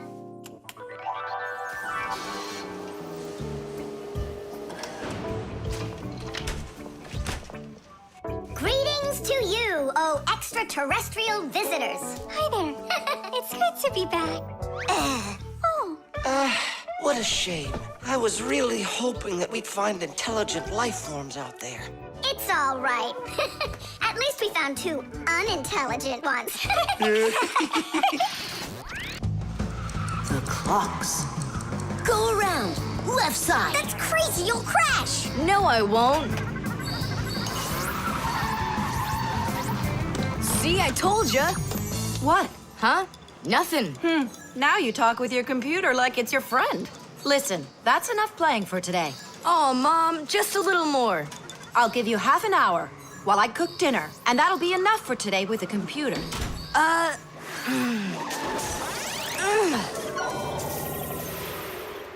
This stinks. I'll never get through all of these levels in half an hour. No way. Hey, but what if we could stretch out the half hour? How? We could take the hands on the clock and move them back a little.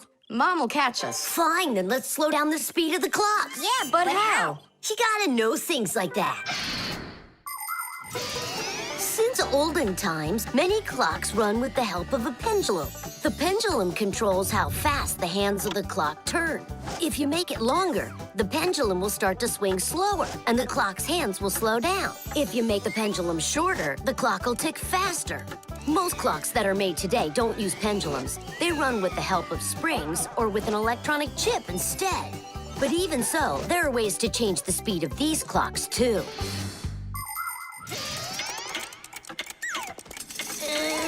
Push it! Wow, you did it! It's amazing how much slower it is. That'll give you lots of time to play. But now you gotta slow down the clocks in the kitchen. Yeah, and every other clock you got.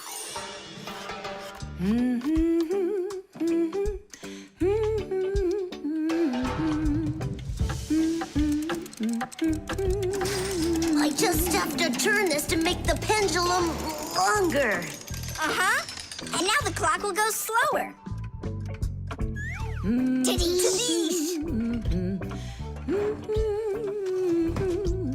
Fire! Now that clock over there. Let's go do it.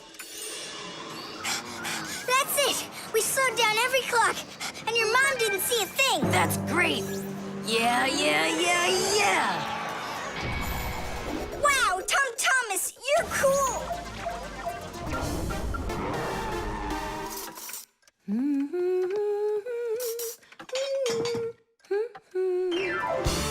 Amazing! He got another one! Awesome! You're unbelievable! Way to go! Huh. That's strange. Hooray! Incredible! Yay, I did every level. Oh, thanks. You're both just... The time masters of the universe! Yeah, but I'm getting really hungry, and Mom hasn't called me for dinner. Because a half hour hasn't passed on the clock. Hey, do you smell that? Something is burning. What happened? A fire? I don't get it. I was just waiting for 30 minutes like I always do, but everything burned this time. Maybe the clock stopped? No, take a look. They're working. I'll make you some oatmeal. Oatmeal for dinner? Mom, I need to, I'll be right back. You see what you've done? Time masters of the universe? You gotta go speed those clocks back up. Okay. We'll speed them up. They'll be caught up in no time. Humans have come up with lots of different ways to measure time. For example, if you stand a stick in the ground, you can measure the time of day by watching where its shadow falls.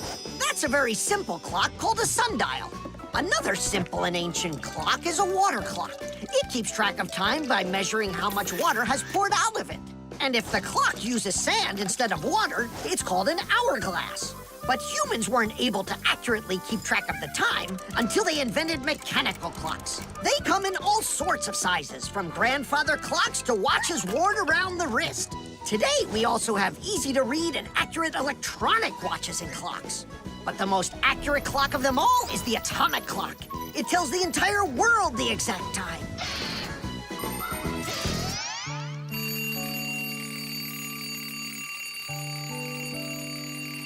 Tom Thomas, why is your alarm clock ringing in the middle of the night, huh?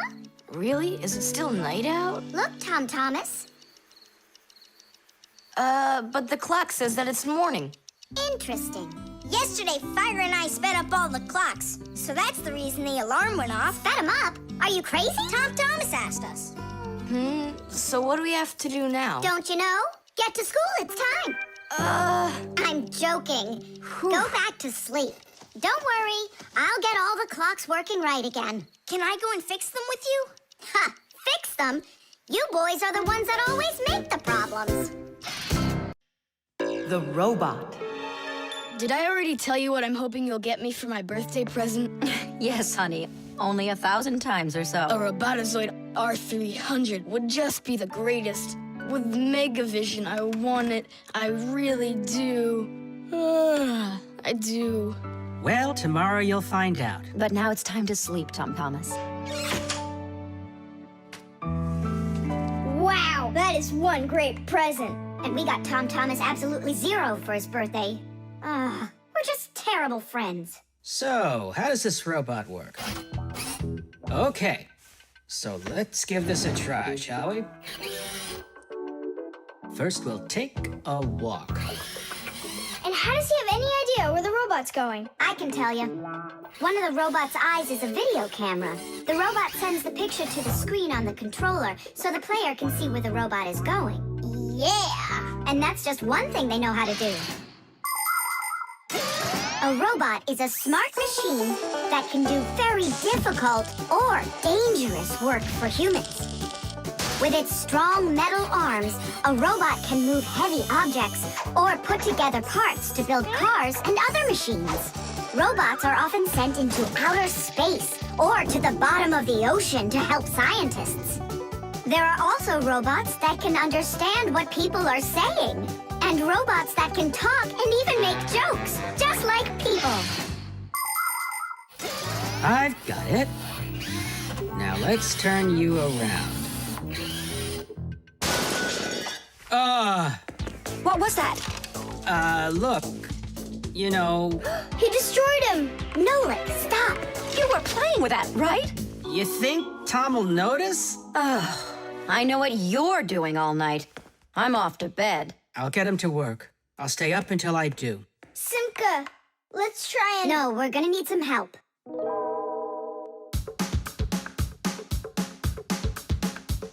When your TV has broken, when your cell phone has croaked, your laptop's barely working, the kettle's had a stroke. Don't ask us where we're going, for it's known far and wide that any kind of problem is clearer from inside. 1, 2, 3. Inside will be to fix what's wrong, till it runs strong. In gadgets and devices, our work will never end. Appliances are fickle, they need a loyal friend. At morning, noon, and midnight of every single day, when there is an emergency, you know we're on our way. 1, 2, 3. Inside will be all day and night. We fix things right. 1, 2, 3. Inside will be all day and night. We fix things right. We live to keep on working, and work for us is fun. So we'll just keep on working, 'cause our work's never done. And deep inside of gadgets, if you look when it's dark, you might just see us race around like multicolored sparks. 1, 2, 3. Inside will be to fix what's wrong, till it runs strong. 1, 2, 3. Inside will be all day and night. We fix things right. 1, 2, 3. Inside will be to fix what's wrong, till it runs strong. 1, 2, 3. Inside will be all day and night. We fix things right. Wow, you got it! We need to hide. A robotizoid R300, I can't believe it!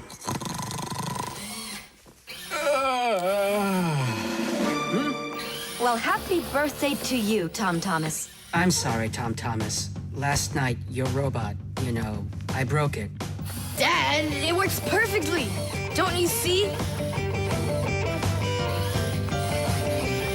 I'm so proud of you. You fixed it. I couldn't fix it at all. I tried everything. Oh, you want to tell me that the robot fixed itself? What a joker.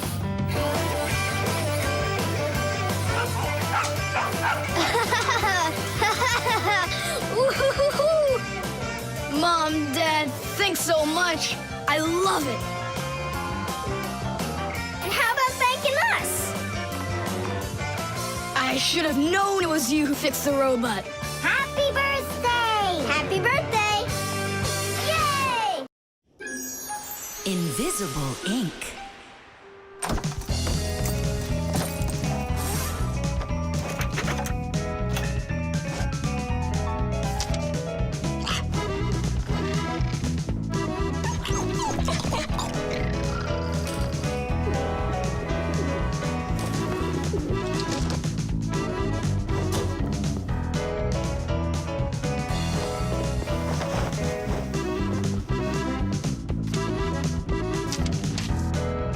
To Tom Thomas. What is it? A note? Who's it from? It's from no one. Ah, is this no one a girl? Hey, tell us, what did she write to you? I don't know. Well, then let's take a look at it. No way. It's a secret. Even from your friends? Mm-hmm. Come on, we're not just your friends. We're secret friends. And you won't tell anyone? Nobody. We promise.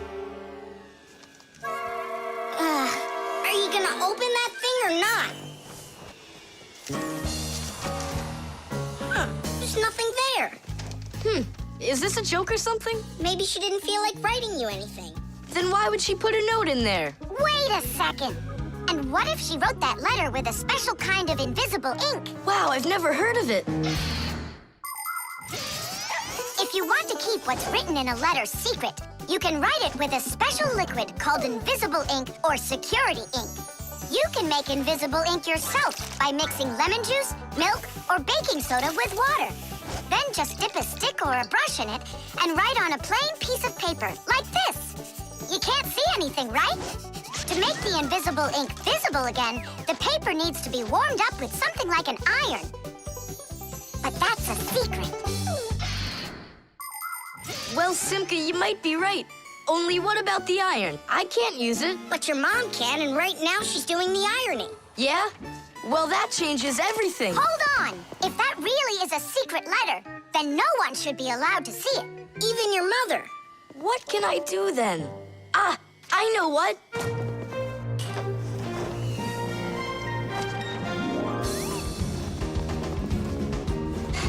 Mom, can you iron my shirt too, please, will ya? What's wrong with it? There's nothing wrong, it's just that the pocket's wrinkled. Ah, sure, I'll do it. Since when did you start worrying about things like this? All done. Thanks, Mom. That should do it. What? What is it? Huh?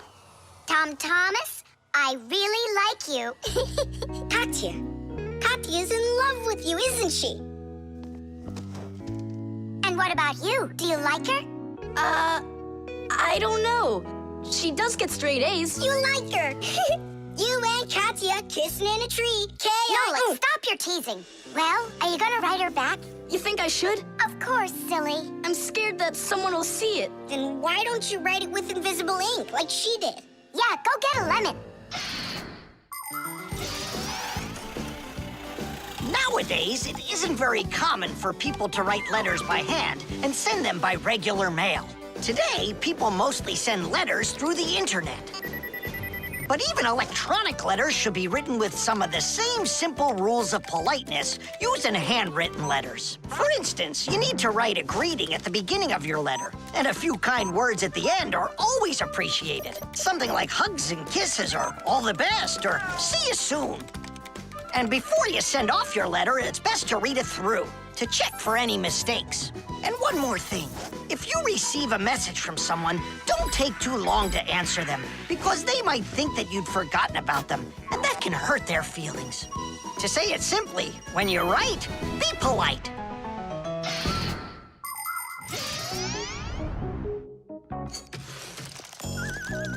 Go on, write. And what should I write? Come on, tell the truth. Just write this. Forgive me, Katya. Only there's another girl I really like. My one and only Simka. Nolik! If you don't like it, then why don't you think it up? Tom Thomas, just go ahead and write how you feel deep down in your heart for Katya. Katya, I like you too. Like that? Is that all I have to write? Would that be okay? It's lovely. Kissi. Just zip it, will ya?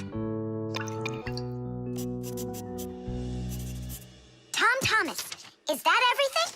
And did you make sure to check that you didn't make any mistakes? No, but I'll check right now. Huh, all the words disappeared. Well, if there's something wrong, only Katya will find it. The ship in a bottle. Simka, Nolik, here, take a look at this. Oh, wow! Awesome! Where did you get this from? From one of the shelves in Dad's office. He's got lots of cool stuff in there. That's cool. I'll be the captain. This is like a totally real sailing ship with masts, cordage, and everything. And how can it all get in there through such a little hole? A ship in a bottle is a real miracle. Do you want me to tell you the secret of how it gets inside? It's like so. All of the ship's masts are collapsible. Before the boat is put into the bottle, the masts are folded down and pressed against the ship's body, so it's small enough to fit through the bottle's neck. And once the ship is inside the bottle, The masts and sails are opened back up by pulling on a thread. Hands on deck! There's a giant octopus starboard! I'm an octopus, huh? Oh, look out! Brave sailors like us, we're not afraid of storms. Thomas, be careful! Hey! Oh, Did it break? no, it's all Trish. It's not close to Tadish. Take a look how this mast broke. Whoa! What have I done? Don't worry, we can fix it. Get some glue, okay?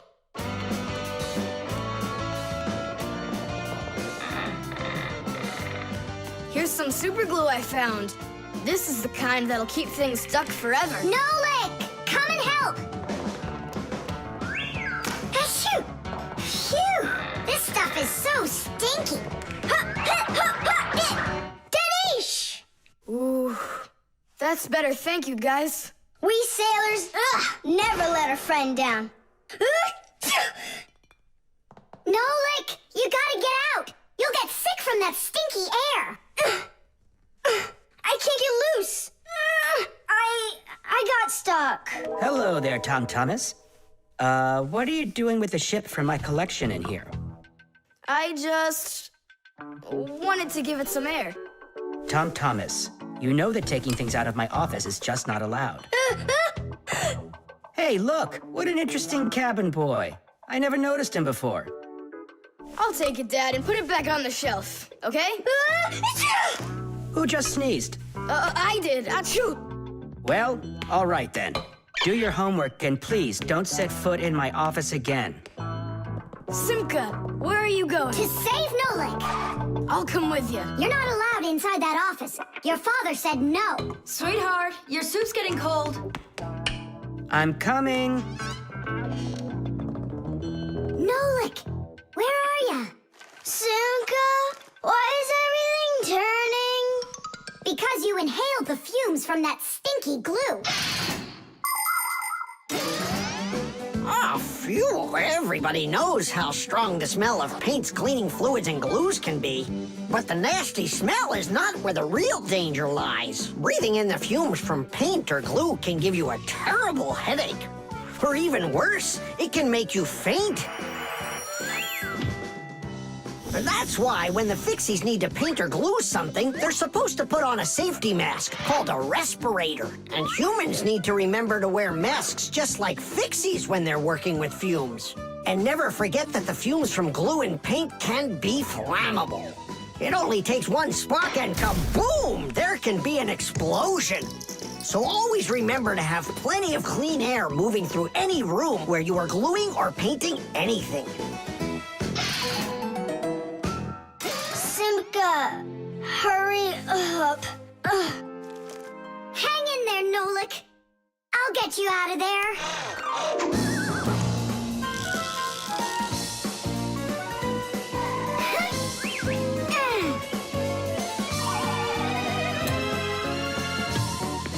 Nolik.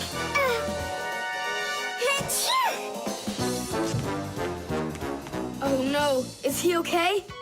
Nolik. Nolik! Oh, you're alive. Turning starboard. Turning port. Piasters! Piasters! Oh, whatever. He's gonna be fine. Nolik, do you know who I am? A giant octopus? The Manipulator.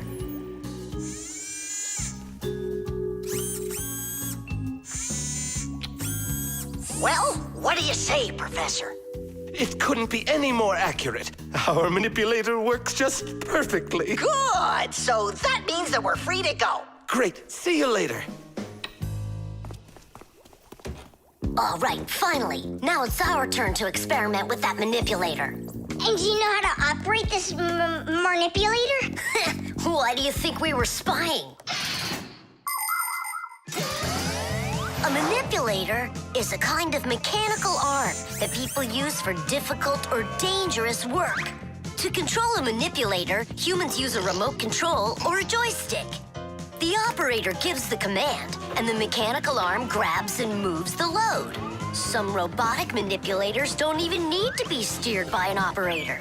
They're controlled by computers and can work without people being there at all, even on the moon.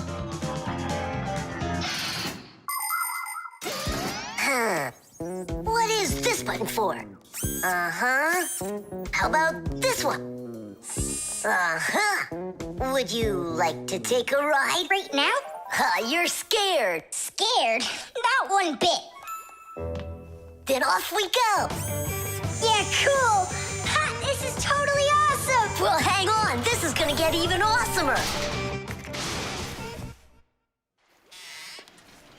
Professor?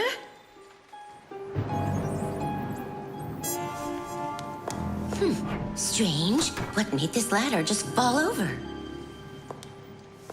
Ah! Am I crazy? Or is someone here? Oh, calm down.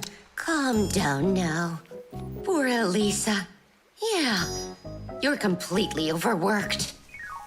Whoa! Ah! Who's here? Achoo! Hang in there, Nolik. I'll get you out of there.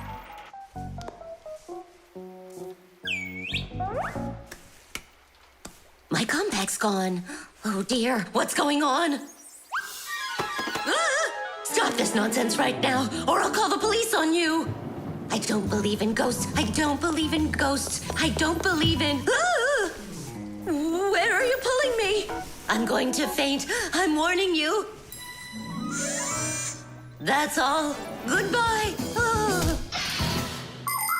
Throughout the world, humans use manipulators for all sorts of work. In factories, manipulators are used to lift and move heavy loads. They can also hand out the parts needed for assembly or even attach these parts themselves.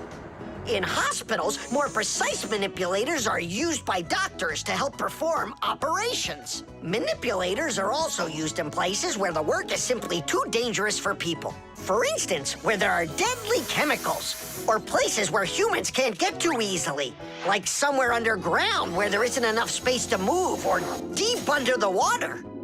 Or in outer space where there's absolutely no air to breathe.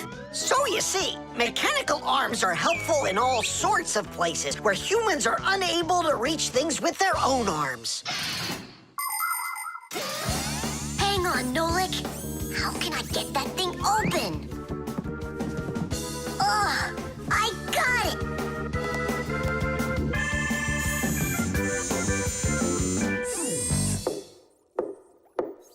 Yes? Who's there? Ah! What's going on? Achoo! Nolik? What are you doing in there? Achoo! We just took a little test flight. Is this yours?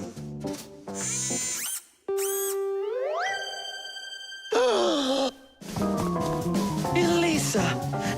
Elisa! Professor, you genius. I was attacked by a crazy arm. The manipulator. It's your imagination. Look, it's come back. Stop, I'm telling you. Professor, you genius. It heard what you just said. Calm down, it's okay. It was a little malfunction, but I took care of it. You are just astounding. And don't think that I'm through with you. With me? With you?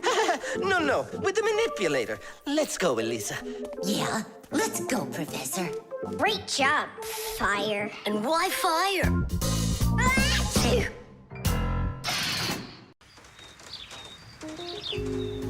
The Thermos.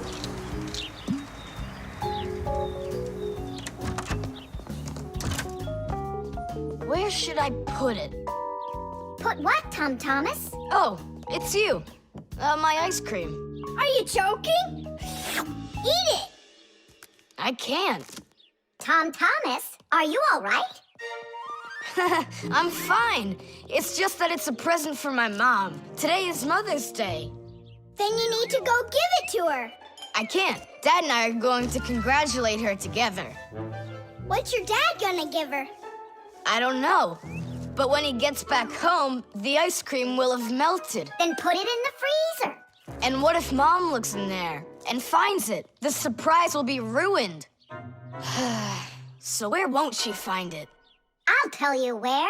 Inside of your dad's office. I don't see any place to hide it here. There's no freezer or anything. Why don't you take a look inside the box? Here's a thermos, but what good is it to me? Thermoses are for keeping things hot. The ice cream will melt in there. It will not. A thermos is made by putting one bottle inside of another. Between the bottles is an empty space, and that's the secret of a thermos. That space stops heat from getting out or in. So if there's hot tea inside, the empty space doesn't let the heat from the tea get out. And if there's ice cream in the thermos, the space stops the heat that's outside from getting in. And that's how a thermos keeps hot things hot and cold things cold.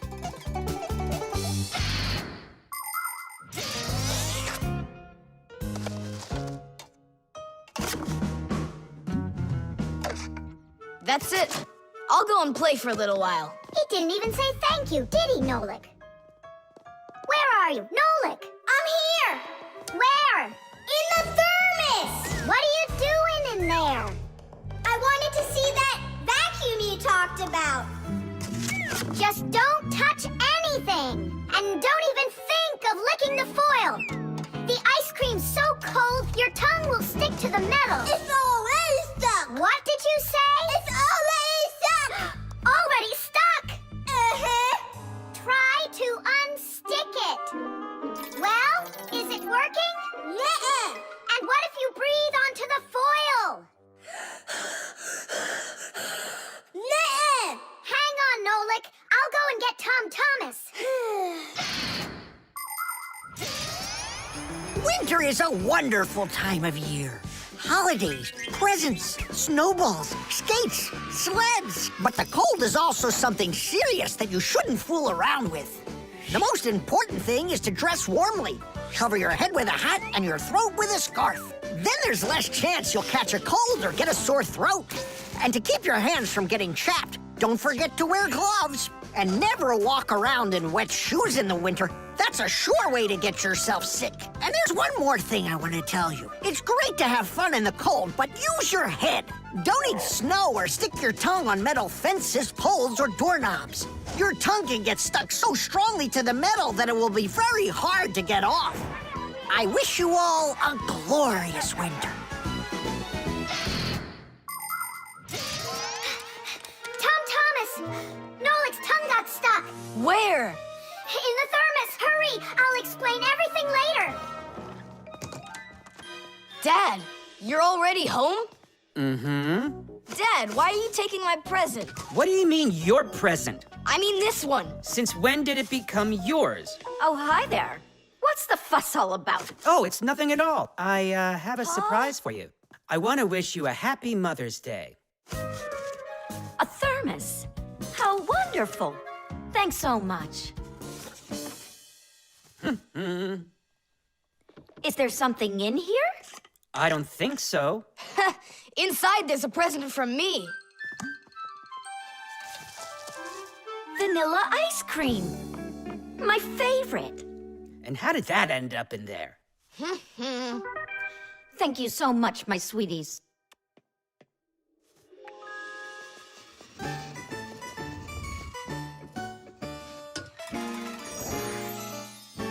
Nolik, you got me so scared.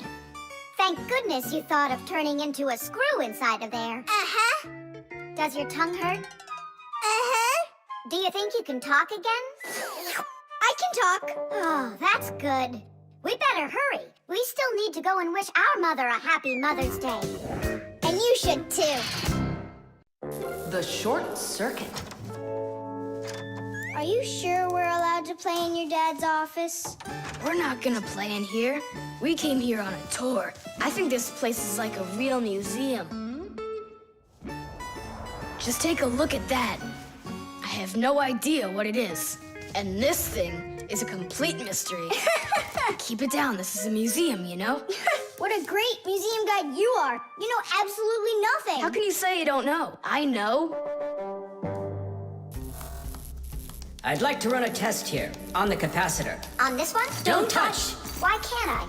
It's not a museum. Because it's dangerous. If you touch it, the shock could be deadly. But you two are touching it all the time. I've seen it. The only time is when the device is turned off. And right now, the device is running. For many centuries, the Fixies only had to work on mechanical devices. But after the discovery of electricity, the Fixies had to master electrical devices as well. At first, Fixies were getting terrible shocks, and they really, really hurt.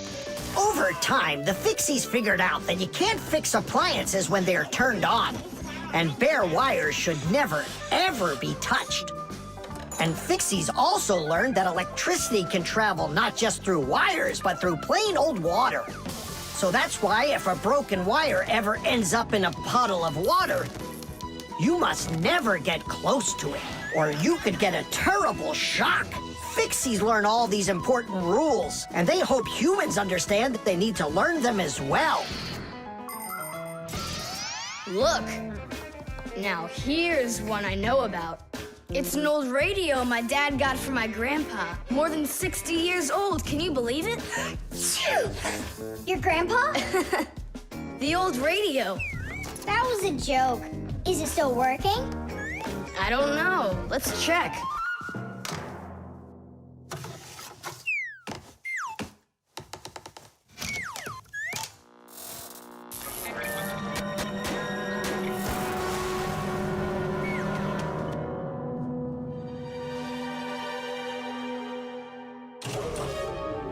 What was that? It looks like the electricity got turned off. Maybe it was a short circuit. I'll go find out. Oh, so it was you who caused the short circuit. I was in here showing all these things to Nolik, and we wanted to turn on the radio. We flipped the switch on, and then suddenly, kaboom, the lights go off. They're off everywhere in the apartment. So then how can I even warm up my pizza now? Soon it will warm up all by itself now that the refrigerator isn't working. Simka, what is that thing you said? A short circuit. Electricity goes back and forth from an appliance with two separate wires. For example, an iron uses the electricity it needs to get hot. But if those two wires start touching each other without the iron in the middle, then the wires will get hot instead. And this can cause the wires to burn out. When this happens, it's called a short circuit. Short circuits can happen when the coating around a wire is worn out, or when an appliance is broken on the inside of it. So when you tried turning on that old broken radio, the wires in the apartment started burning. Does that mean all of the wires got destroyed? Don't worry. In our apartment, there's an automatic switch to stop that. It turns off the electricity when the wires start getting too hot. Oof. And what about that, automatic switch? Is that something you need your mom and dad to turn on? No question. You definitely would. But you have us. Yeah. And we have Papus and Masya. I'll go tell them what happened here. And you guys, you turn off the radio.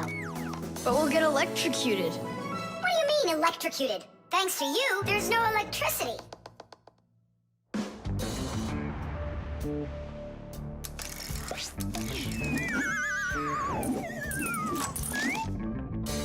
Are you ready?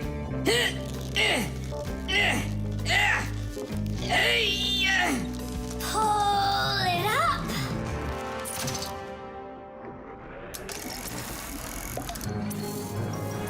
Hooray! Tidish!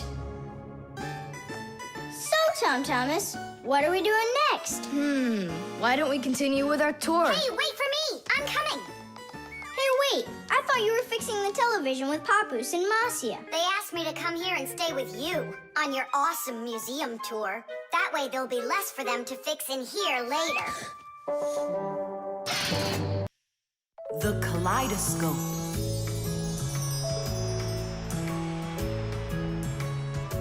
Tom Thomas, when are you gonna give me a peek You can see it as soon as I hang it up. You're not peeking, are you? No, I'm not. Oh! So can I look at it now? Sure, take a look.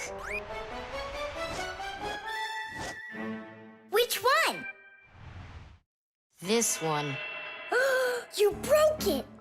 It's okay. Don't be sad.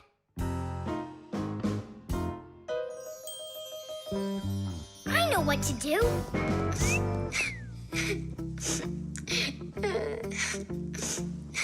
Tom Thomas, look inside the kaleidoscope. What for? I looked already. Come on, there's something in there I'm sure you've never seen. Whoa. Cool, isn't it? What is it? It's my own invention, a pirate kaleidoscope. Glass, right? Uh-huh. It's great. I really like it. Tom Thomas, hi there. I heard that you got a pretty ball to hang on the tree. Shh. Can I see it? It's right there. Where? There. No. Oh, that's just terrible. Why'd you do that, Simka? Come on now, I just cheered him up. How? Tell me. With the kaleidoscope, remember what Grandpa's taught us? Do you know what makes a kaleidoscope have such beautiful patterns? Ah, it's because pieces of multicolored glass are tumbling around in there. And it's also because it has mirrors inside. Usually there are 3 of them, and they are arranged facing each other. That way, each piece of glass makes many, many reflections that create the kaleidoscope's beautiful symmetrical patterns. By the way, you can put just about anything you want inside a kaleidoscope, and each different thing makes its own special pattern. Yes, there are all kinds of kaleidoscopes. Some with buttons inside, some with flowers, and even some that are filled with insects. Once, a very rich man had a kaleidoscope made with precious stones inside. Yeah, it probably wouldn't have been nearly as beautiful if he had just filled it up with money. Tom Thomas, look inside the kaleidoscope. I already saw it. It's pirates. Nah, it's not about pirates. We changed it. Go on, look and see. Wow. You like it? A lot. Hey, what did you put in there? A few pieces of the ball that you smashed. It's even better for Christmas, isn't it? Mm-hmm. That didn't work at all. Merry Christmas! We came to take a look at that splendid new Christmas... Oh, what's What? wrong? Oh, don't even ask us that. I've got it.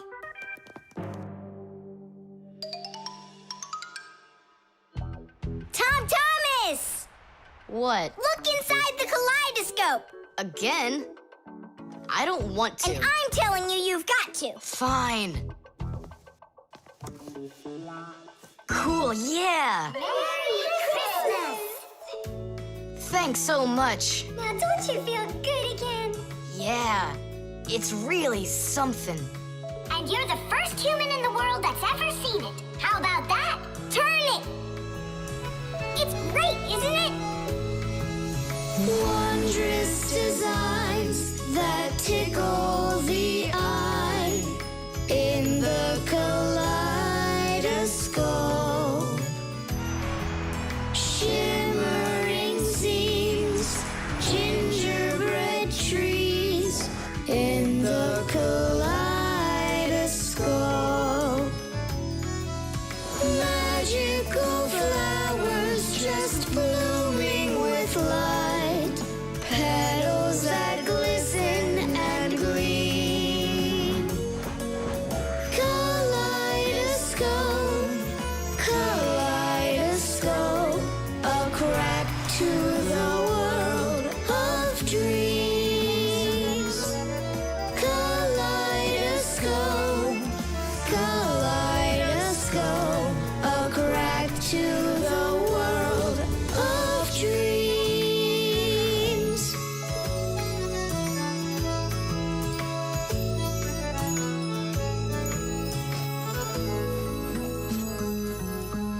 Hi, everybody. Tom Thomas, I came to look for myself at that beautiful Christmas... It's okay. What's more important? Having such awesome friends? Or some ball hanging from a tree? The refrigerator.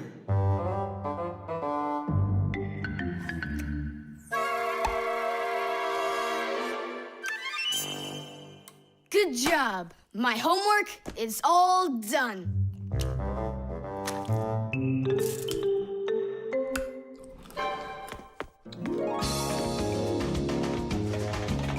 Tag, you're it!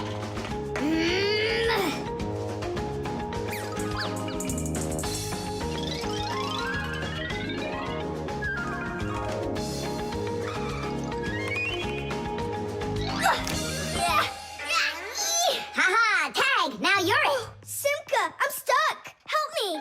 Just stay still. Oh, you're really stuck! Simka, we're not gonna leave me, right? We aren't. But I'm afraid, Nolik, you'll be stuck for a while. Thomas! Help me! What's going on? Look, this blob of white stuff grabbed onto Nolik and it won't let go of him. Oh, it's a piece of gum. It's my bubble gum. Oh, thanks a lot, Thomas. Now what's the plan to get me unstuck from here? Here's what we do. It's gotta be frozen. Once I sat on gum too, and my mom put my pants in the freezer. The gum froze up and it came right off. I don't want to go into the freezer. Don't worry, Nolik. I'll stay right here with you. Just hold on. It won't take long at all. Huh. Why do I need to hold on? The gum's already holding on to me. Simka, do you know why it's so cold in the freezer when outside it's warm? I'll explain it to you. A refrigerator has a pump that pushes a special liquid through a long tube.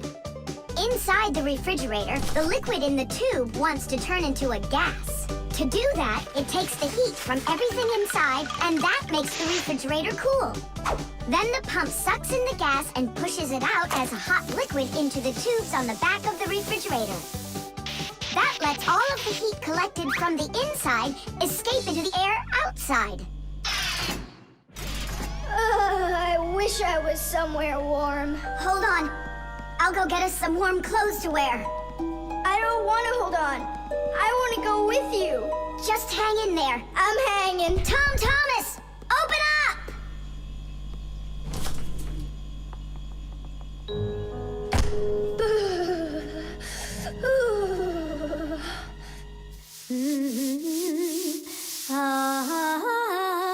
Marcia, do we have any warm clothing to wear? Why in the world do you need it? I just do. Well, I need to know what is happening.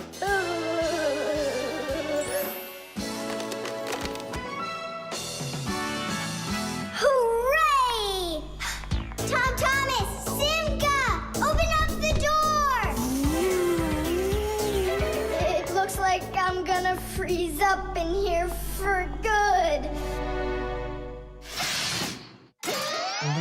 A Fixie is constantly surrounded by all sorts of danger. Inside a dark freezer, a Fixie can lose his way and freeze to death. If he's not paying attention, he can drown inside of a washing machine or inside of a dishwasher. And a careless Fixie is always at risk of getting an electric shock. Or suppose there's a short circuit inside of an appliance that starts a fire. If this happens, you need to run away if you want to survive. And what about humans? Well, they don't even believe that we Fixies exist at all, so they can accidentally drop something on top of a Fixie, or step on one, or kick us across the room. So if we don't get out of the way in time, So what I'm saying, Fixies, you need to be careful out there and pay attention. So be smart and stay safe, fellow Fixies. I don't understand this at all. He was right here. Poor Nolik. I wonder where he went. Look at this! Footprints!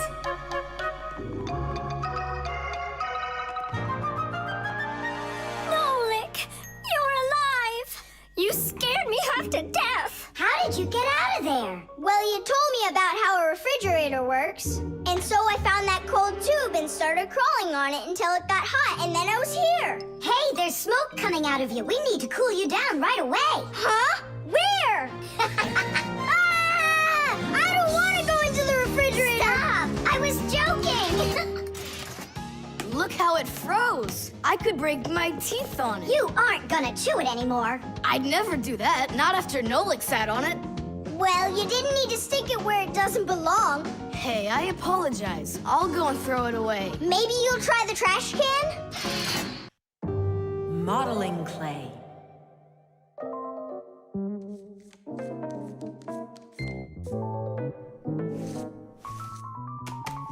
All done.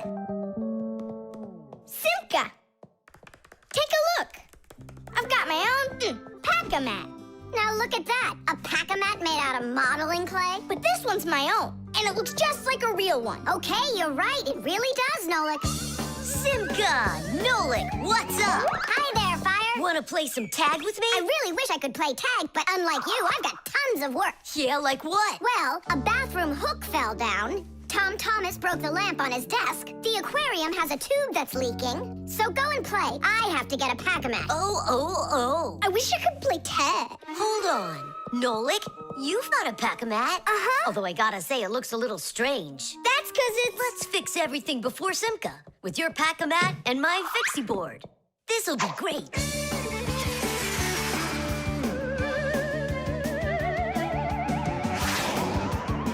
So where is that hook that fell down?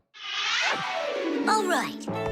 Nolik, get out some sticky stuff. From where?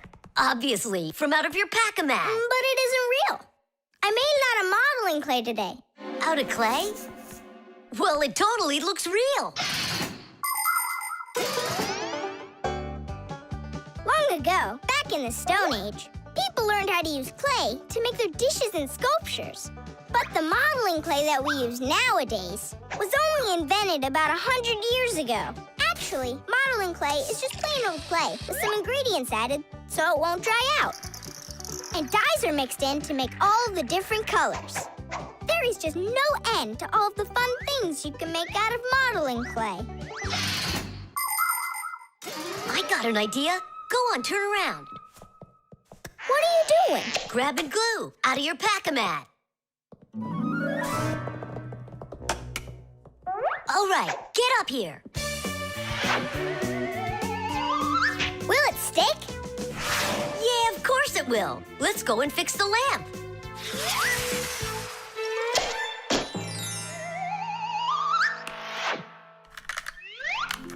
We can't fix this without a real pack-a-mat. Yours will work just fine.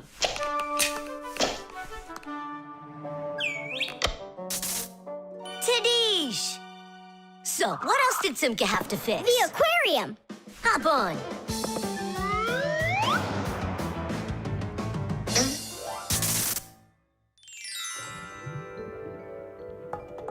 Well, where's that leaky tube? Here, it's leaking at the joint. Yeah, this tube is gonna need a lot of modeling clay. Give me the rest of your pack-a-mat. Sure. And here's a souvenir. They're all done. What's all done? We already fixed everything. And what did you fix it with? Modeling clay. Ha! Modeling clay isn't gonna hold anything. Well, I say it will. Wanna bet? All right.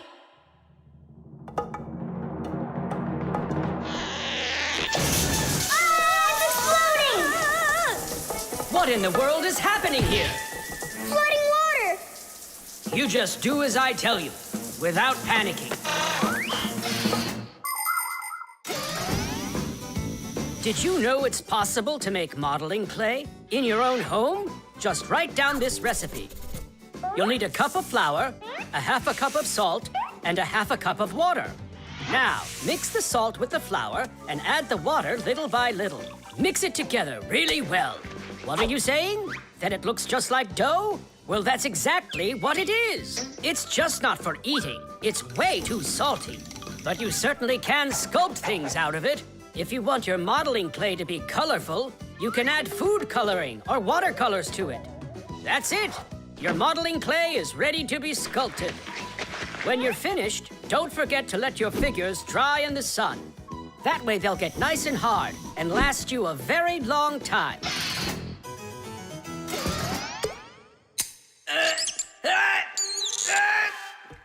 Phew. We almost didn't make it. And did you fix the lamp with that modeling clay? Uh-huh. And the hook, too. That was not a good idea. But it was really quick. Hey, that's true. That's why I want to give a medal to you. You're heroes. For real? Of course you are. And here it is. Your medal. But it's made out of modeling clay.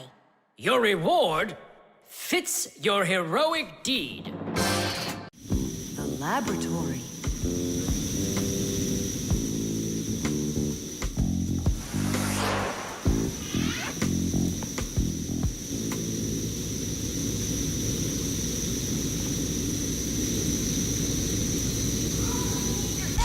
You've got to get to the school right away.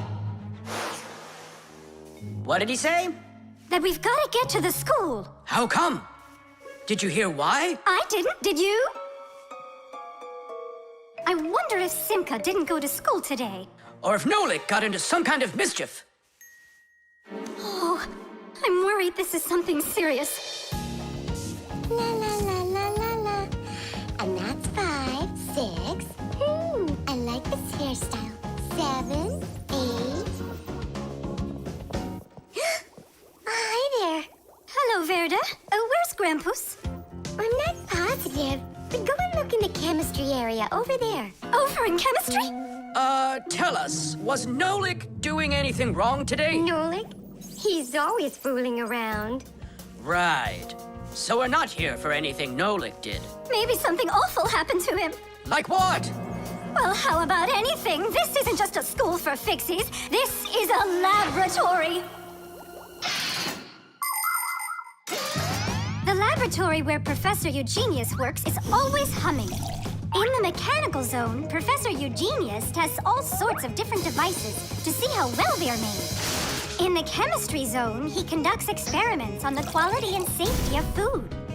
In the electrical zone, he repairs electrical devices and checks their safety. Unfortunately, the professor can be absent-minded, and that can cause things in his laboratory to bubble, spark, or even explode.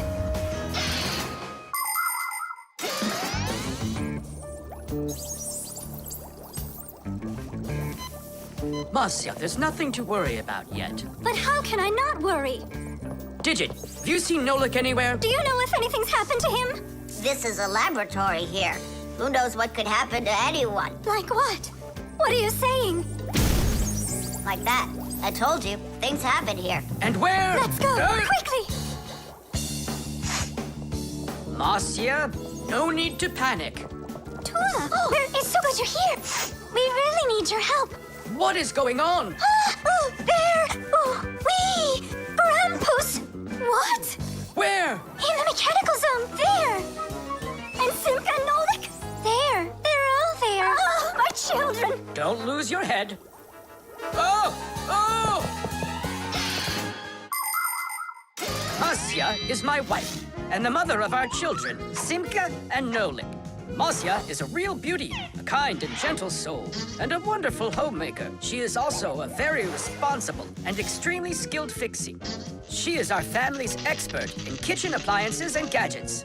Marcia works from morning till night, fixing and cleaning anything that is in need of her expert care, because she just loves when everything is clean and tidy. But most important for Marcia are her children.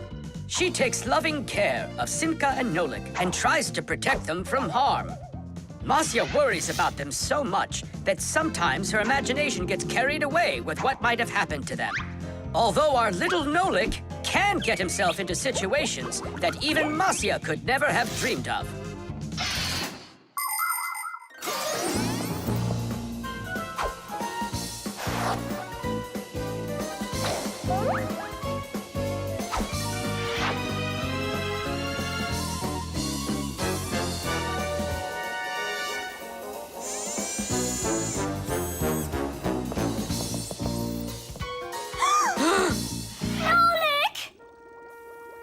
Tight! We'll save you! Hey! You're alive! What's going on? I don't need to be saved from anything. So it's Simka we need to save, not you? I don't need saving either. I'm fine. And what are you so worried about? Everyone's alive. Then why did you make us come here? I need you to help with a little accident we had. Nolik, was this your fault? Oh, no, it's not Nolik's fault. Quite the opposite. He was trying to help me fix it. Papoose, we need you to help us with one of the pieces that we couldn't get back in place. This one? Tadish! Oh, a perfect repair. Huh, that was really the only reason we had to rush here? Why not? There was just no way we could let this wait, so I sent for you. But Fire said... Why fire? Why is it always fire? How come you had to scare us so badly? I'm not the one who scared you. You did that all by yourselves. The tin can. Well, what else goes? A flashlight. It's good to have when you're camping. Listen, Tom Thomas. Just leave a little room for me in there. I'm good to have when you're camping, too. I'll leave you some room. Just hide in there so Dad won't see you. And you can't tell Simka anything about me going with you. All right. And last on the list, a few cans of meat. Hi, Tom Thomas. Have you seen Nolik? No. Then who did I just hear you talking with? I was just reading the label. Huh. Where did Nolik run off to?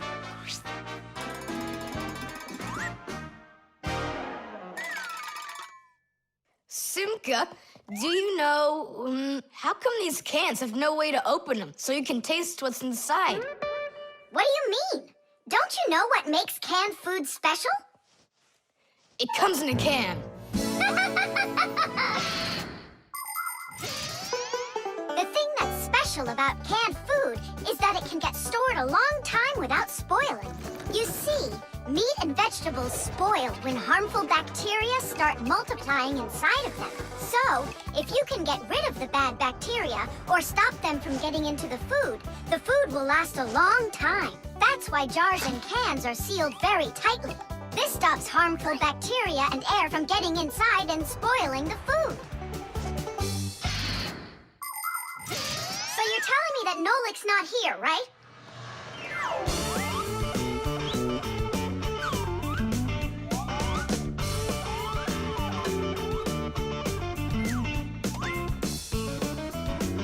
Huh.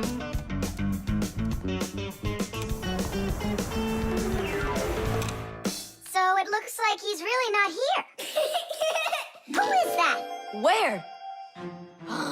All right, now I remember. There's another can I should take with me. There's something fishy happening here. Hey, guys. My mom threw this can out a long time ago, but I hid it for later. I knew I'd use it someday. And who were you talking to when you said guys? Moi? You're here and I'm here, and that's two of us. Look at this great can I got. There's nothing great about it. Put it down on the floor. You see? What? Oh, it's crooked, and so what? So what? It's all swollen. And when it's like that, you know that inside the can, bad bacteria is growing and spoiling the food that's in there. It went bad? There's a way to check. On every single can, you can find the date it's good until. Sooner or later, even canned food will go bad. And of course, dairy foods like yogurt or milk can spoil in just a few days. When you buy food in the store, it's very important to always check the expiration date. The expiration date's the last day that it's safe to eat that food without worrying that it may have gone bad. You can find the expiration date on each box, jar, or can of food, so pay attention. And be very careful not to buy or eat any food after its expiration date has passed. And if you see that a can is swollen, throw it away immediately. If you eat it, your belly can swell up too.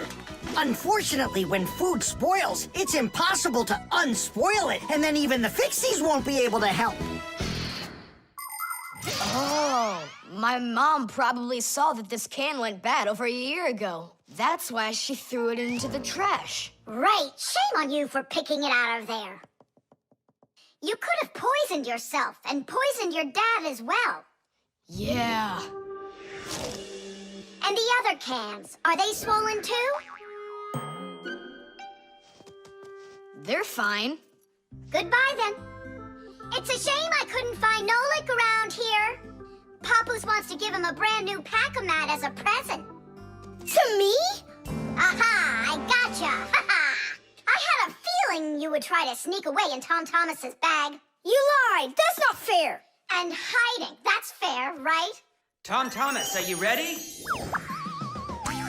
I'm ready. Great, then let's get going. Hooray! We're going camping. I wanted to go camping too. Don't worry, I'll go camping with you. Really? Really, really, really. To that house outside our window. See how huge it is? Reflexes. Add this to that. Now what do you get?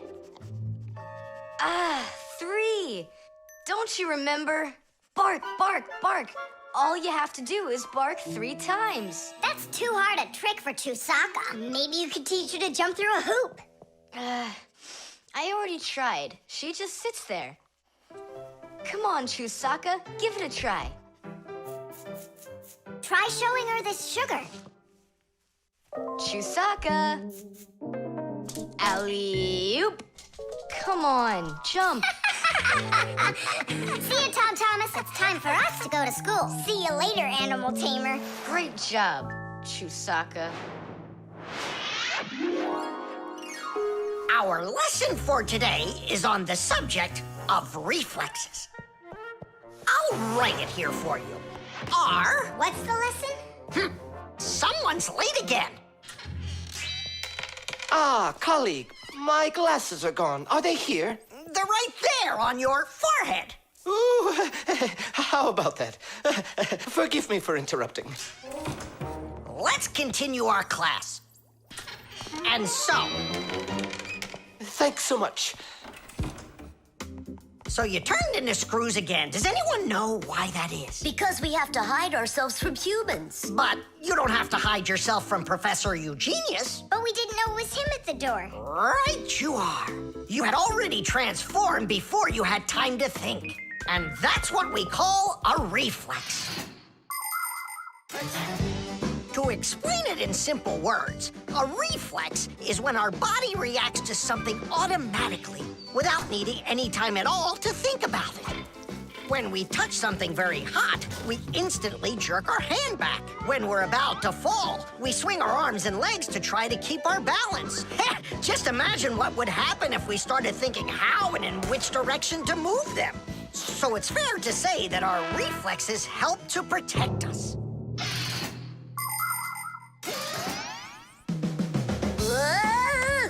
No kidding. They protect us. My nose itches. Achoo! Excuse me, I didn't mean it. Professor, sneeze. Is that also a reflex? It most certainly is one. Fire didn't want to, but then his nose tickled and achoo. Bless you, too. Thank you. And do dogs also have reflexes? Of course dogs have reflexes. All animals do. Yeah. It's something all good animal trainers know. They use the animals' reflexes to teach them tricks.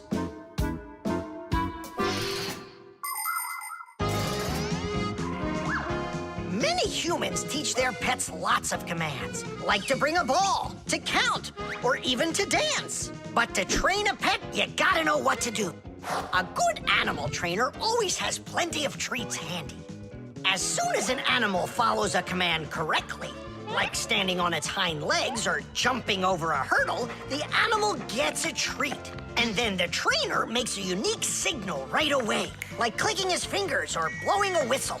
After repeating this training over and over, the animal develops a reflex. Once it gets the signal, it carries out the command and then gets a treat. But the most important thing about animal training is to love your trainee and never hurt it. Otherwise, no treat will work. Tom Thomas, we just learned in Fixie School how you can train Chusaka. Yeah? With the help of reflexes. With what? Where's Chusaka? Call her. Chusaka, come here. Give her a math problem. A nice simple one. Add this to that. Now what do you get?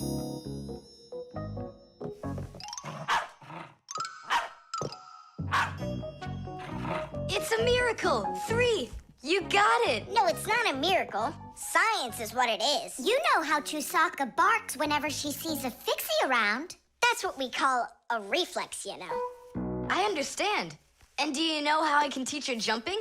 Well, we didn't figure that out yet. Wait a sec, I know how. Chasing Fixies. Isn't that one of Chusaka's reflexes? Probably, although... Great, so let's go and train the dog. Nothing's ever too much for a good friend. Chusaka.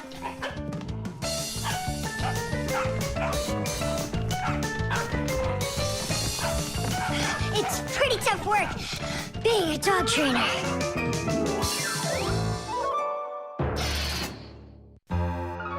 The motion sensor. This part has to be replaced with one that's new. I've got an idea. How about we run to the warehouse and get it? 'Cause you don't have time to go there. And that way you can keep on working. All right, then. Only remember the code for the part. A8375. I'll remember it for sure.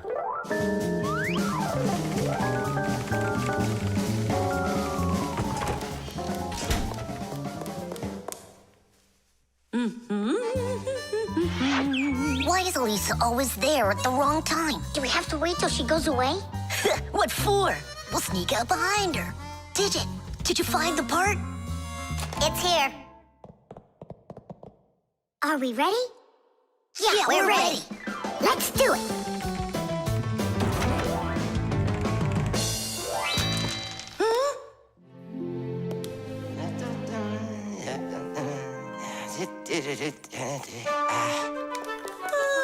Professor Eugenius, you're in here. Do you know why this door just opened? And closed by itself? Of course I know, Elisa. It's because I converted it into an automatic one. You see, I installed a motion sensor above it.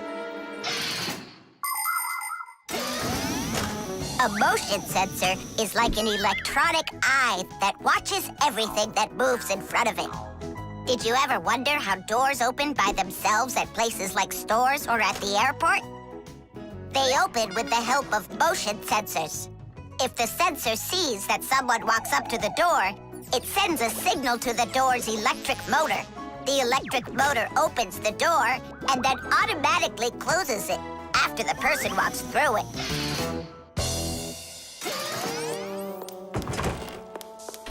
That man is just astounding. Only a bit untidy. The door is automatic now? Then why didn't it open for us on the way here? 'Cause we're too little for that motion sensor. But the part's bigger than we are.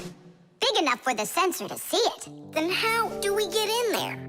We can fool that thing if we stay close by the wall. Now let's keep this as close to the wall as we can.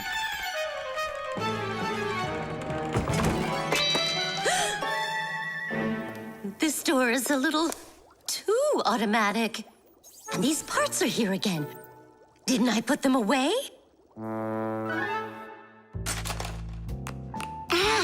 The sensor still noticed us. Here's what we gotta do. Let's break it. Why do we gotta break it? All we have to do is deactivate the unit. Sensors are used to help people in all sorts of different situations. For instance, motion sensors notice when someone is moving so they can automatically open a door or turn on a light. Some automobiles are equipped with rain sensors. If it starts raining or snowing, the sensor automatically turns on the car's windshield wipers. There are also sensors that react to how much light there is. In the evening, when it gets dark, light sensors can be used to turn on street lamps. And in the morning, when it gets light again, the sensor switches them off. A smoke detector can sense when there's smoke inside. The sensor can be used to turn on a fire alarm or even an automatic fire extinguishing system.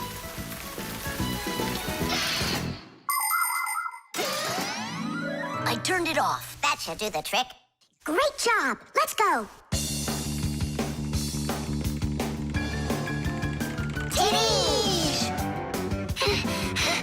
Professor Eugenius, mission accomplished. Well done, Fixies. Actually, not that well.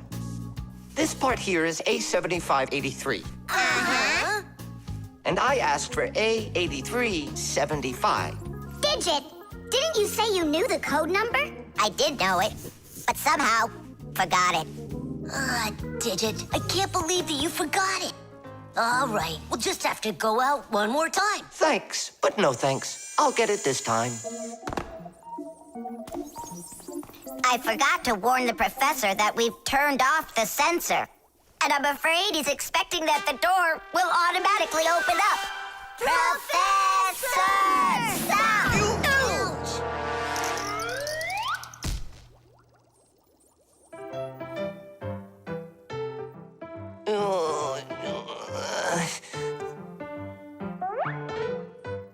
Forgive us, we didn't mean it. The drum. Now, let's turn it on. It's buzzing. You hear it? I would love to, but the only thing I can hear is Nolik's banging. Nolik, what are you doing? I'm rehearsing my solo. Nolik's the drummer in our rock band. Didn't you know that? Why don't you go and rehearse somewhere else if you wouldn't mind? Yeah, all right. I just can't work like this. Nolik, stop it, please. Oh, my head is just splitting. Professor Eugenius, will you come to the laboratory? There's something very strange in there. What? I'm hearing some kind of awful sounds. You are? I think it's a ghost. Back from the dead. Don't you worry about ghosts, Lisa. I'll check what it is. So it's you making the racket. What? I'm just rehearsing. Well, what is it? Don't worry, it's just a piece of equipment rattling. You know what you should do? You should go and practice back at home, my young friend. It's not very hard to make a drum. One way to make it is to take an empty barrel and replace its bottom with a skin made of leather or plastic. If the skin is stretched tightly, the sound can get very bright and loud. Really big drums are usually played with percussion mallets or beaters, while smaller drums can be played with sticks or with bare hands. Instruments that make sounds by being shaken, scraped, or beaten are all called percussion instruments. There are lots of different percussion instruments, like the small hand drums that are called bongos, big shakers with handles called maracas, cymbals made out of metal. Now those really make a lot of noise. And there's tambourines, ratchets, and even spoons. That's right! People can make music using spoons as a percussion instrument. Tom Thomas, do you think I could practice my drumming here? Yeah, go ahead. I've just got some homework to do. I can do that, and better than you can, too. And what if I play like this, huh? Then I'll go like that, or like that. Ever since I had decided that a drummer's what I want to be, there is nothing that I won't bang on, 'cause the world's a drum to me. So I bang on radiators with a spoon, the pot goes boom, bam, bum. Maybe someone will take pity and they'll buy me my own drum. Bang it, bang it, bang it, boom, bang it, boom, bang it, boom, bang it, bang it, bang it, bam, bang it, bam, bang it, bam, bang it, bang it, bang it, bum, bang it, bum, bang it, bum, bang it, bum, bum. Bang the drum. Bang the drum. Both my father and my mother wish I'd play a violin instead. I don't want to. I'm a drummer, but I can drum that in their heads. So I bang on radiators with a spoon. The pot goes boom, bam, bum. Maybe someday they will get it and they'll buy me my own drum. Bang it, bang it, bang it, boom, bang it, boom, bang it, boom, bang it, bang it, bang it, bam, bang it, bam, bang it, bam, bang it, bang it, bang it, bum, bang it, bum, bang it, bum, bang it, bum, bum. Bang the drum, bang it, bang it, bang it, boom, bang it, boom, bang it, boom, bang it, bang it, bang it, bam, bang it, bam, bang it, bam, bang it, bang it, bang it, bum, bang it, bum, bang it, bum, bang it, bang it, bum, bum. Bang the drum. Tom Thomas,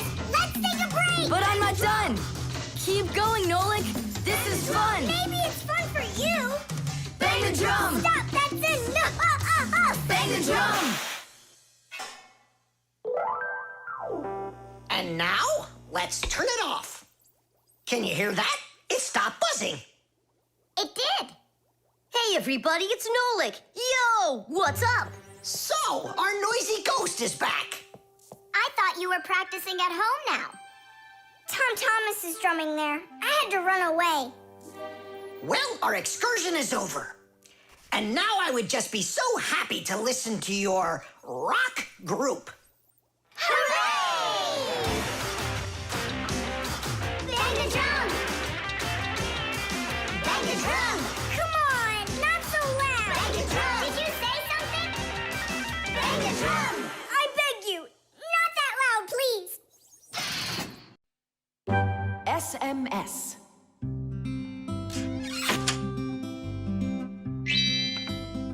Hey! All clear. Oh, take a look. A mobile phone. You think they bought Tom Thomas a new one? Oh, wow! Nolik, stop! Awesome! Turn around! Oh! Tom Thomas, help us, please! We're trying to save your telephone! That's not mine. Oh, Katya left it behind. Katya! Katya! She's gone. It's too late. Oh, an SMS just came in. You won't read it, will you? Of course not. But what if it's something important? Tom Thomas, don't you even dare go and read her letters. Uh-huh, pretty interesting. Looky, there's just a ton of these messages. Now, Nolik, you go and distract him from the telephone. Uh-huh.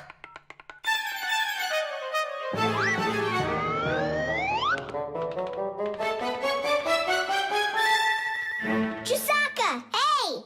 It's me, your buddy Nolik.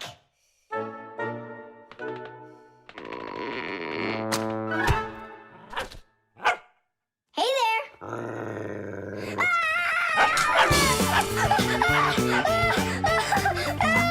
Chisaka, cut it out. Stop it. That's enough with the barking. Out of this room. Right now.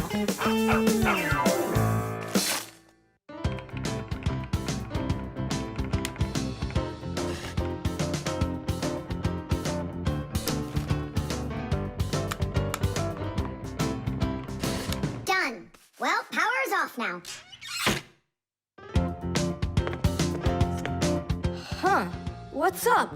It stopped working all of a sudden. Oh, it looks like you've broken it. What? No way. You did too. Well, Tom Thomas, now you'll have to give Katya her phone back like this. I just don't get it. It happened because you were reading someone else's mail. It was just an SMS. An SMS is no different from a letter. It's only shorter. People send SMSs through their mobile phones. And that's why looking inside someone else's phone and reading their SMSs is just as rude as reading someone else's mail. And that's why when we Fixies work inside of a phone, we always put our headphones on when a call comes in, so we won't overhear people's private conversations by accident. It's just the polite thing to do. I promise I won't read anyone else's messages. But that's not gonna make the mobile work again. Now what? Tell him the truth? Don't you worry, Tom Thomas, because we turned the phone off. And now we'll turn it back on.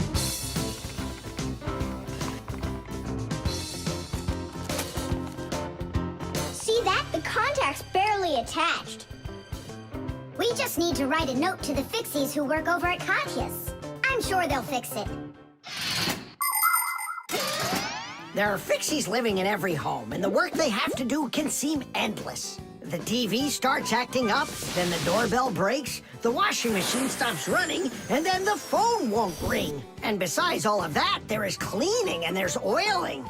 Like the appliances in the kitchen or kids' toys and all those other things. Modern houses are literally stuffed with all sorts of devices. And that is why the Fixies keep working day in and day out. Unfortunately, this can make Fixies get carried away by their jobs. And they can forget about their Fixie relatives and close friends that live in the neighboring houses and apartments.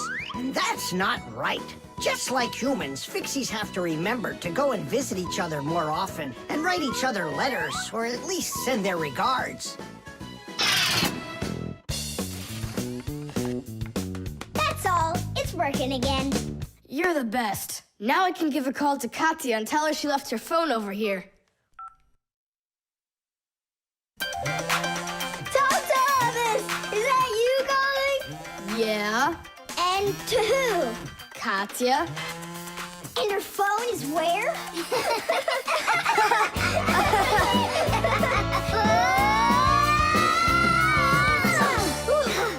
Thomas, good catch. Boy, you're fast. Just like a... Like a Fixie. The solar battery.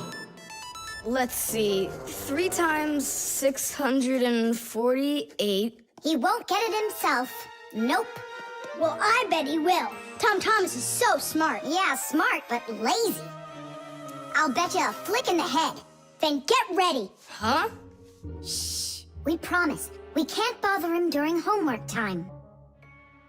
I really wish I didn't have to write this out. Why write everything on paper when you got a calculator? I knew he'd say that. Without a calculator, he can't get it. It seems like the batteries are dead. Did you see that? The calculator won't turn on, so he's gonna have to solve it by himself. What's the problem? Come on. Where are the batteries here? Simka and Nolik, just come out already. I can hear that you're here. Hi, Thomas. Well, you can't figure out where the batteries need to go? I don't get what's so funny. Because there are no batteries inside of this thing. What do you mean, no? Then where does the calculator, get a... Where does it get electricity? Uh-huh. There's a solar battery in there. The sun turns it on? A long time ago, it was discovered by scientists that some materials produce electricity when light hits them. Sheets that are made out of these materials are called photoelectric cells. By connecting a few of these photoelectric cells together, you can build a solar battery. A solar battery in a calculator sits behind a small clear window. And when light hits the solar battery, it produces the electricity that powers the calculator. I don't see a little window anywhere on here. That's because you covered up the window with a sticker for some reason. The reason is that it looks great. Good job. It looks really great, but it can't work now. Well, farewell, sticker. I can't get it off.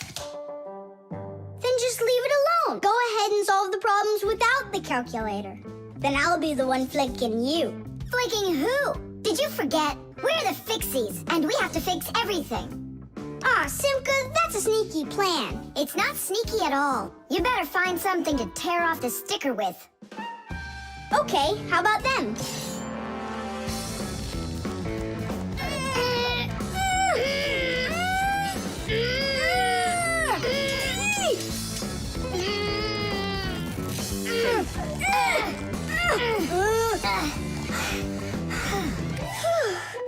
It'll take forever doing it this way. Yeah, I got an idea. Let's use this paper clip. And what's next? I'll just stick the end to the paper clip and then wrap it around. Tidish! With the help of solar batteries, we can produce electricity without burning any oil or coal.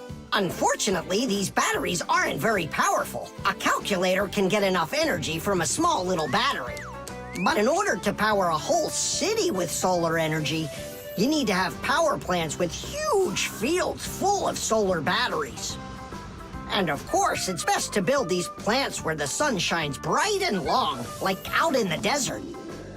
By the way, in outer space, the sun shines very brightly, and it's never blocked by clouds.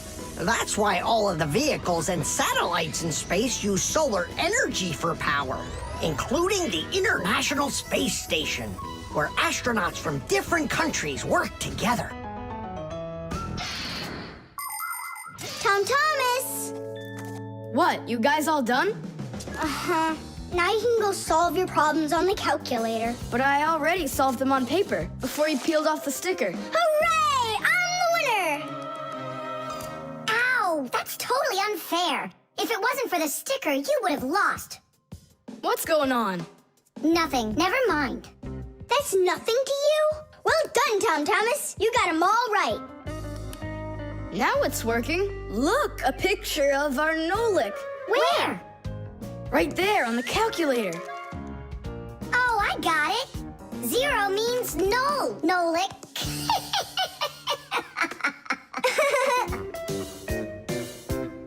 Good one. The Piggy Bank.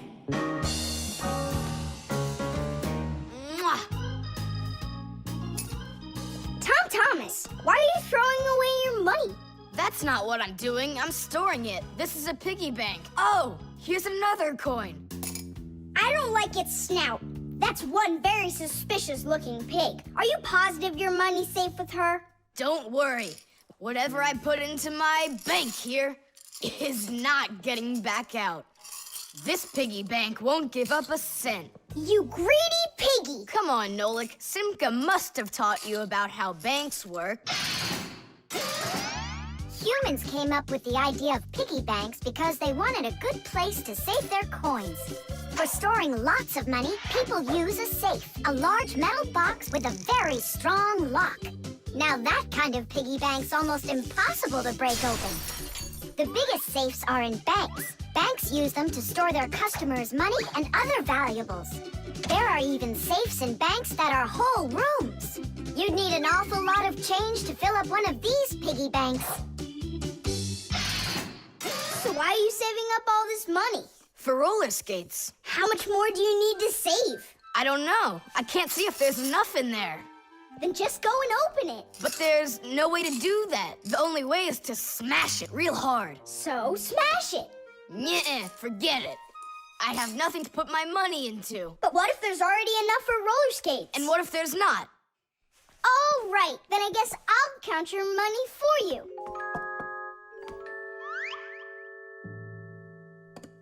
Tadish! Oh, whoa! Tom Thomas, you've got a fortune in here! There are many different kinds of money, and they're not just coins either. Long ago, people paid each other with shells and squirrel skins and even parrot feathers. And of course, metal coins are more convenient than any of those things. And paper money is even more convenient than coins. One piece of paper can be worth as much as 100 coins, or even 1,000. All that needs to be done is to print more zeros on it, and that's all. Today, humans can pay for almost anything without paper money or coins whatsoever. If you have enough money in the bank, you can just walk into a store, give the cashier your bank card, and take your purchase home with you without handing over any money. The bank knows how much money you spend, and they pay the store for you later. It's so convenient. So, will you count them? Here we go. 1 coin and 2 coins. Wait, Nolik, what 1 coin, 2 coins? What are you counting? You have to add together all of the different numbers. Huh. You should have told me that before. I never learned how to. Yeah, that's what I figured. Come on out. Hut! Hut! Hut! What can I do? What if you try stacking the coins so they're like stairs? That's what I'm already doing. Why don't you try tilting the piggy bank over? Hang on. Stop! I'm getting buried!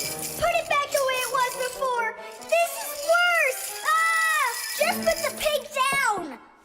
Nolik, hang in there, please. I'll get some thread and lower it down to you. I can't get a hold of it. It's too far away. Hey, Thomas, smash the piggy bank. What? Just smash your piggy bank. But I like it. And what, you don't like me? Of course I like you. Well, who do you like more?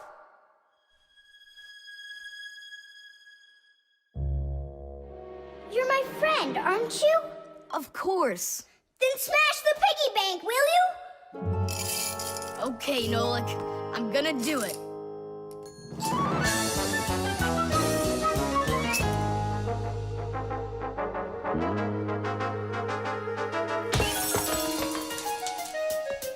Nolik, are you okay? I'm okay. Thank you, Thomas. Thank you, my friend. No problem. At least now you can count up how much money you have. Nah, there's no reason to do it. There's no way it's enough for roller skates. You sure? What a shame. But now you've got all of this money here to buy a piggy bank that's totally brand new. The fire extinguisher. So, who can tell me, in the home, what is the greatest danger of them all? Chuzaka. Well, dogs are dangerous for us, but what is very scary for us and for humans? Fire! Huh? Where? I was just answering what you asked us. Although your joke was awful, Fire, your answer was actually correct. Nothing can be worse than getting caught inside a house on fire. Don't know much about chemistry, but I can handle circuitry. That's an interesting idea. I have to try it out. And that's why every Pack-A-Mat has a fire extinguisher inside of it. And how do you turn them on? Well, I'll show you at the end of the lesson. Nolik, listen, yell fire. How come? I just want to find out how the professor turns on a fire extinguisher. Forget it, Fire. I won't do it for you. Fire! Huh? You again? I was joking. It's a stupid kind of joke, and I want you to leave right now. Actually, I should call your parents to discuss this terrible behavior. Fire is no joke at all. Remember, never fool with fire. Of course, you should never play with matches or with lighters. Everybody knows that. But those aren't the only things that can cause a fire inside of a house. So can a stove or a fireplace. And don't forget electrical appliances like electric burners, space heaters, and irons. If you act carelessly around any of these appliances, they can cause a fire. And we should never forget to take extra special care with sparklers, candles, and fireworks. Sparks can jump off of them and set fire to highly flammable things like paper, wood, or cloth. So, what do you do if a fire suddenly breaks out? That's right. You call the fire department by dialing the number for all emergencies, 911.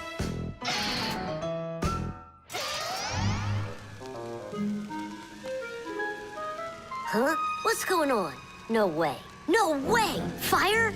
It's burning for real! Fire! What do I do? Oh yeah! I need a fire extinguisher!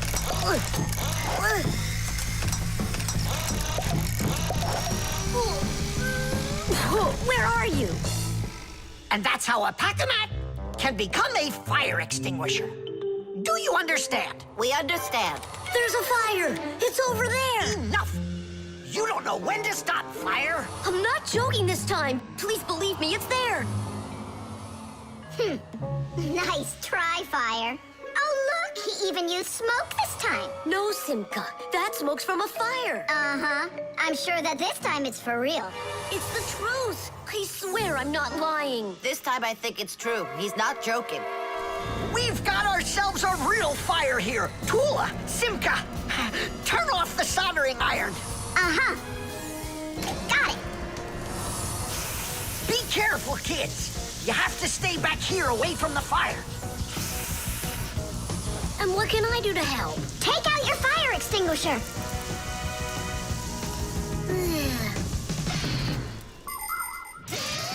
Long ago, people used to put out fires with just water or sand. Today, people also use fire extinguishers. Fire extinguishers are cylinders with hoses. They're usually painted red, so they're easy to see. The cylinder is filled up with a special powder or foam. If someone needs to put out a fire, they point the hose at the fire, pull out the safety pin, and squeeze the handle. The foam or powder shoots out of the extinguisher and puts out the fire. Our fire extinguishers are just too small for this fire. We have to find Professor Eugenius to put it out. I already did. All right, where's the fire? Ah. Ooh. Hooray! We put out the fire! You Fixies are just the greatest. Thank you. You saved the whole laboratory. Not at all, colleague. If not for you Fixies, I can't even fathom how this could have ended. And what I'm wondering is how the fire got started at all. Fire? I had nothing to do with that. Yeah, sure. Then who was yelling, fire, fire? You know what? Maybe it was you that set the fire. Well, if that's what happened, don't even think about coming back to school without your parents. Colleague, wait. It's all my fault. I didn't turn off the soldering iron. Forgive me. Now we know whose parents the school should be calling.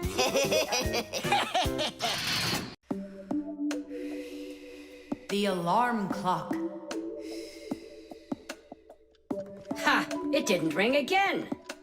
Nolik, let's go fix the alarm clock. Simka, wake Tom Thomas up. Tom Thomas, get up! Tom Thomas!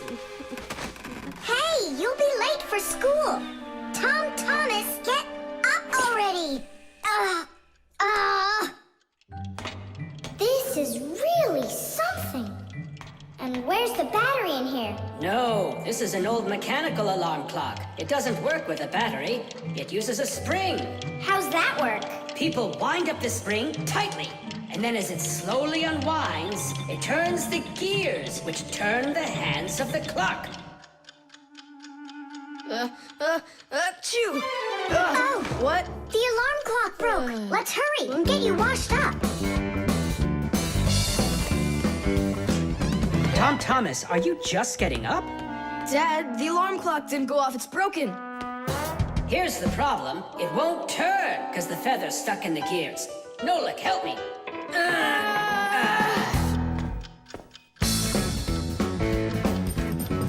Papas! What's going on? It looks like it's an earthquake. Huh, it really is broken. About time to throw out this old piece of junk. Tom Thomas, I'm off to work. Don't be late for school. I won't. Where are we? In the trash can. And what's gonna happen to us? Well, you see, Nolik. People throw out broken things without a second thought. Even appliances that can still be fixed end up in the trash all the time. And the trash is taken to a horrible, deadly place called the dump. If a Fixie happens to be inside a broken appliance, he will come face to face with great danger. Once, my uncle got thrown into the dump buried inside an old TV. He barely managed to jump out of the bulldozer's path, and it was a miracle he didn't end up in the incinerator. After that, he just roamed around the huge dump, trying to fix anything. He became totally crazed. Good thing the Fixie Rescue Squad managed to find him and bring him back home. I don't want to scare you, but we might be taken to the dump, my boy. Papas, I'm scared. Huh. Where is the alarm clock? Maybe my dad took it to get fixed. But Nolik and Papoose are in there. Now just a little bit further. I don't want to go to the dump. No tears. There's only one way out of here. We need to fix the clock and make it ring. But how? Inside the clock, there is the main spring, and there's also a second spring. The second spring is held still by a brake, and so it waits. When the little hand reaches the time the alarm was set to go off, the spring jumps off the brake, and the gears are free to start turning. That makes a little hammer beat the cup of a bell very, very quickly. And that's how an alarm clock rings. So this feather is stopping the gears and not letting the hammer strike the bell. Exactly. I'll start rocking the gear back and forth, and you tug it. And 1, and 2, and 3. Tadish!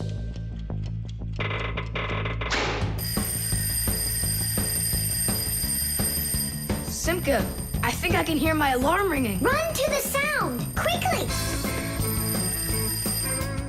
Uh-huh. Someone turned the alarm off. Whoa! And here comes that earthquake again! Nolik! I'm here! Nolik! We fixed the alarm clock. So what was wrong with it? A feather got jammed in the gears. And how could a feather get in a clock? Oh, it's probably from when I put the alarm clock under my pillow, so it wouldn't wake me up. Huh, so you mean because somebody doesn't like to get up in the morning? We almost ended up at the dump? By the way, if that somebody doesn't hurry off to his school soon, he'll be late. Oh, you're right, huh? The dog. It's about me.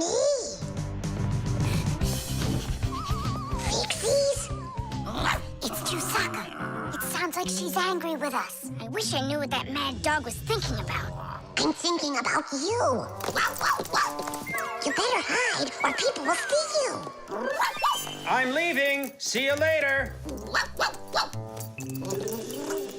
It's going to rain. Chusaka, I have no time to play right now. I'm not playing. His feet are gonna get soaked. Tom Thomas, I'm off. Don't be late. Chusaka, that's enough. No, I need to go to school. He's got his math class today and he's leaving his math book. I'm trying to serve like a good dog, but no one understands me. Dogs have been serving people since ancient times, along with cows, horses, chickens, and other domestic animals. But of all of these animals, the dog was the very first. In the beginning, domesticated dogs looked like wolves. Over time, they started changing and were developed into dogs of many different breeds, from big shepherds to tiny chihuahuas.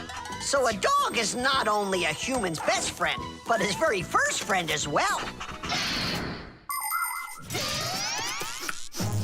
What is that smell?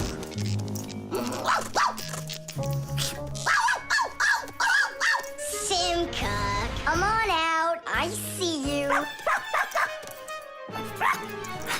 Nolik, jump down.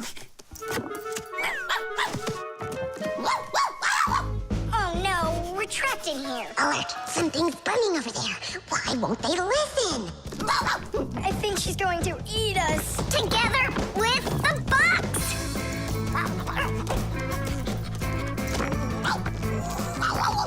We're done for. Oh. Come on, look. The outlet is sparking. Oh no. Something must have broken in there. Are we going to fix it? Kids should never touch outlets, and you know it too. It's forbidden. Then how do we fix it? Go find Papoose, and I'll stay here and wait for you. But where's Papoose? I know where he is. I don't know what she's barking about, but I think Chusaka wants to help us. Then come on, Chusaka. Help us.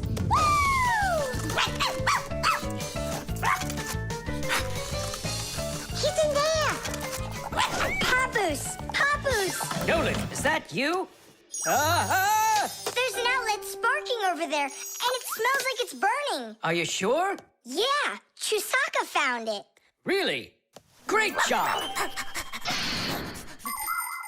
There are many kinds of service dogs. Dogs that help people by carrying out a wide variety of different jobs, like protecting a house or a flock of sheep if the dogs are shepherds. Some working dogs help guards protect their borders, while others work for the police. There are sled dogs that transport people and loads in the north, where there's only snow and no roads. Some service dogs help blind people by helping them get to the places they need to go. And there are dogs that save people trapped on mountains. And that's not all. Dogs went up into space before humans. But don't think that dogs are just given these jobs. Oh no, like humans, dogs study for a long time before they're allowed to take on serious work.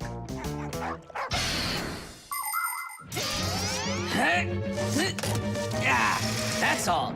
There won't be a fire, not today. Hooray! Well done, Chusaka. You're a real service dog, no doubt about it. Yeah, I'm working. I'm a real service dog. Chusaka, go away. I've had enough of you already today. Don't say that, because this working dog just saved your house from burning down. What do you mean? She smelled smoke coming from the outlet. It could be that Chusaka means well and wants to do the right thing, but nobody understands her. That's a bit hard to believe. Then what's this book? Oh, my math book. That's where I left it. Remember how Chusaka wanted to make you take it to school this morning? You're right. Atta girl, Chusaka. Well done. What a rain. My feet got wet to the bone. But this morning, Chusaka tried to get you to wear a different pair of shoes. That's something. I should listen more closely to this smart little dog of ours. Finally, they understand me. Batteries. Oh, my little lemon, just you wait. One day you'll be a strong and splendid tree. She's talking with a flower pot. Oh, you scared me. Do you like it? Like what? My seedling, don't you see? It'll grow into a huge tree. And there, amongst the green leaves, will be beautiful yellow lemons. Class. From that thing? Lemons? Oh, yeah. It'll grow into a tree. All it needs for that is to gather energy. Get energy from where? From our sun. The sun? It'll be so slow. Oh, batteries would be faster than the sun. Batteries? I really don't think so. Tula, do you know how much energy they have? Let's just bury a bunch of those batteries in here, and you'll be watching your lemon plant shoot up into a tree. Are you positive? Absolutely. And where can we get the batteries? Over there. Professor Eugenius has a whole box full of them.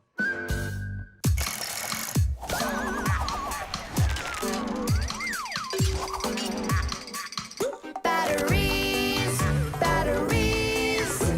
We use them every day and need them by the ton. Batteries, batteries. They give power to appliances so they can run.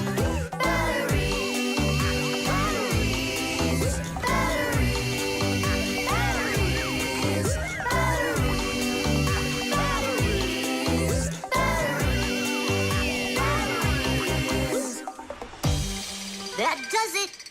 We'll be seeing the first lemons before the week's over. The first battery in the world was made in Italy more than 200 years ago. When two different kinds of metal were placed in salty water, electricity started flowing through a wire from one piece of metal to the other. Many years have passed since then, but batteries still work in pretty much the same way.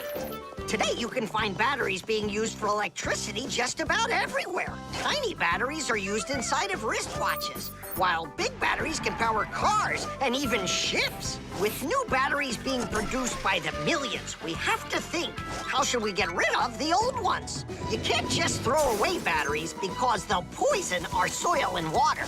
The best way to dispose of batteries is to take them to a special collection station that sends them to factories for recycling. Yes. It's a terrible idea to bury batteries. You can kill any plants that are growing there. And this is the very reason why Professor Eugenius puts all of his used batteries in that box over there, so he can dispose of them properly. Hey, where are they? Oh, my seedling! We harmed you! What? Where are the batteries? They're in the flower pot. How come? So the lemons would grow faster. From the batteries? Who came up with that idea? It will die! Hurry! We gotta go save it! The soil's contaminated. We've got to find a new home for this seedling. But where? Over there. There's a pot with healthy soil. Let's do it! Batteries, batteries. They come in different sizes, shapes, and colors too. Batteries, batteries. Could be yellow, might be green, or maybe red and blue. Batteries, batteries, batteries, batteries,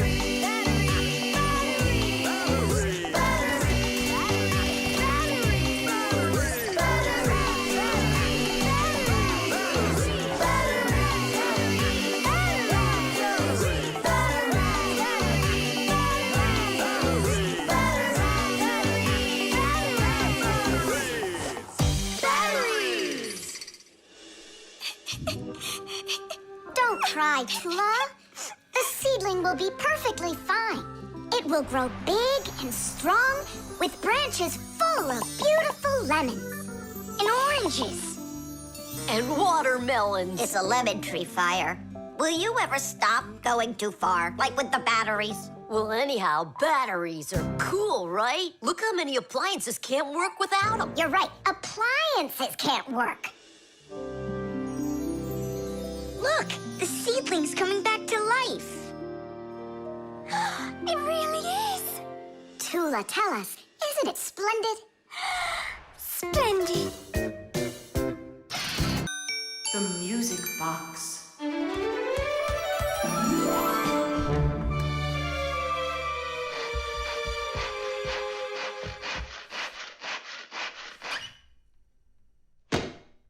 And when the Pied Piper began to play his magical flute, the rats came out of their holes and followed him. And they never would be seen in Hamlin ever again. Whew. And then what, huh? I can't read anymore. My legs got tired. Whew. Simka, Nolik, something's rustling in there. In where? In Dad's office, it's on his desk.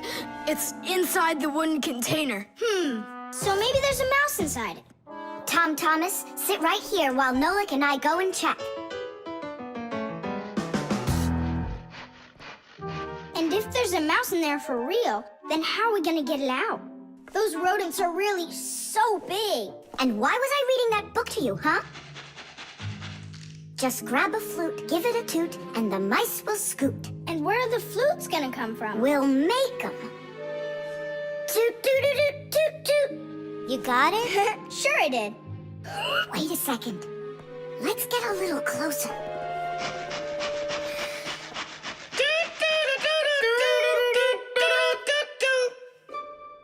See? It's just like I told you. No more mice in there. So let's toot a little more so they won't go back in. All right. So you're the ones messing around out here. Oh, Grandpoos, it's you here. All day I can't work on what I need to do. Right from the start, someone's opening up the top, and then you two tooting. It was Simka who came up with the tooting. Just because you're afraid of mice. Wow, what kind of machine is this? Well, what do you think? A coffee grinder? No. A hole puncher. Is it a foot scratcher? What? Well, a machine for scratching your feet. You're joking all the time, you. It's a music box, and it's just wonderful. Music boxes were invented more than 200 years ago. Inside, there is usually a cylinder with short pins sticking up from it. In front of the cylinder, there is a comb with metal teeth of different lengths. If you pluck one of the teeth, it will make a pleasant sound. A short tooth makes a higher sound, and a long one, lower. When the cylinder spins around, the pins pluck the different teeth, and music plays. Awesome! So what's broken in here? The spring slipped off. It has to be pushed back into the right place. Will you help?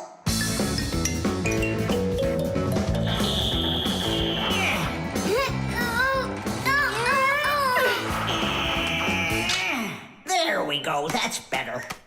How come the music's not playing? First, you have to wind up the spring with the key. Tadeish! I know who can wind up the spring. Well, Tom Thomas, can you guess what kind of machine this is? A paper cutter. How about a hole puncher? You're such a joker. Now don't go and tell me it's a foot scratcher. Then I don't know. Then wind it up with the key and you'll find out.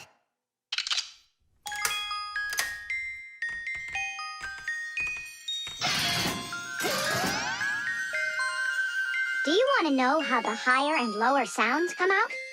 Put a regular ruler over the edge of a table. Hold down one end of the ruler and pluck on the other. The shorter you make the end hanging off the table, the higher the sound will be. The teeth inside of a music box work the same way, and bells work the same way too. The smaller the bell, the higher it rings. The sound of a violin or a guitar depends on how thick the strings are. Fat strings make a lower sound, and thin strings, a higher one. How tight the string is also makes a difference. Take a piece of string or a rubber band. Tie one end to a doorknob and pull on the other end. With your free hand, pluck the string. The tighter the string gets stretched out, the higher the sound. If you want, you can even play a tune. I think I got it now. It's an old player for music. That's close, but not it. A music box is what they call it. I just said that. So, what was it in there, Just a broken spring. It's not the thing I'm dying to know. Who was moving around there? All I'll say is we, Tom Thomas, won't let that secret out. Shh. Knots.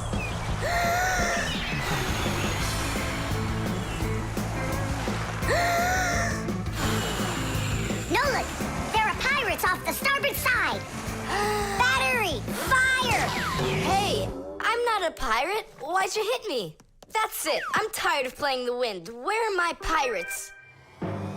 This looks great. Can I board your ship? And what are your skills? Tons, like protecting the ship and yelling hooray when we win. And how about good sea knots? Can you tie them? Of course I can tie them. Then tie up our treasure. And make sure it's good and tight. Pirates, prepare to attack! I got it. Whoa! That's done. Good enough. Hooray! It's good and tight. Now can you survive a storm? Without a doubt.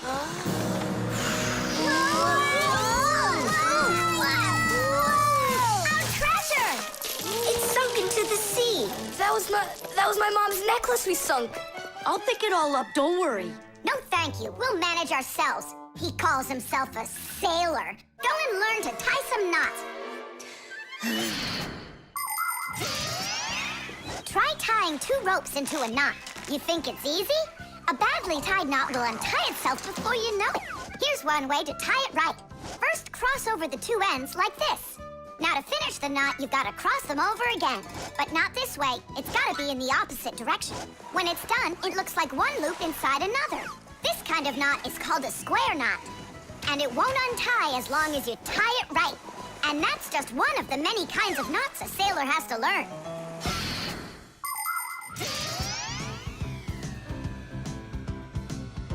Oh. Okay. I could tie it. Now, what else is there to practice on around here? I found some more of our treasure. Here's another one. That's 19, but we're supposed to have 20. I know it because I counted our treasure. So what happened to the last one? Well done there. So what else could I tie? Perfect. I even remember what it looks like. It's a different color. It's a bright red one. Oh, Mom's gonna notice right away that the red one's gone. I gotta go find it. Yeah, I think it's on the floor. Who tied my laces together? I was just practicing, sorry. And what else did you tie up to practice your knots? Not sure you want to know. You're funny. Let's go untie them.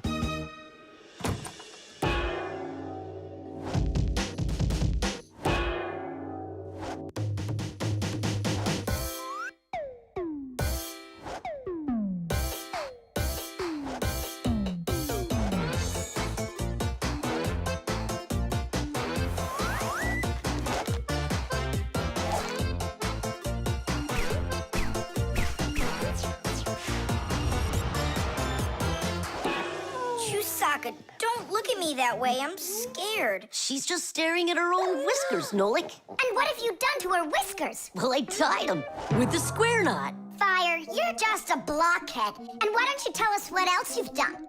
Well, okay. I tied a decoration on her tail. That's where it is. We were looking everywhere for that thing. Fire, go and fix everything you've done. Chusaka, don't run away. Don't be scared. We just want to untie the knots. Sailors have developed all sorts of different knots. Without them, they couldn't control their sails. But we couldn't get by without knots on land either. Mountain climbers use tightly knotted ropes to help them climb and keep them safe. Fishermen tie hooks to their fishing line using special knots. You can't even pitch a camping tent properly without making a knot. When people sew, they tie knots in the thread to hold it in place. And doctors use knots when they stitch and bandage a wound. And a tie wouldn't be a tie if you didn't tie a knot in it. Sneakers won't fall off your feet. And the laces won't drag on the ground if they're tied with a proper knot. But sometimes things can get knotted up by accident. And that's one time when you don't need to know how to tie knots, but how to untie them. All aboard! Like that. Now the only thing left to do is tie a knot. Should I tie it? Are you sure it won't untie? You're joking. Why don't you go ask Chusaka if I can tie a knot like a sailor? The toothbrush. Once I finish you, my top secret growth potion, I will create my own giant canine crew! And then I'll rule the... Whoa! Wow, this is super. You're better than a TV show. Oh yeah, it's fun, but it's gonna end badly. Tom Thomas, get ready for bed. I'm going, Dad. But first, my secret recipe. We start with a bit of carbonatorous. And now a little bit of bread and butterous. And finally, beard of foamerous. Chusaka! Don't be afraid. Drink, my baby. And you'll grow 10 times your size. What? It doesn't taste good? Oh, right. I forgot it needed stirring. This hypersonic mixer will do the trick.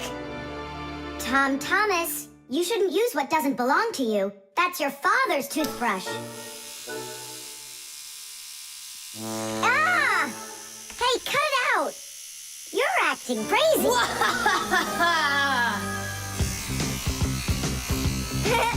Bubbles! Boom, boom, boom!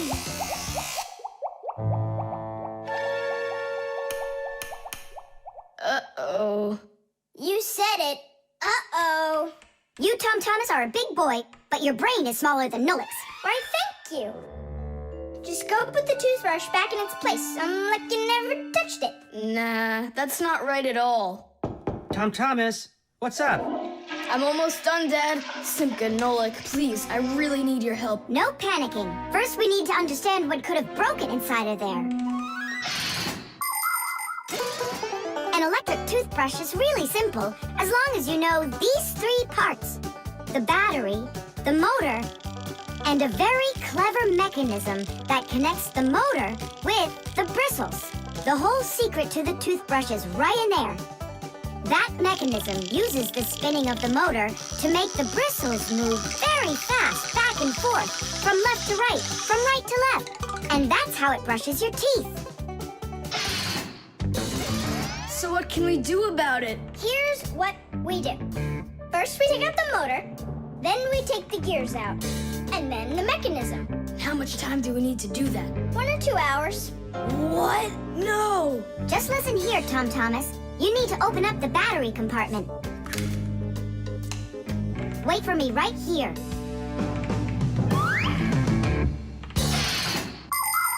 These are your teeth. Well, I mean, they're not your teeth, but you get what I'm saying. Nowadays, we use a toothbrush to clean our teeth, but it wasn't always that way. The ancient Egyptians used a chewed stick to scrape their teeth, while the ancient Greeks rubbed their teeth with a rag.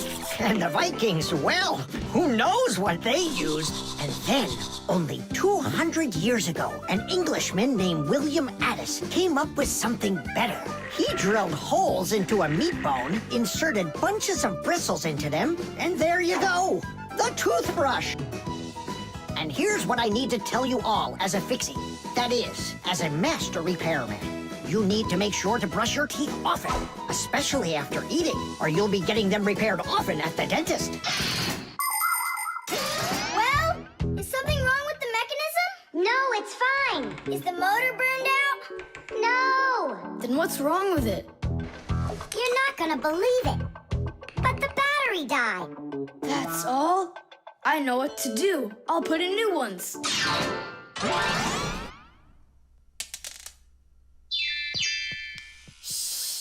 Your dad turned the toothbrush on. Looks like everything's fine. It's working. Ooh, way to go. Excellent. Your dad'll never find out what kind of slop you mixed up with his brush.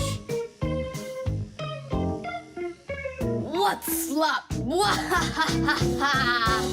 How dare you, Nolik? How dare you refer to my mighty potion like this? Tom Thomas, somehow soap got all over my toothbrush. Can you explain that? Ay, ay, ay. Well, you got caught. What do you say now?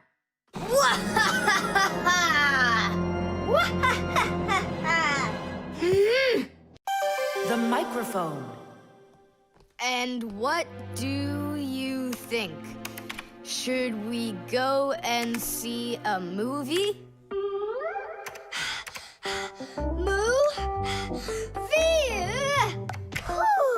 Hey, you didn't type everything that I said. You should listen more carefully. And you should try using less words. Nolik, hey. Alley-oop? What are you arguing about? Well, I was writing a letter to Johnny. I was, not you. I messed up my finger, and Nolik offered to help me. I had no idea that you're such a yapper. Oh. Now I see. Tom Thomas. Didn't you know that you can call Johnny straight from your computer? You sure? You see that picture of the phone? Just click on it.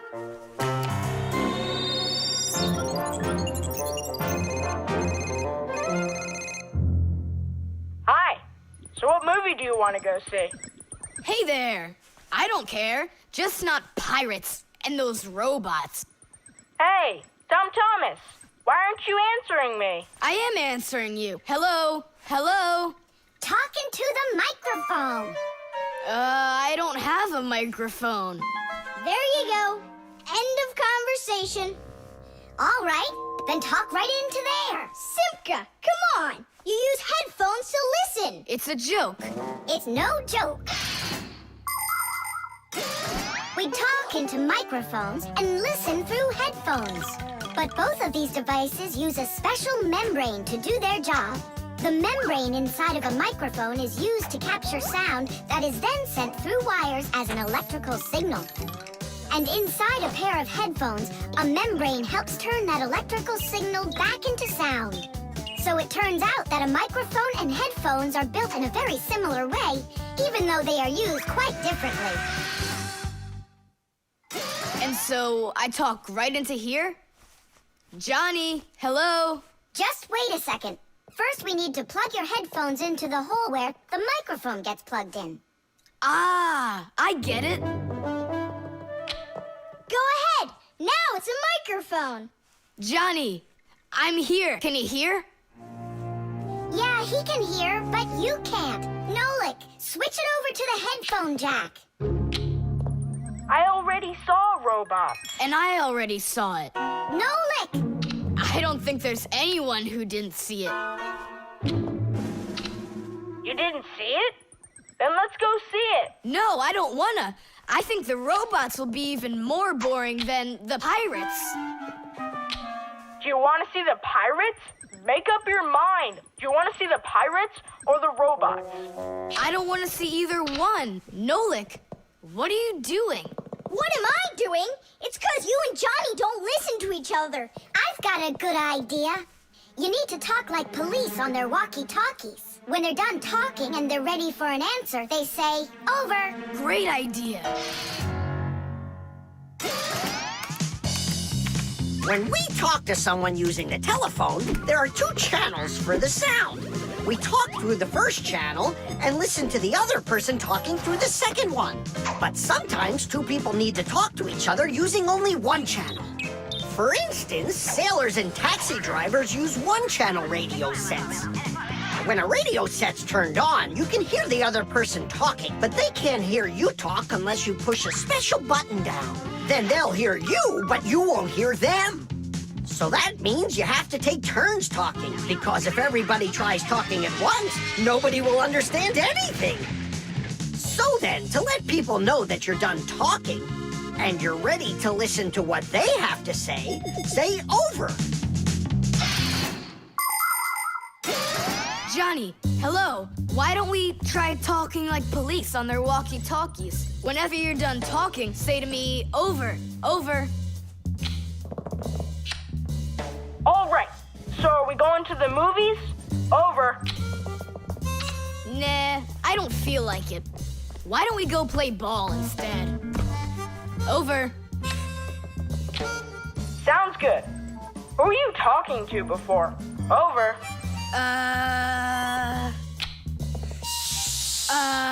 I can't tell you that. It's classified. And we policemen, we follow the rules. Wow, that worked out great. You two are the best. Over. Oops. We try our best. Over. We do. Especially me. I'm completely over. The Lie Detector. Simka! Shh, quiet. I'm on a stakeout here. Who are you staking out? Tom Thomas. We've got a bet that he won't be able to survive 3 days without any TV. Really? Can I be on the stakeout with you? Shh. Simka! Ha!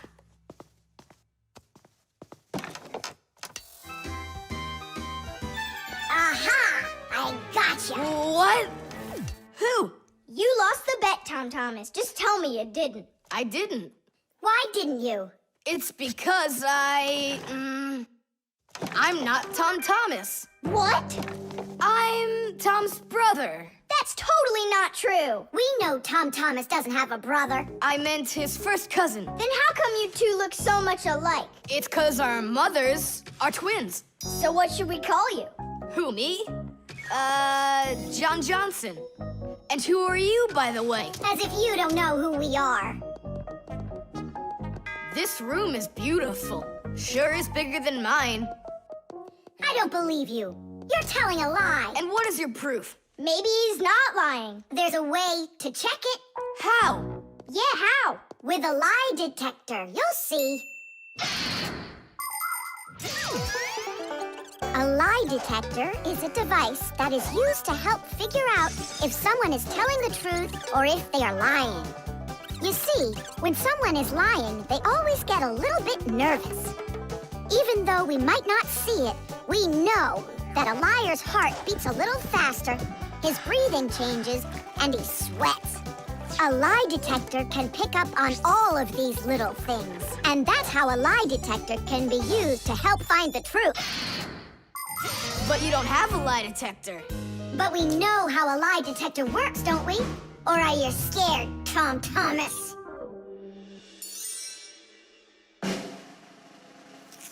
What's that for? To listen to your pulse. How come? So I'll be able to check how fast your heart is beating. And Nolik? He's gonna keep an eye on how often you blink.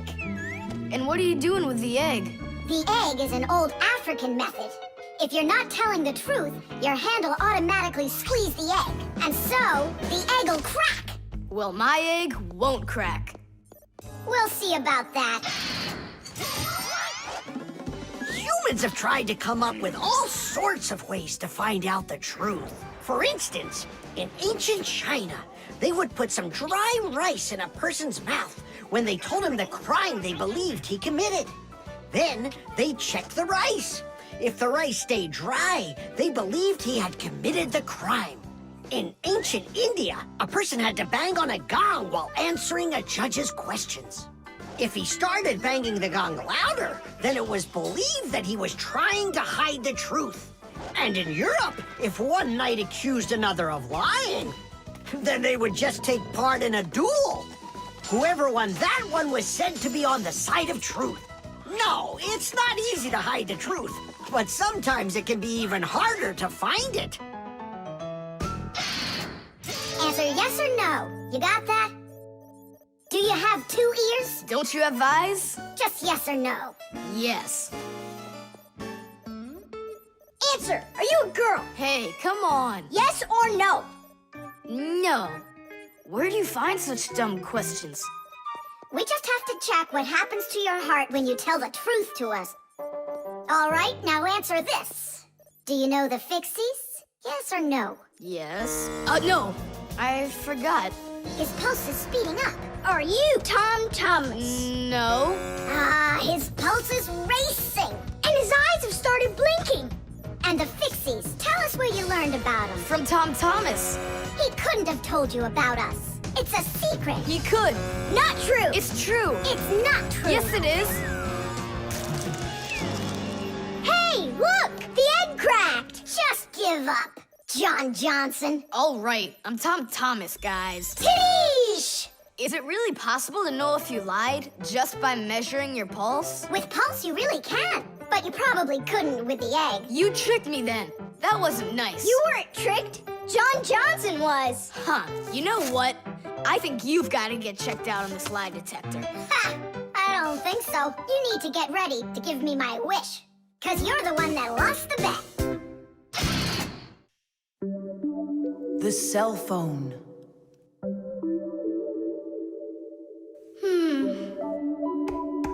Hey, Nolik. Come on out and play. He's not allowed. He was punished. Can you tell me what you did? I grabbed a Pac-Man, and I forgot to ask. How long do you have to sit there? Until Mossy and Papoose come home from their boozness. What did you say? Business, a work trip. They're inside of your father's cell phone right now. They were busy doing repairs in there when he left the house for work. Do you know the reason why a mobile phone is also called a cell phone? Mobile phones are connected to other mobile phones with the help of special radio stations that are put on top of towers and building roofs. Each one of these stations sends signals to its own area below, and each area is called a cell. A mobile phone works anywhere it can find a nearby station that it can connect to. So as long as there is a station nearby, you can talk as much as you want. You can even move from one cell to another. And without you ever knowing it, your mobile phone will switch from one station to another one. So your conversation can keep on going, even if you're running after a bus or riding on it. Tom Thomas, hello? There you go. My dad came back home already. Hi, Dad. How are you? Can you believe it? It looks like I lost my phone. What do you mean you lost it? Where? I have no idea. So what? I'm gonna have to sit in here forever now? You? Our parents are missing. The phone stopped shaking a while now. We're probably already at home. Not home to me. How can we ever get home to our children? Where's my Marcia? Don't whine. We'll work something out. Don't worry. I got a phone. Let's give him a ring. They can't answer your call. But what if they answer us? Call them, Tom Thomas.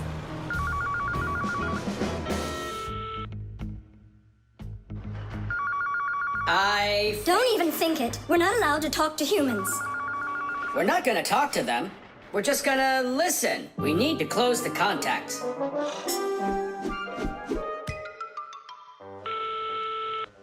It's no use. Oh, they answered the phone. Let me talk. Papus, Marcia, it's me, Simka.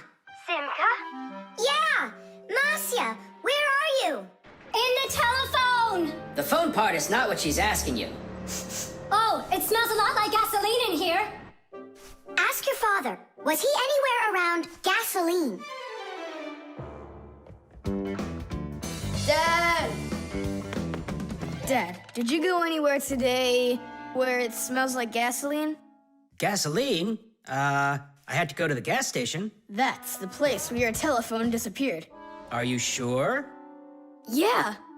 Well, I've got... Intuition. Intuition? Intuition, huh? You know what? I'll go check.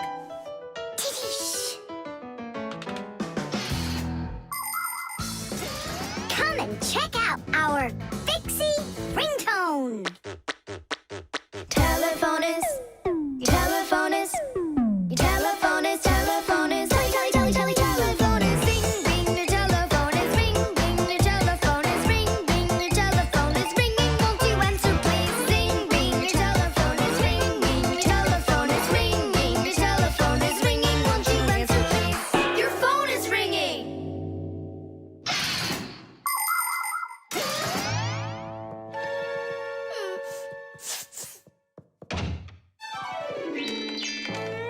It's just incredible. You see? I found it. Son, you're one clairvoyant. I didn't notice when it fell out of my pocket back at the gas station. My children! Oh, my Marcia. Papus. Aw, my sweeties.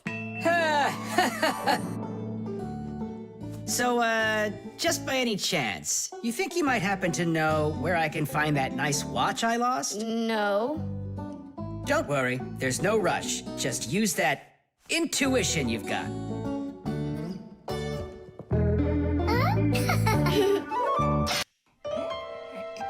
The stapler.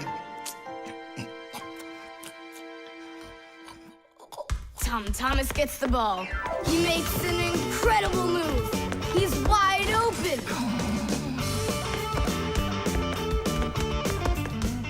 The goalie sees him and he screams in horror.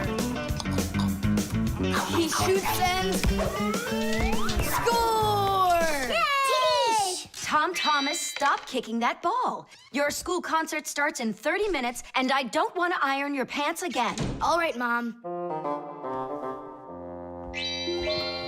Just one more time, huh?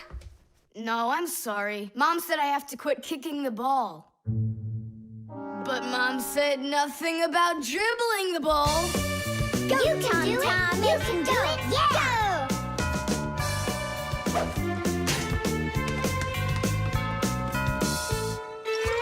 Ah! Whoa!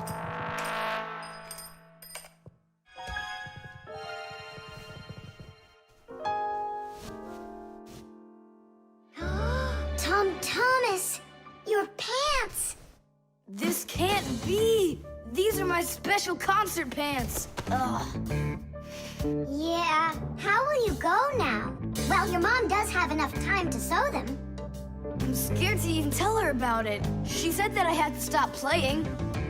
Hey, I've got it! Here! You think we should fix the rip in his pants with a stapler? Yeah, isn't it a good idea? I gotta try it out.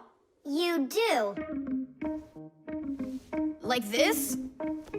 Stop! Why? What's wrong? My nose itches. That's all. Let's go. You're right, Nolik. It works. That is super! Yeah, the stapler's really great. Do you guys know how it works? Just keep stapling and I'll tell you. The staples for a stapler are lightly glued together. That way you can load many staples at once instead of one at a time. And a spring pushes the staples to the front. When you push down on the arm, a metal tooth pushes the front staple down through a thin space. And the staple punches holes in the paper. Next, the pointy ends of the staple push down onto a plate. And that makes the staple bend behind the paper. And there you go. The papers are fastened. So you could say that we're sewing, but using a stapler instead of a needle. Yeah, and it works even faster. Huh? What's going on? Could it have run out of staples?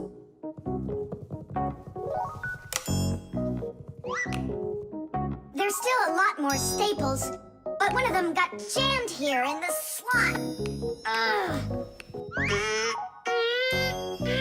Tom Thomas, we're leaving in 5 minutes. Okay, Mom. So, did you get it? No. Why don't we get Papa's to help us? Because he's really strong and he's got a pack-a-mat. We can do this ourselves. Tom Thomas, find something we can use to push that staple out.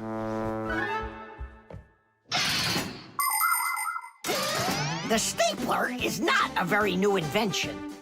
It's been said that the French king, King Louis XV, had a stapler made out of gold and precious gems. Unfortunately, it could only hold one staple at a time. Modern staplers are much more convenient, and people have come up with so many kinds for paper, for plywood, and even for skin. Yes, surgeons often use them during operations. Then there's the staple gun that's used to upholster furniture. And its older brother, the nail gun, can even be used to hold together the walls of a building. And here's an invention almost as important as a stapler. It's the staple remover. With its help, it's possible to remove the staples put in by a stapler. How about this screwdriver? That'll work. Look, the screwdriver fits perfectly into the slot.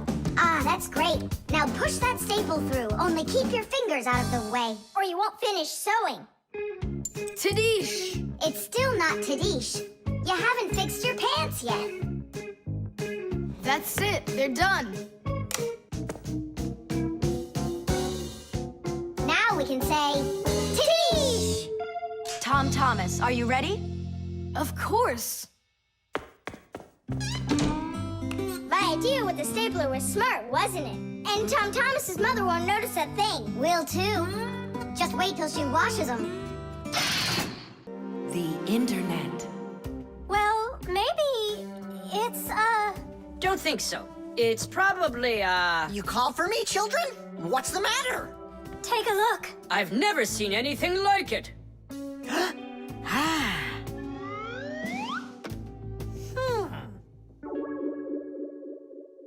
What in the world could it be? Hit! Maybe it's a bathroom scale? Or a clock with a digital display. Wait a sec. Are there instructions around here for this thing? I couldn't find them anywhere. That's a problem. Well, then let's try to figure it out. What are you trying to figure out up there? What a huge hockey puck! It's big enough for a monster! And the name is so silly. T-Robot. Why don't they just call it the Trollbot? Or I got it, the Trollboat. Please, stop the racket.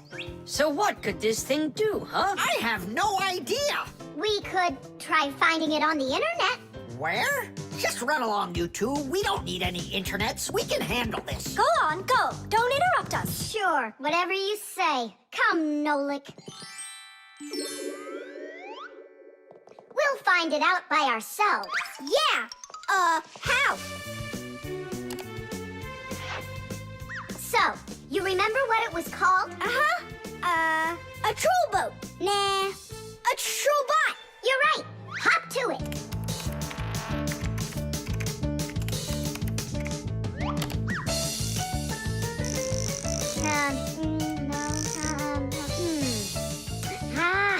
That's not it. Oh, T-Robot. You're right. There it is. A robotic vacuum cleaner. You mean it vacuums by itself? It's a robot, so yeah. Class. There's just so much cool stuff in this computer. Nolik, this information is not on this computer. It's on the internet. From your computer, you can send a letter to another computer. You can also download a song or a photo from another computer.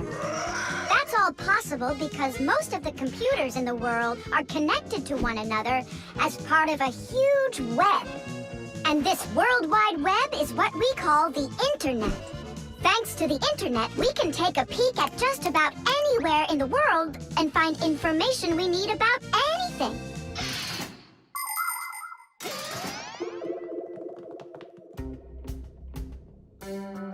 It's an electronic vegetable slicer. No, it's a printer for round sheets of paper. There's no way. Grandpoos, we found out what they do with it. You're back again? You mustn't interrupt the adult. Just wait a second. Nolik, turn it on. Turn what on? Don't you turn on anything. Ready, set, jump.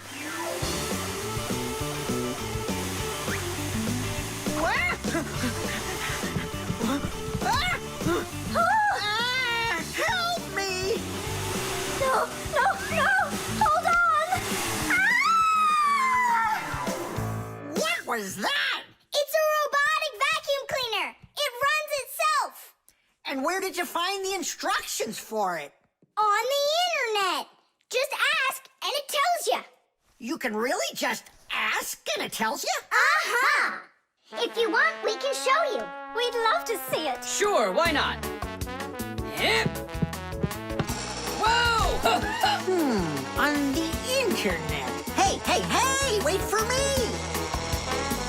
What's an elephant weigh? What's an elephant weigh? What's an elephant weigh? The answer's easy to get. It says it weighs 5 tons. It says it weighs 5 tons. It says it weighs 5 tons here on the internet. It says it weighs 5 tons. It says it weighs 5 tons. It says it weighs 5 tons here on the internet. You send a letter to me. I send a letter to you. You send a letter to me. It's just so easy to do. We're writing letters now. They're fun to send and to get. We're writing letters now to the internet. We're writing letters now. They're fun to send and to get. We're writing letters now through the internet.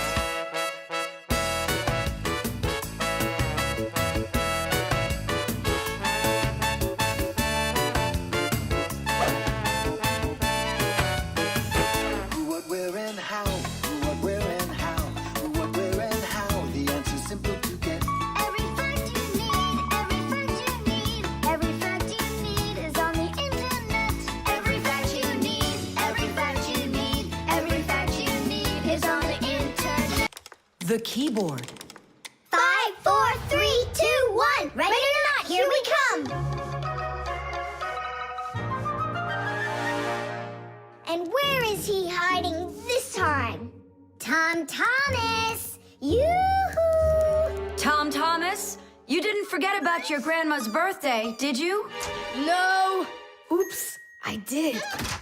We found you this time. Hey, that's not fair. It was my mom that found me, not you. Then go and hide again. Not now. I have to draw a birthday card for... my grandmother. So, we need 1 clean sheet of paper. When's your grandma's birthday? Tomorrow. But your card won't get there on time. Oh, Then what can I do? Come on and use your noggin. Pick up the phone and give her a ring. Your grandmother will be really happy to hear your voice. No, we've got a tradition. We send each other birthday cards. And what's the internet for? Why don't you send off an electronic card to her? Simka, that's genius. Oh, this one's cool. Now go ahead and type your message.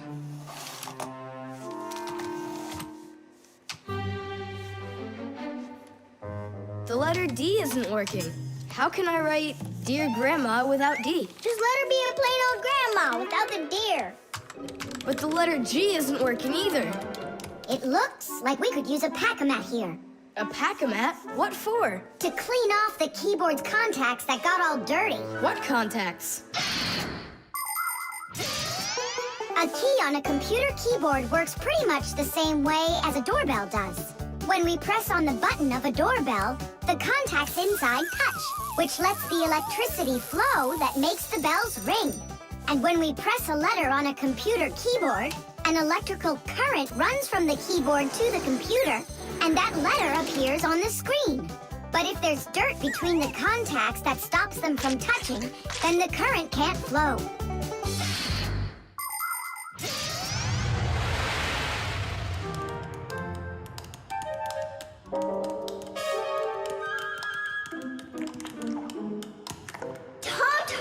What did you drop in here that is so sticky?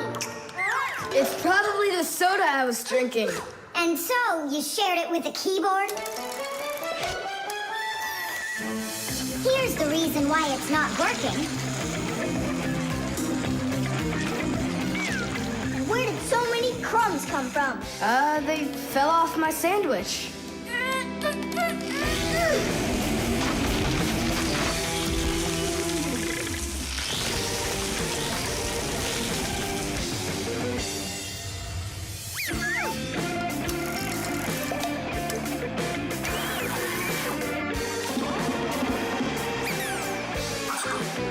What in the world is this red stuff down here? That must be the sauce for my mushroom pizza. Oh, Nolik. Well, now it looks like we're gonna be out picking mushrooms. The Fixies are always ready to help people out, but there are some people we really don't feel like helping. I remember when I was working as a Fixie back in one house. It was a disaster. One day, the owner spilled coffee on the remote for the TV. As I was running to clean the remote, he starts pounding the TV with his fist because the channels won't change. So now the TV is broken too. Well, with no TV, he decides to listen to some music, and he carelessly pulls the music center onto the floor. So he tries to fix that himself and manages to break it for good. And then he sits down on top of his telephone and breaks that to bits. Meanwhile, I'm still busy trying to clean the coffee off of the remote. There wasn't a minute of rest with this guy around. In the end, I couldn't take it any longer. So I got out of there, and now I'm here, teaching kids. Thomas, why are you eating food at your computer? Yeah, they don't feed you in the kitchen or something? Now I know it. It's not allowed. You said it. Now write your message. And write the address on there, too. Uh-huh.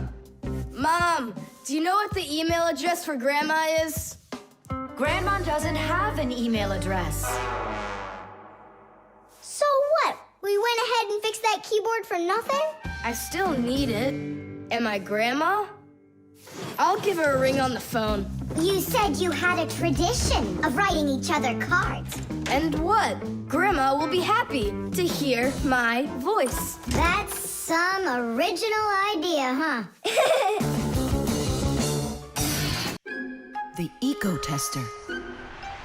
Are you ready to see my new invention? I just can't wait to show you what it does. Whoa, what is it? An Ecotester. And what is it for? This device lets you check vegetables or fruit, so you'll know if they're safe to eat. To grow apples, tomatoes, or melons faster and bigger, people add chemical fertilizers to the soil. But there's a problem if too much of these chemical fertilizers is used. When there's too much of them, the harmful chemicals get inside the fruits and vegetables, and that makes them very dangerous to eat. An Ecotester is a special device that quickly shows how much of these harmful chemicals have gotten inside of the food. And if the reading is too high, that means you shouldn't eat it. As you can see, the Ecotester shows that this apple is good. Well, let's see. Look, this one is safe too. Ugh, it's not interesting this way. These apples are all safe. Now let me take this delicious apple and, make it bad. We will inject this apple with a harmful amount of nitrates. How come? What do you mean, how come? So we can see how the Ecotester works.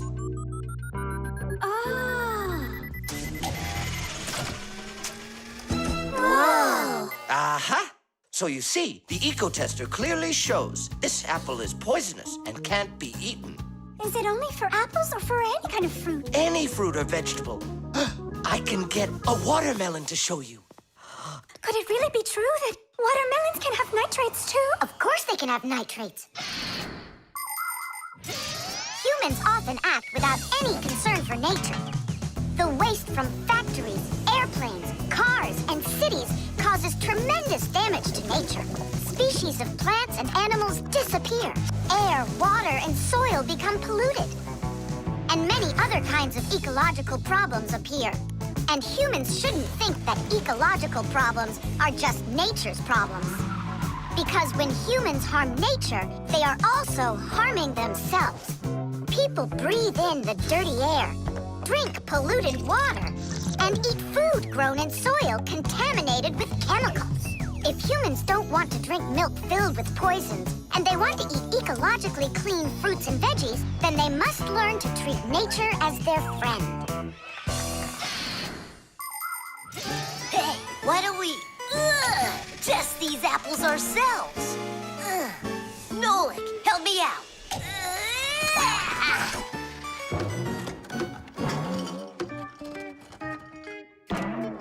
Oh, it rolled away. I don't care. That apple's poisoned with nitrates. Oh, apples.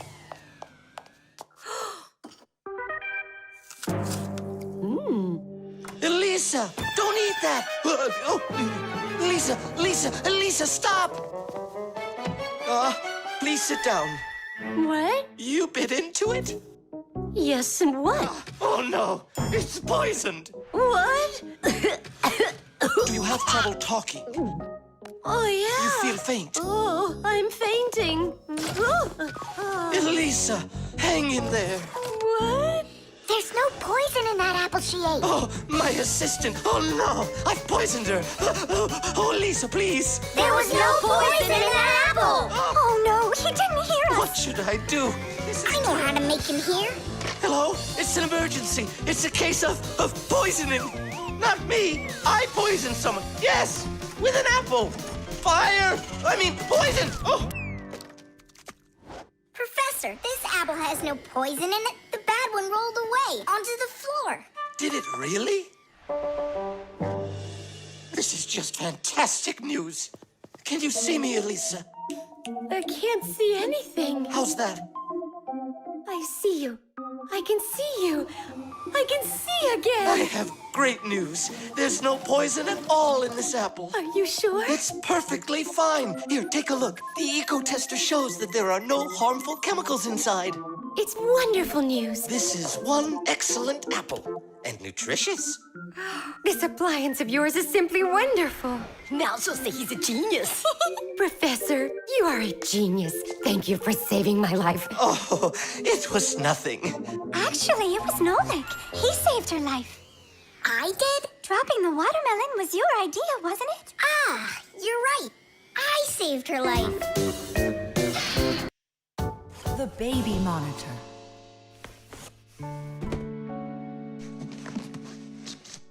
Oh, it's my old baby monitor. On. Check. Checking. 1, 2, 3. Checking. It's working. Why don't we give it to the Johnsons? They just had a baby the other day. This is mine, and I'm planning on using it. Aren't you a little too big for it? No, I'm not big at all. Well, I didn't realize that you're still a little boy. And a greedy one at that. They're never gonna notice this. Hey, Fixies, are you here? We're here now. Why did you call us? I gotta show you how I turned into a mind reader. I find that just a little hard to believe. Okay, then I'll show you. I'll leave you alone, and then you'll hide this button wherever you want. Then I'll come back and find it. You got it. So where's a good hiding place? Well, we gotta think of one. Right here, under the keyboard. Great! Go on, Nolik. Come on in. We're ready for you. And now, I'm going to read your thoughts. Here I go.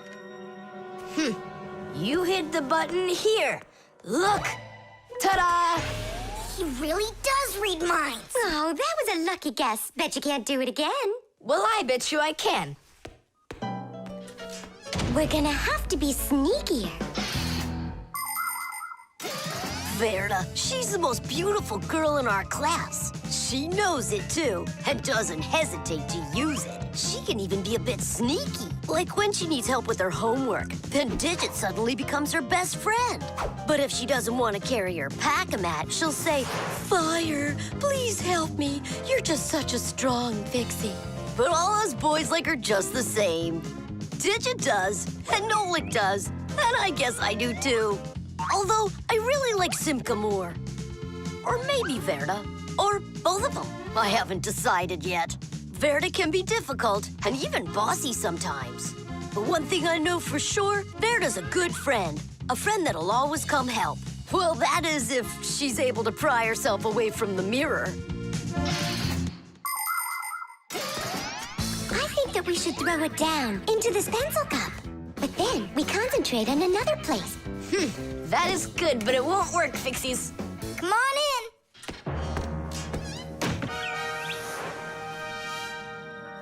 Uh-huh. Aha! It's in here. Tidish? Simka, were you thinking about the cup? No, I swear. And my mind was blank. Then who did, huh? Uh-huh. Tom Thomas, what do you say we go again? As many times as you want. Shh, I know how he's been doing all of this. It's a baby monitor. That's how we can hear what we're saying. I don't get it. A baby monitor helps parents watch over their babies. The system has 2 units that look like wireless telephones. The parents keep one of the units by their side and put the other one in the room where the baby is sleeping. If the baby suddenly wakes up and starts crying, the unit in the baby's room will pick up the sound and send it by radio waves to the parents' unit. Mom or Dad will hear the crying and go and comfort their child. And so he's listening to us now. This time I know what we should do. We'll hide it under the globe. Ooh. Go on. Uh-huh. Aha! Huh? Where is it? If you read our minds, you'd find your button under the baby monitor. You tricked me. That's really not nice. And spying on us is nice, you think? I'm sorry, I just thought it'd be fun. Well, anyhow, Tom Thomas, you're too old for this thing. Unless, of course, you still need it. I'm not a baby. I was just, checking it. I'll go and give it to Mom. Mom, I'm not greedy. About what? Let's give this monitor to the Johnsons, and this car is for their baby boy. I don't think that baby's big enough yet for your car. So what? Soon he's gonna get bigger and become a big boy, right? Like me. Paper. Hey, Tom Thomas! You're watering plants? Not only, I'm writing an essay for school. I don't get it. I have to write an essay that's called How I Take Care of Nature. Only I have to write what's true, so I'm writing what's true. Watering my plants. Oh! Chusaka. Chusaka, come here, girl. Stop. Don't be scared. Why did you pick her up? I want to pet her a little so I can write about how well I take care of animals. Tom Thomas, I want to take care of nature too. That sounds good. And what should we be doing? We could try saving air by not breathing as often. Awesome idea! Way to go! Saving air! Let's go for it. And ready?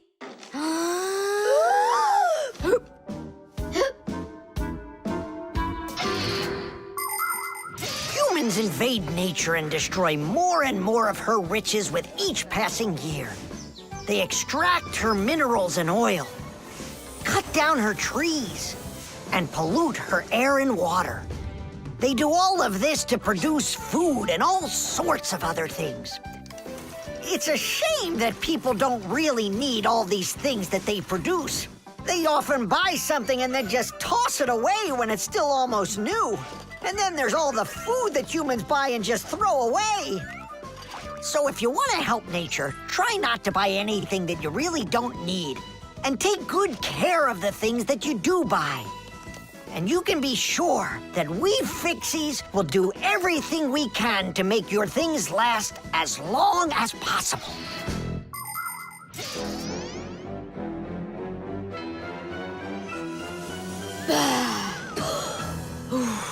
That's it. Now we can write it. Write this. I also do my duty by saving air. A whole 20 seconds worth. You got it? What's that noise? Huh. I must have left it running when I needed some water for my plants. Tom Thomas, I think you should write that you're saving water too. It really matters because there's not enough of it. Nolik, that's a good idea. Let's add that.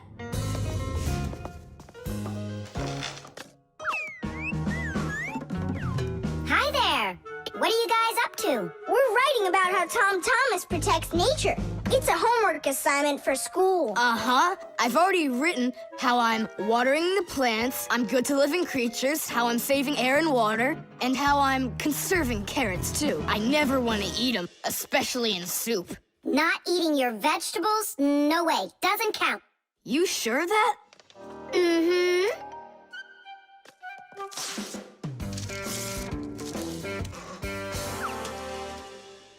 Why did you rip your paper out? You won't let me say how I'm conserving carrots, right? So I'll have to rewrite it. You're not taking care of nature. What? Where'd you get that idea from? That's all I'm doing. No. When you keep on throwing your paper out, it means you're not taking care of trees out there. What trees are you talking about? Didn't you know humans make paper out of trees?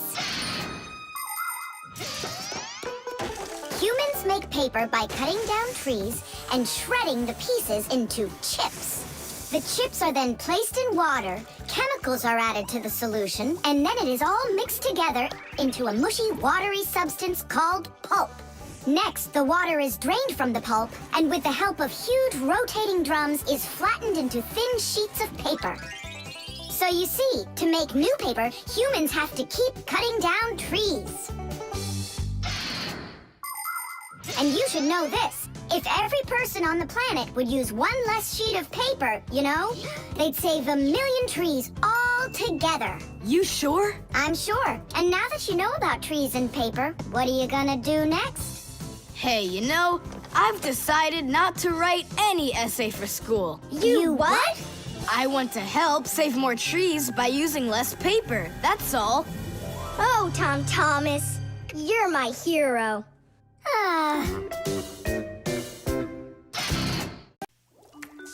The Keycard.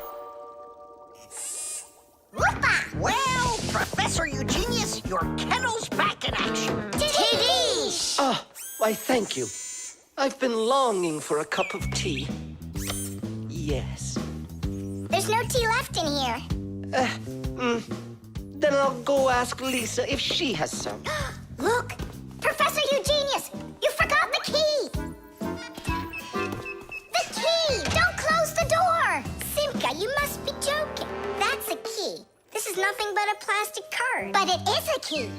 A special kind. It's called a Keycard. To open up a combination lock, you need to enter a code in the correct order. That means if you can't remember the code, you can't open the lock. But if the lock uses a key card, there isn't any code to memorize because the code is held inside the card's memory, and the lock can read the code from the card. Of course, key cards don't work with any lock. They have to be smart locks that are able to read electronic codes. When the smart lock reads the correct code, it opens right up.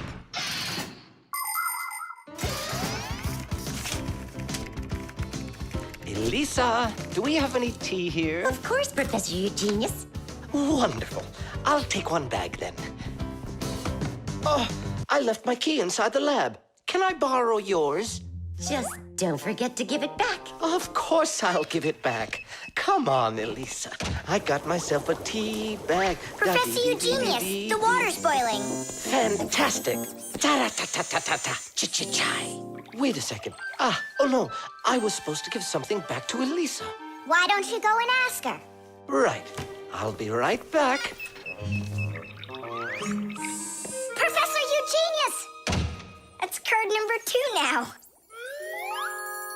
Elisa, I promised you something, didn't I? Yes, the key. You said you'd return it. Yeah, sure. Let me get it. Just a sec. Oh, I locked it in the lab. It's terrible. How will you ever get back into the laboratory now? You see, there is one way, but it's a secret. Would you mind leaving for a couple of minutes? Colleague, Professor, can you do me a little favor? The key. I think I left it on the table. Yeah, right. It's true. So how do we solve this? I need to think about it. What's there to think about? We just have to go and push it under the door. You think you can do it? Yeah! It's time to get to work. Hey, what's going on? Oh, were you just calling for me? Yeah, no, Lisa, not for you. It's so heavy. Do you know where Digit ran off to? Ow! Digit's off somewhere thinking. He's always doing that when it's time to work. Hard to port. Hard to starboard. Way to go, Nolik. Then who were you talking to? Actually... Oh, what's that? Where? What? What was that? Come on, let's try again. Look, do you see that? It's telekinesis. It's the power to transport things with your mind. You are just astounding. Was that done with your mind, too? The door? Yeah, sure. You are a genius. Professor Eugenius is a very talented scientist and a dear old friend of the Fixies. He always helps the Fixies, and the Fixies are happy to help him too. Professor Eugenius let the Fixies set up their school right here at his laboratory. It's hard to imagine a better place for a Fixie school. People from all over the city bring all sorts of things to the laboratory to be tested, from computers, phones, and furniture to food and toys. Professor Eugenius uses his expertise to check the quality of all these different things. To help him carry out his experiment, his laboratory is filled with a variety of tools and machines. Yes, Professor Eugenius is a very smart man, but he can be absent-minded. Lucky for him, he's got us Fixies around. Thanks for everything. Sliding the keycard under the door? That was Simka's awesome idea. But the door opened wide while the card was still on the floor. That's strange. There's nothing strange about it. I'm the one who opened it. How? I climbed in the lock, that's all. Figured out how it worked, and Tadish. Very clever. That's a real Tadish. I guess that thinking before you go and fix something ought to be what we all study next. The washing machine. Look at that, Simka. They're showing Titanic on the television. Hey, Nolik, that's not a television. That's a machine for washing laundry. No way. Yeah, it's just a plain old washing machine, Nolik, don't you know? Tell me about it. You're such a great explainer. Inside of a washing machine is a big drum.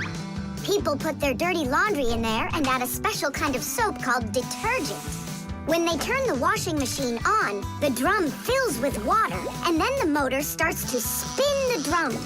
That makes the laundry rub together, forcing the soapy water in and the dirt out to make your clothes clean. After that, all that's left is to get out the water by spinning the drum really fast and sending the water down the drain.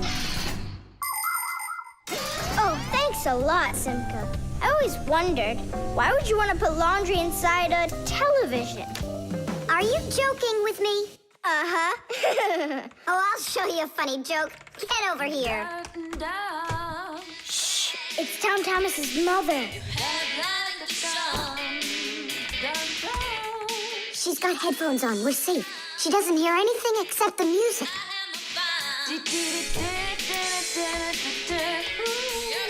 Now she'll come back, add the soap, turn on her television, and watch the second part of the movie.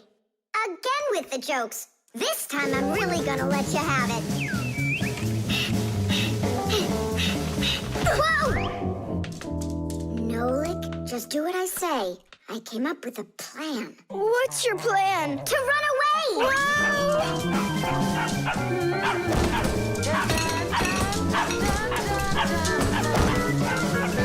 Who's here? Hello? Huh.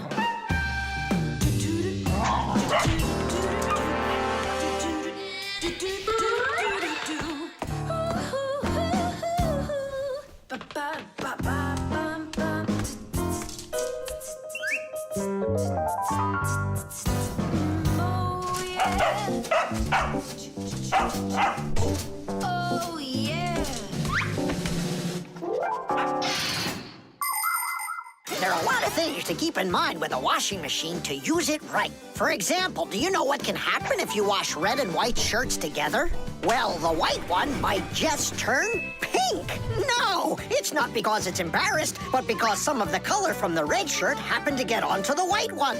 Another important thing to remember is to empty your pockets before you wash your clothes. Things like keys, nails, and chewing gum might not only ruin your clothes, but they can destroy the washer, too. And this isn't only about little stuff. Big things like music players and mobile phones have managed to find their way into the washing machine. Oh, sure, these things look nice and clean after a good washing, but they certainly don't seem to want to work anymore. And never, ever put a pet inside of a washing machine. That's just no place for a living thing.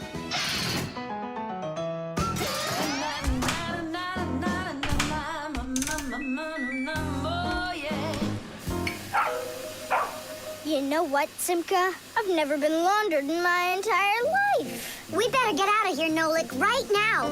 And the faster, the better.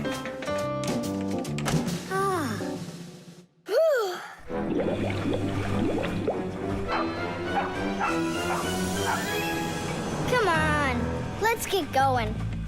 And what about Chusaka? What about Chusaka? Let her get washed up a little in there. Maybe it'll make her nicer. But she could drown, the poor thing.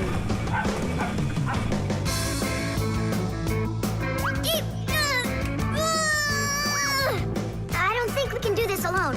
We should get help from Tom Thomas's mother. 1, 2, stop! What? She moved out of the way.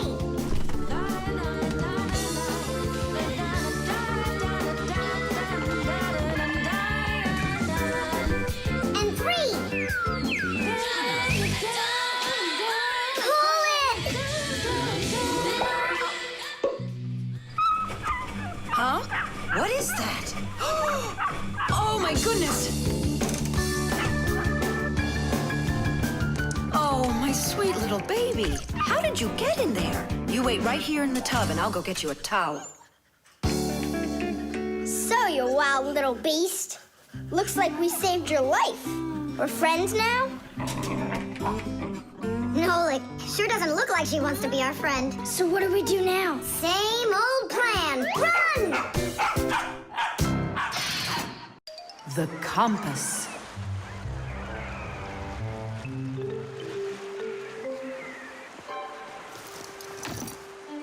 Pipe all hands on the deck. Aye, aye, mateys. Shiver me timbers. Simka and Nolik, what you doing here? We're not Simka and Nolik. We're courageous pirates. Yeah, pirates. And today we leave home for the sea. Are you with us? Yes, I am. Hooray! You mean no? No hooray? Oh, yeah. You can't join us without a test. Go and find a special thing.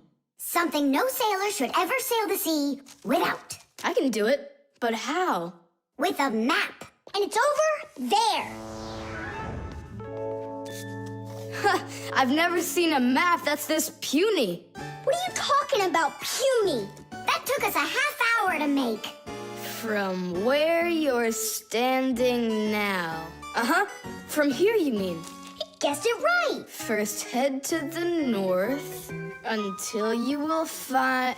Hold on. But where's the north? It's where the North Pole. Ice and polar bears are. But how do I know which direction the North Pole is? By compass, of course.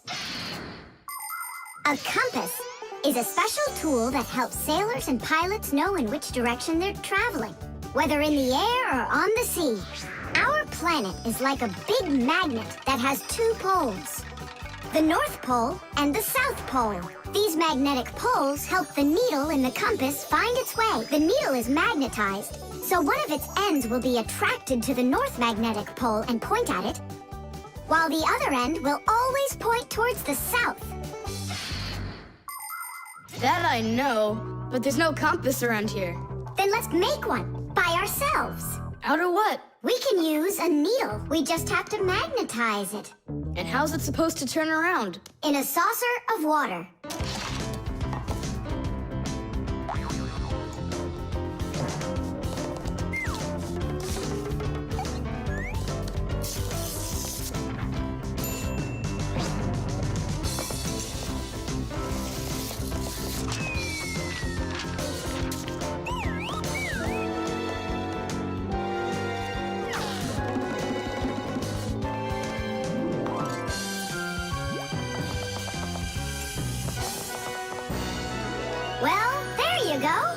Now one end is pointing in the direction of north and the other to the south.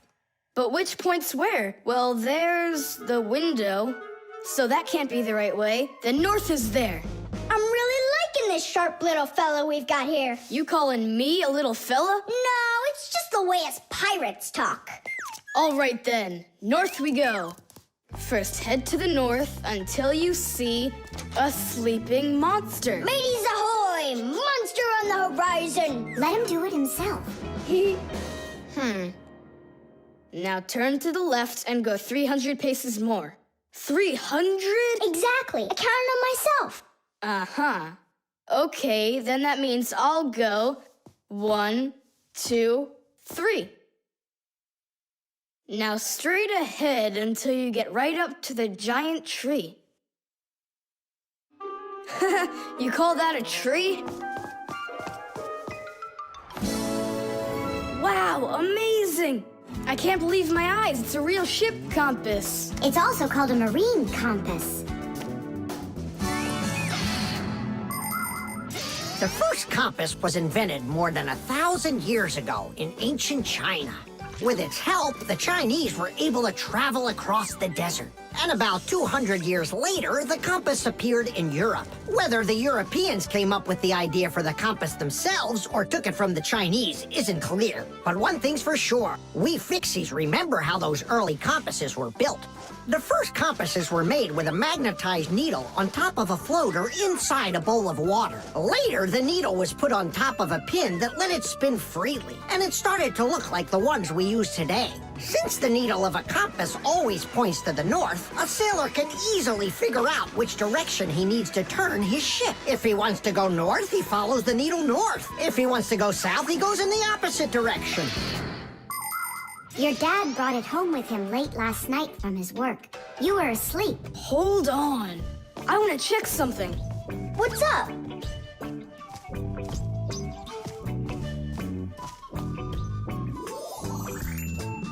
Yeah, they line up together. Of course they line up. If not, how else would you have gotten here? We're done with the needle. It has to go back. First, head south 600 paces. 6 for you, matey. The hairdryer. Nolik, are you here? Yep, I'm here. I got a cool trick to show you. What? Oh! That was real magic, dude. Took long to learn it? No, that's not the trick. It's a trick with helium. Oh, what is helium? Well, helium's a very light gas they fill balloons with so they float in the air. That's not magic at all, you silly. Who's never watched a flying balloon? The trick's not about the balloon flying. I need to get its gas. Ugh. How can I get it down from there? Get a hairdryer. That's the way to do it. Yeah, what for? So I can show you a trick. All right. Mom, can I use a hairdryer for a minute? A hairdryer is a great, simple invention. Inside a hairdryer is a fan that sucks in the air from behind it and pushes it out the front to blow your hair around and make it dry. To heat up the air, there's an electric coil inside of there. When the coil heats up, it warms up the passing air. And the hot air helps your hair dry faster. Of course, you don't have to turn on the heat setting, but then you better like that cold wind.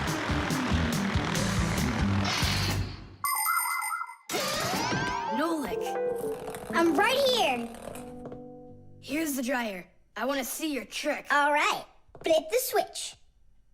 Now you lay the ball right into the airstream. Oh, great. The ball's flying. And now it's my turn to fly.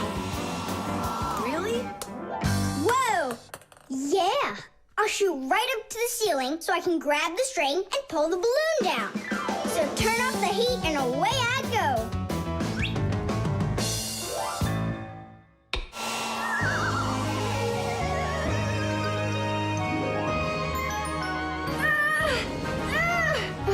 Switch it on to high. Got it. Give it to me. I can't get it down. It's probably because you're little and weigh like nothing. And what? Do I have to wait till I'm heavier and older to get down? I don't know. Then you'd better get my sister. She'll tell us what to do. Simka, come on out. Well, what's going on? Look. Hi there. How'd you end up on the ceiling? I was just showing off that funny hairdryer trick. I'm laughing out loud. Ha, ha, ha. I can try flipping on the hairdryer and lifting you up to Nolik. So both of us can get caught hanging up there? Well, thanks, but I don't need it. Then what do you need? Just a broom or a mop. You know how to do a trick with a mop? Uh-huh. Just make it fast. They can be quite ingenious creatures, those humans. Sometimes they figure out clever ways to use ordinary devices, like a hairdryer. Of course it can be used to dry hair, but it can also be used to dry a wet spot on clothes. And a hairdryer can even be used to remove a sticky price label. Now, suppose you buy yourself a new cup that has a terribly sticky sticker that just seems impossible to peel off. Well, try warming it up with a hairdryer. The glue will dry up a bit and the label will come off easier. There's no doubt that a hairdryer can be very useful in any household. But you need to be extremely careful with it, especially in the bathroom. If water gets inside a hairdryer, there's a real risk of getting a horrible electrical shock that can seriously hurt you and destroy the hairdryer as well.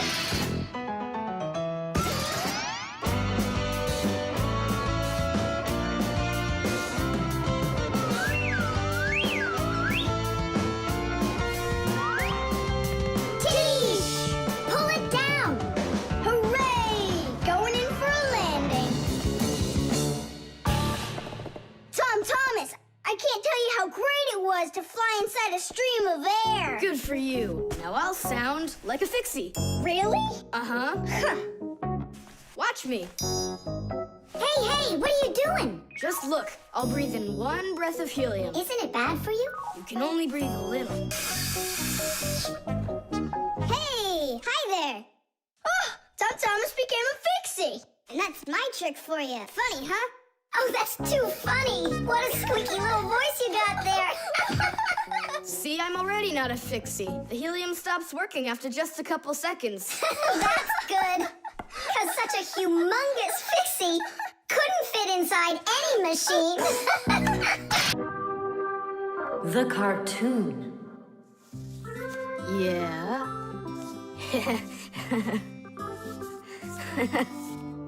Like that. Yeah. Tom Thomas, aren't you done yet? Yeah, show us your surprise and quit drawing. But this is the surprise. So, make yourselves comfortable. Quiet on the set, and action.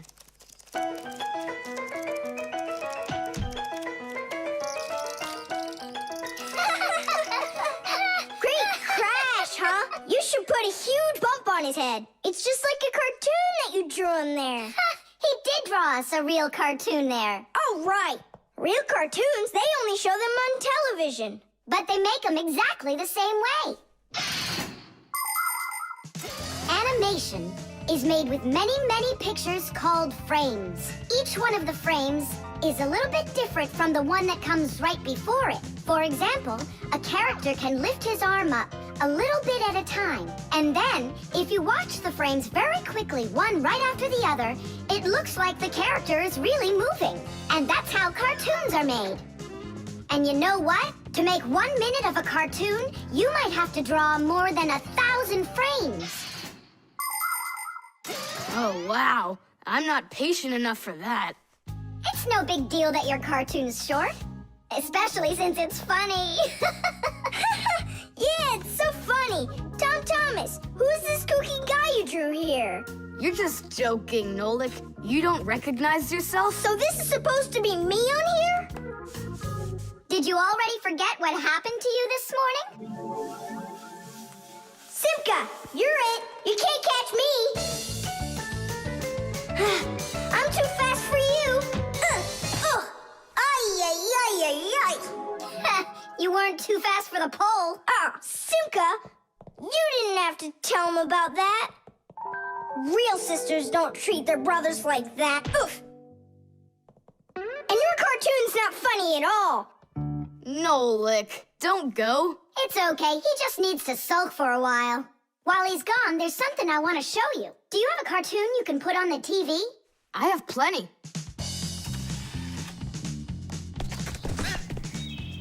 What should I do? Let's watch it again. But now I want to show you the same cartoon a frame at a time. Here, take a look.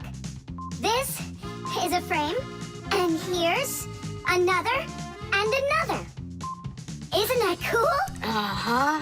So cool. And then back at regular speed, there's 25 frames every second. What should I do? It's magical. Simka, you know, I feel awful for Nolik. Yeah, I feel awful too. There are many different ways of making animation. Hand-drawn animation is, of course, drawn by hand, and stop motion is made like this. The animators pose the model and take a picture of it. Then they move the model a little bit and take another picture. And they do it again and again and again until there are enough frames to make the characters look like they're moving very smoothly across the screen. Another popular style of animation is clay animation. In these films, everything is built and rebuilt out of modeling clay. But today, most of the cartoons are made on a computer. At first, they make a computer model of a character, a sort of digital puppet. After the models are built, they are colored and animated to move. This is the kind of animation that's used in the Fixie cartoons.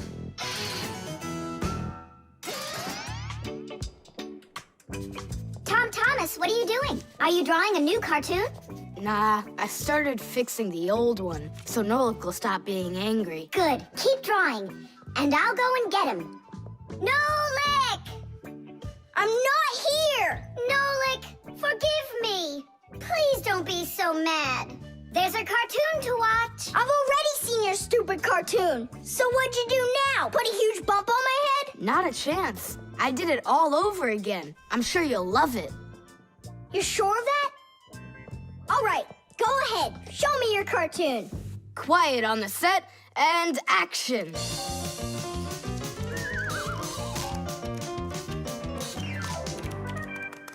There you go. Now that cartoon I really liked. Good, 'cause I'm all out of paper. Well, I think the first cartoon was funnier. Whoa, but this one's much better, of course. Yeah.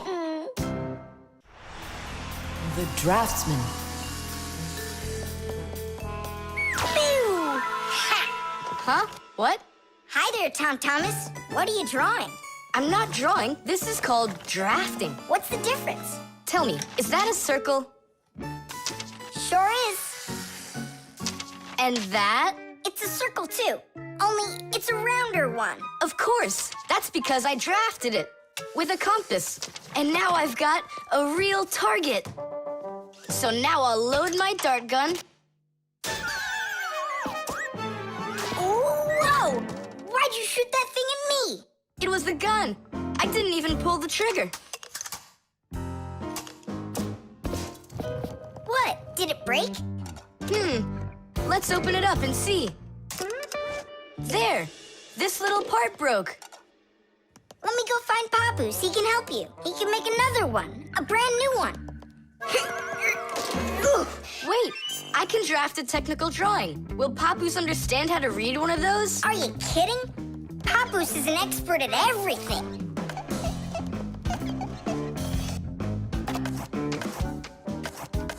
Done. Wow, Tom Thomas, you're a real technical drawer. A draftsman, Nolik. That's what they call it. Try drawing a perfect circle by hand. Can't do it, huh? Well, with the help of a drafting compass, your circle will turn out great. Just put the needle point in the center and turn the compass, and it's done. A compass is only one of the many different tools for drafting. For example, if you need to draw a straight line, use a ruler. And if you need to draft a frame for your picture, you can use a triangle. First draft one side, and then the other. And then to finish your frame, just turn the triangle upside down and draft the two remaining sides. You'll get a perfectly squared frame. There are also drafting instruments for making curved lines. They are called irregular curves, or French curves. But actually, now people use computers more and more for drafting technical drawings. Papoose! Huh? Oh! What happened? We really need your help. One of the parts broke in Tom Thomas's dart gun. Could you make it? What kind of part exactly? Look, here's a technical drawing. So, you even got a technical drawing.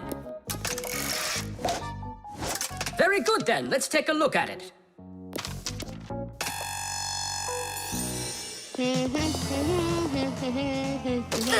Here you go. Super. Let's see. It's not gonna work. You see, it sticks out here on the side. I need to draft another technical drawing. Papoose! Huh? Nolik, you scared me again. Forgive me, but the part has to stick out over on this side. And you're sure that's all? That's all, for real. Tom Thomas, it's done. Listen, while you were gone, I realized that the part needs to have a hole right here.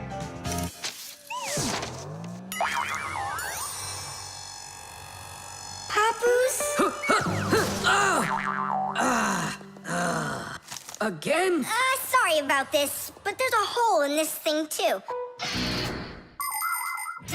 A technical drawing is a special kind of drawing. It has to precisely describe the thing that needs to be made.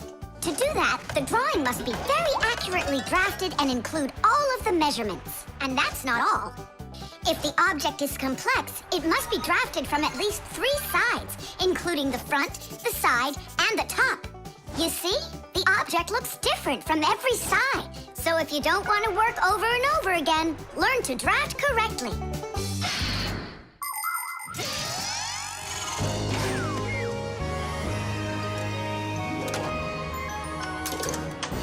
And boom. It works! Bullseye! And all thanks to our technical drawings. Yeah, after 3 tries, right? Some draftsman you are. Now I can draft all sorts of technical drawings. Even one of you if you'd like. No, don't bother. Hey! Great. That tickles. Now do me a favor and turn. Hey, what are you doing there? Just stop. What's going on? Now I think I got it. It's done. And what's that circle for, huh? That's the top view. You know what, Simka? That's what you really look like from up here. Nolik, take this over to Papus. He can use it to make another Simka. No thanks, Tom Thomas. For me, 1 Simka's enough. The alarm. Hey there! I'm back. Yoo-hoo! Wait, my chocolate bunny! It was standing right here. What's this, a dog? Not that one, another one. I had 2 bunnies. I just got them as a present. You had 2 bunnies? Are you sure of that? Of course. You think I don't know my 1s from my 2s? Huh. Then someone stole one. Unless... You went and ate it yourself. Me? How come I don't remember anything about it? Maybe you're a sleepwalker. What is a sleepwalker? Someone who gets up from his bed at night without waking up. He crosses the room, eats one of his chocolate bunnies, and doesn't remember a thing in the morning. But in the morning, the bunny was still there. Yeah? Huh. How about your mother? Could she have taken it? She doesn't like when you're eating too much candy. No, she doesn't. She says that candy's terrible for my teeth. And so, to save your teeth from these sweets, she snuck quietly into your room, snatched one of the rabbits, and ate it. But Mom's the one who gave them to me as a present. And so why would she take it? Yeah? Then I just don't know. Well, I do. I think it was your father. He wouldn't steal it. We know he's allergic to chocolate. Next, he'll tell us how the fish took it. You know, I always thought there was something fishy about those fish. No doubt about it. They stole the bunny.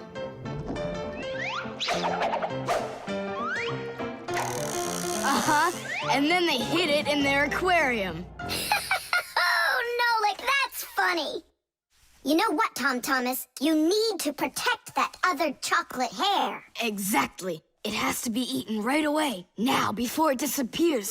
Just wait a little. You don't have to eat it. Let's think of something else. Of course, we need a security alarm. Need what? The alarm was invented to keep houses, cars, and other valuable things safe and secure. The simplest alarm is a siren or light bulb that is connected by wires to a door or window. When someone tries to open the door that has an alarm on it, the alarm goes off, making the siren howl and the light flash. Alarms can also be set up to call the police if they go off. Super! But where can we get ourselves a security alarm? You have an electronic construction kit, remember? You're right.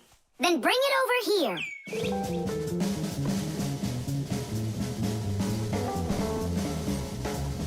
Nolik, help me.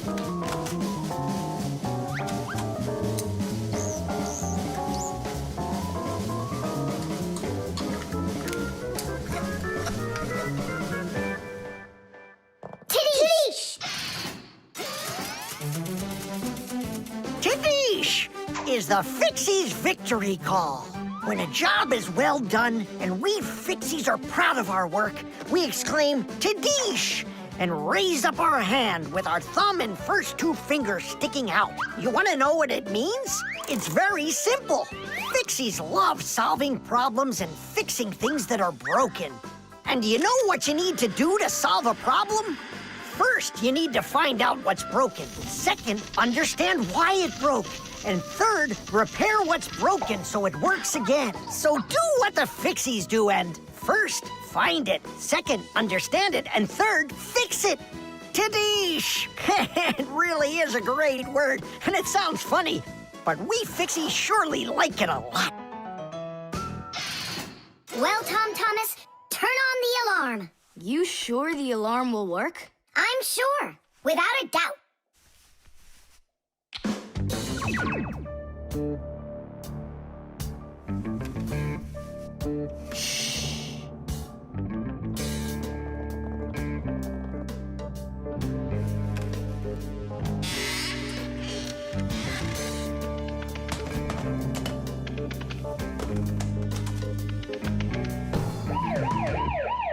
You're under arrest. Freeze!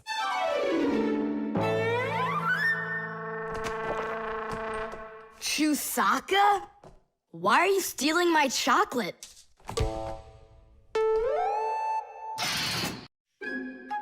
The oven.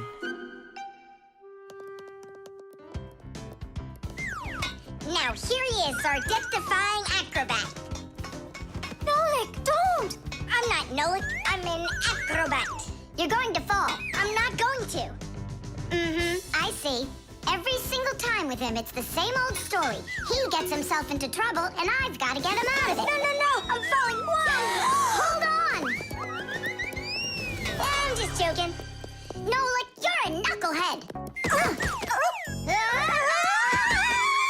Simka, Tula, we're down here. Look who's in trouble this time, huh? This isn't funny at all. Need some help? We can manage this ourselves. Right, Tula? Well, all right then. See you later. We gotta get out of here. Tom Thomas's mom is coming. Hide!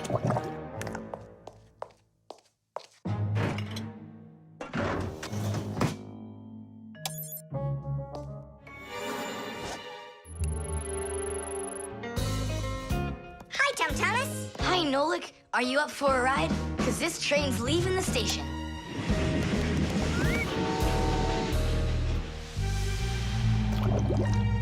Nice place. It's the oven. It's beautiful in here and not hot at all. Splendid. It isn't hot right now because it only started warming up.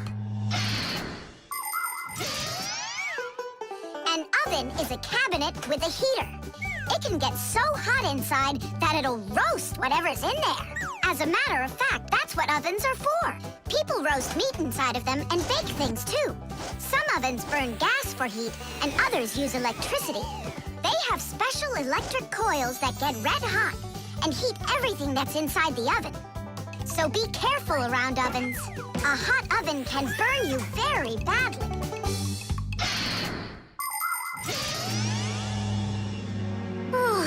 It really is getting so hot.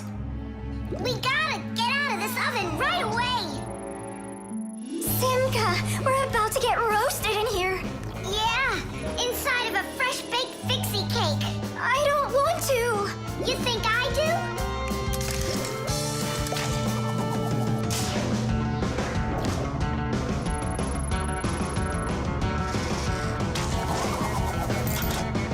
Here, grab on tight. This way.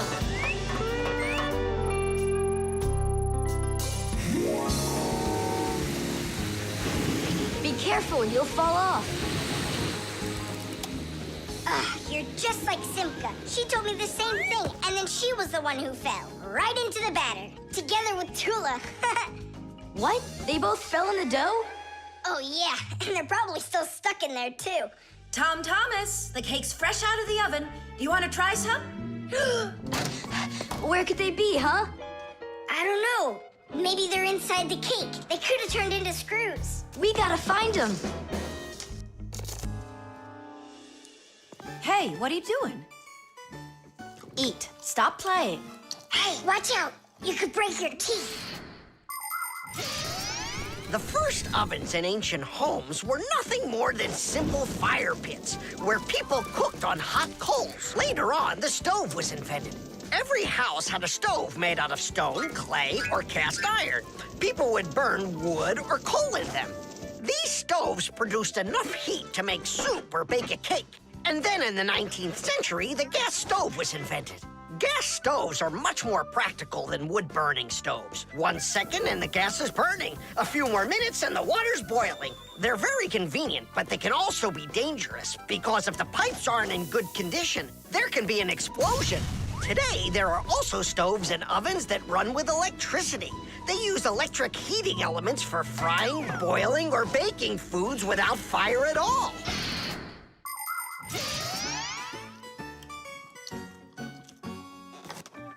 Thomas, I think you'll explode. But it's so incredibly good. I just can't stop eating it. Keep chewing, Thomas. That's as much as I can chew. Hey, what are you guys up to? Up to? We're trying to save you. You're not in the cake? Then how come I was eating all of this? I hate cake. Maybe it's because that's what good friends do. Yeah, he's a good friend who's got a really good appetite. The gramophone. And that's a photograph of my mom when she was little. She sure looked happy, didn't she? Because parents were all happy when they were children. But then they grow up and start getting all gloomy and as boring as can be. Oh, what's this, do you know? A song about a screw? It's total nonsense. Nonsense? It's about a screw, which means it's practically about Fixies. Why don't we listen to it and find out? If it's good, we can all dance together. How do you listen to this thing? Like this? Why don't we try to use the player?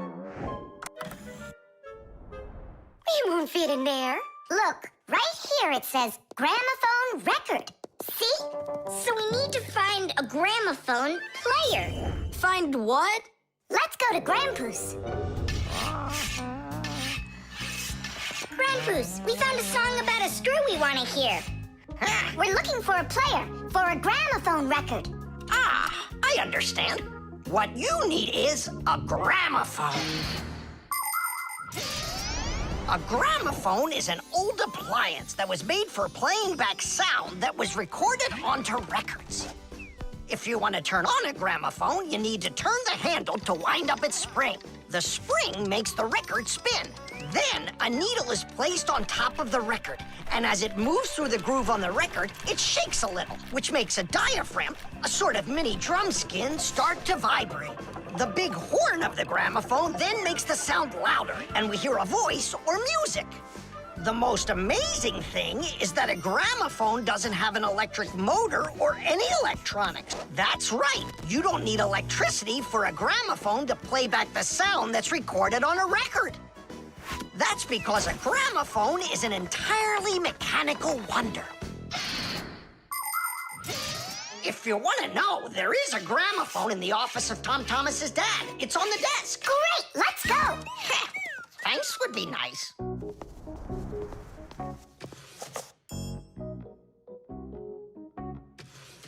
I can't find the on button. There is no on button. You need to grab that handle and turn it. Now take that thing and put it down onto the record. It's not playing. Look, there's no needle in there. And where can we get one from? We can make it. Do you have any nails around here? Is this good? That'll be great. Verda, are you ready? Totally. Better cover your eyes.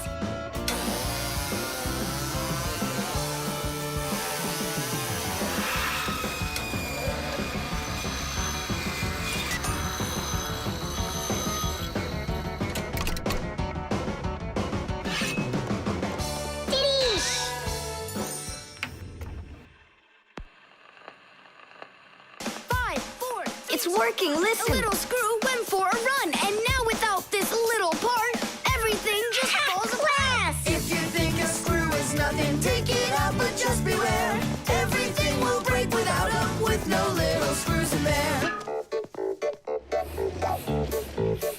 The bulldozer was a strong one until there was a thud. And then the mighty giant fell straight into the mud. 5, 4, 3, 2, 1. A little screw went for a run. And now without this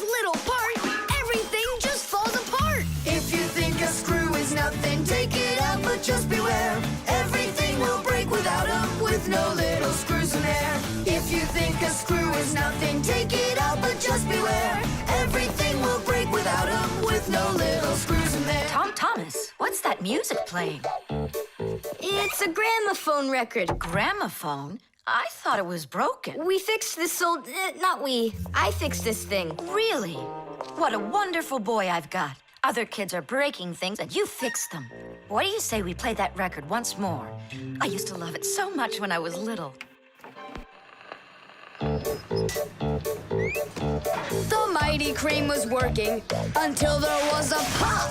And then the mighty giant gave out and lost its top. 5, 4, 3, 2, 1. A little screw went for a run. And now without this little part, everything just falls apart. If you think a screw is nothing, take it out, but just beware. Everything will break without him, with no little screws in there. If you think a screw is nothing, take it out, but just beware. Everything will break without him, with no little screws in there. Tom Thomas's mom really dances super. Yeah, she knows how to have a good time, even though she's a grown-up. If you think a screw is... The team. The first period is almost over. Tom Thomas's team is leading 2-0. There's no getting around the difference in class. Simka, pass to me!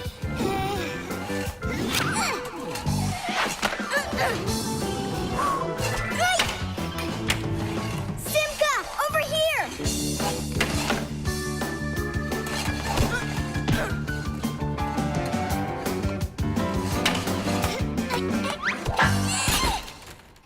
Goal! 3-0. And that's the end of the period. Time for the teams to take a break. This isn't a fair game. There's 6 of these guys and only 2 of us. Go ahead and call your classmates. I'll still outscore you. You sure about that? Uh-huh. Well, Tom Thomas, you asked for it.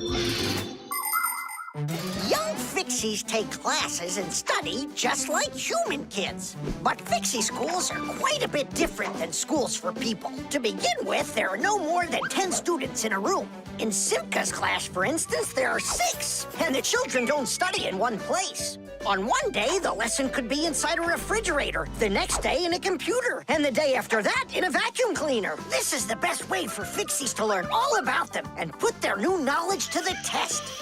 But the most important thing is that they have to learn to work as a team and help each other. Stronger Fixies helping weaker ones, and older Fixies helping younger ones. This is a must for Fixies, because appliances are so very big that if we didn't work as a team, we little Fixies could never get by. As the second period is about to begin, our full team comes to the ice. Huh? Introducing the engine of our class, Fire! My motor's roaring. And now the brains of our class, Digit! Okay, what's the score? Now here is the spirit of our class, Tula! Could I be our goalie? And here she is, the face of our class, Verda! And oh, what a cute one. So you want to quit, Tom Thomas? I'm not afraid of you.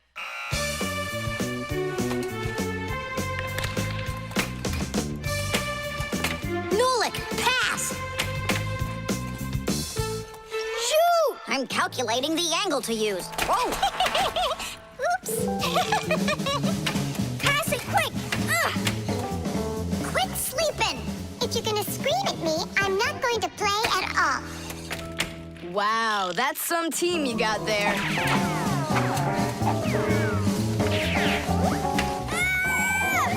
6-0. It's a blowout. Now the intermission before the final period. We're missing something here. I can tell you what. You mean confidence? Calculations? Elegance? I know speed. What's missing here's teamwork. Simka, you're right. It's one for all and all for one. Then here's what we're gonna do. We got it.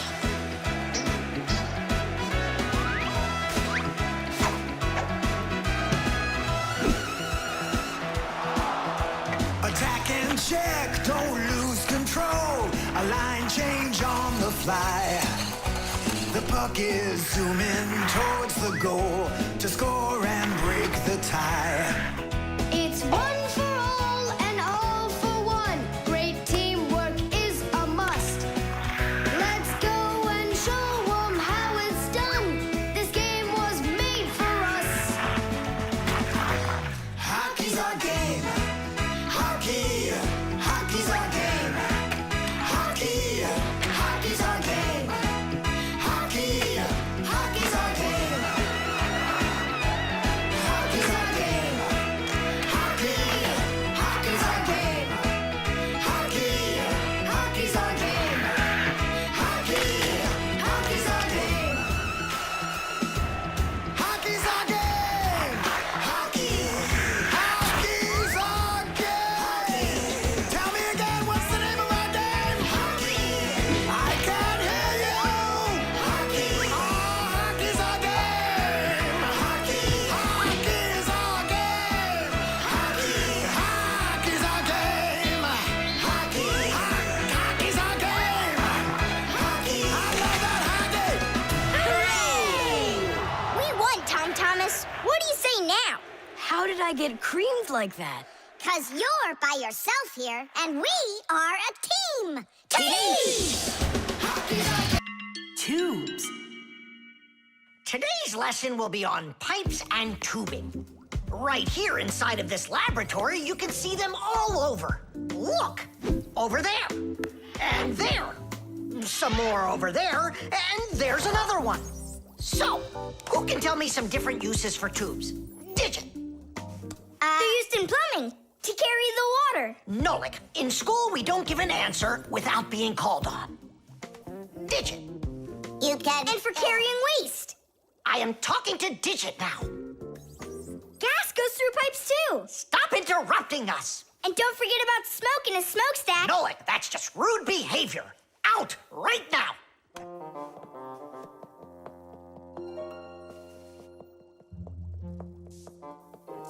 All right. And a shower hose. That's also a tube, right? I told you to get out. Yikes! And a vacuum cleaner's got one too. And those spyglasses that pirates use when they're sailing. Hey, what do you say we all go and sneak out of here? Great idea. Let him call out to himself. Shh. And a trumpet's a tube that you blow through.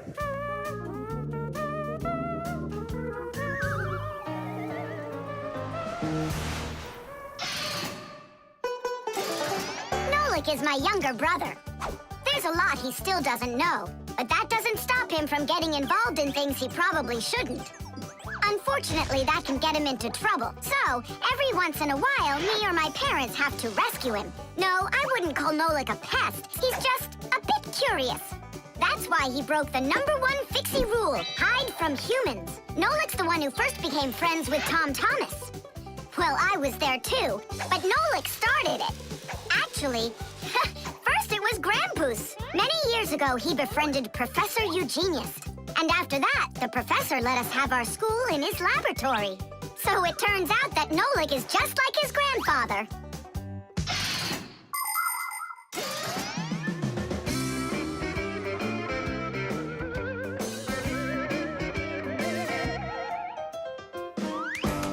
Digit, go on then. Tubes are, Wow! Just look at all the tubes in here.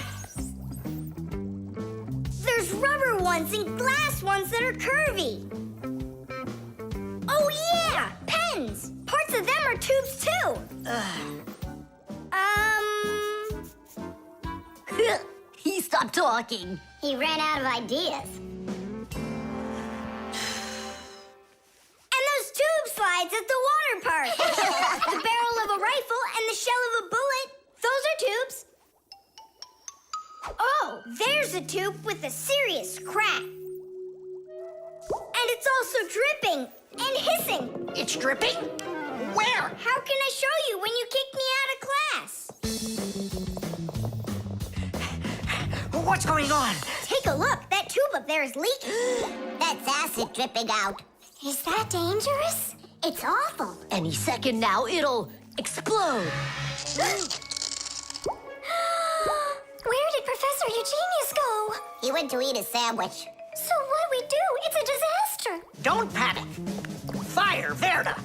Go to that hose and shut off that valve. Simka, go get a pack-a-mat. We'll fix this pipe ourselves.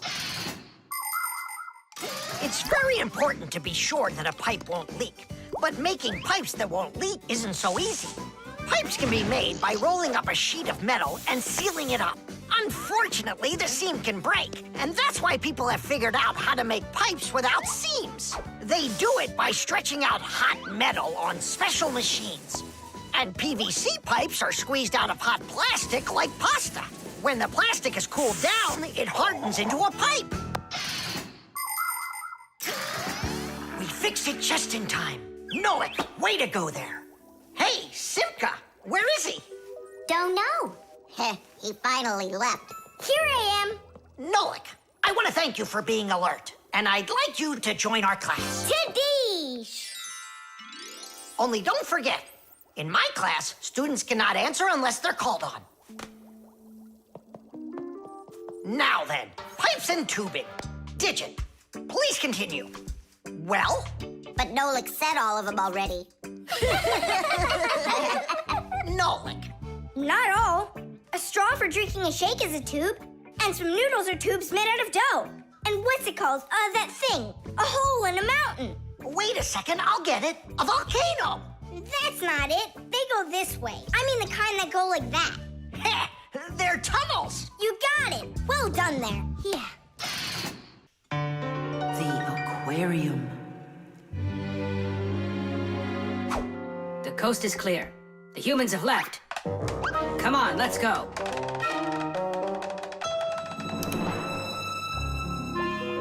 Marcia, why are the fish looking so tired? Because they're not getting enough air in there. The water in the aquarium is dirty and it needs air, but the filter isn't working. The filter? Yes, that device over there. These fish need our help, and if we don't do something right now, they could die. Right. First, I'll fix that light, while you and Marcia go over there and see what is wrong with the filter. But I want to go and look at the filter too. You're too small for this. Oh, whoa, whoa, whoa. And you're a giant. I mean, you're like 6 feet tall, huh? That's enough arguing. Nolik, let's go.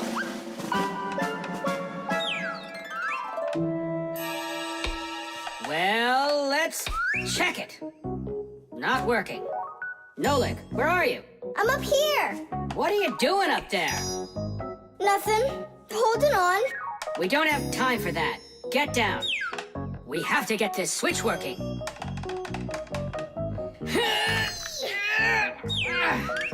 Marcia, what's the matter with the filter? Well, probably something's caught inside and it's stopping the motor from turning. A filter is used to keep the aquarium water clean. A motor in the filter turns the paddles and pumps water through a fine net or a sponge. The dirt in the water gets trapped in there, and the cleaned water is put back into the aquarium.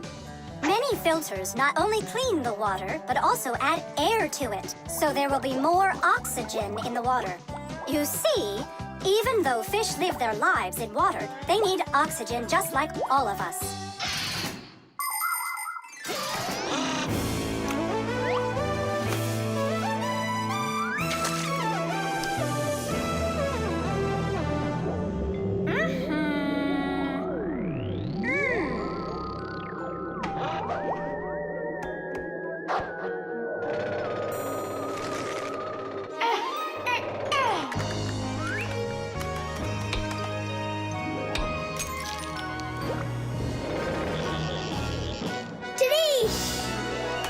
Way to go there!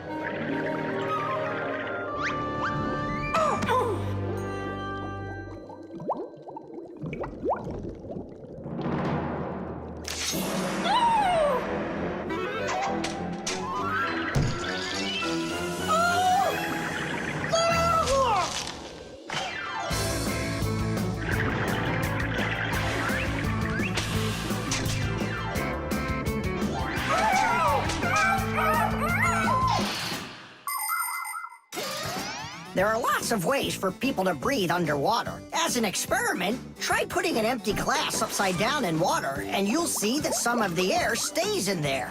That's the idea behind the ancient diving bell. An empty bell was lowered under the water, and some of the air remained in there for the diver to breathe. And about 200 years ago, the first diving suits were invented.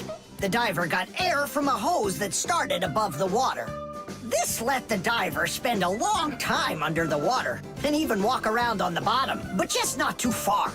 Later on, people learned to squeeze a lot of air inside of metal tanks, and that's when scuba diving started. Scuba divers breathe the air stored in these tanks so they can swim freely and even dive deep down below the water. Our work is done. The light is on, and the filter is working. And the fish look so excited! As if they're not fish, but monsters. Thank goodness they're behind glass. Papoose! Just hang on. We'll be right there to save you. But I don't even have my pack-a-mat. Ooh, look how they're chopping their teeth. They must be so hungry. You're right. They're hungry. Nolik, come on.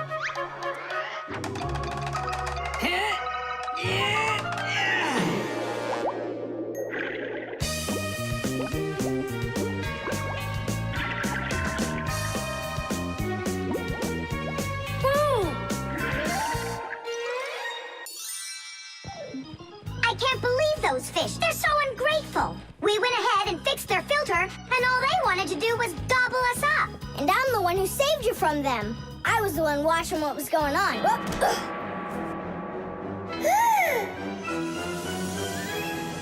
Oh, gee. Hold it. Do you think giving her some food will help? As long as you're not thinking that food is me. The airbag. We're gonna be late.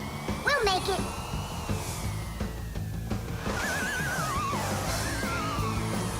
Whoa! Oh, wow. Hey, slow down there. I'm a super duper racer.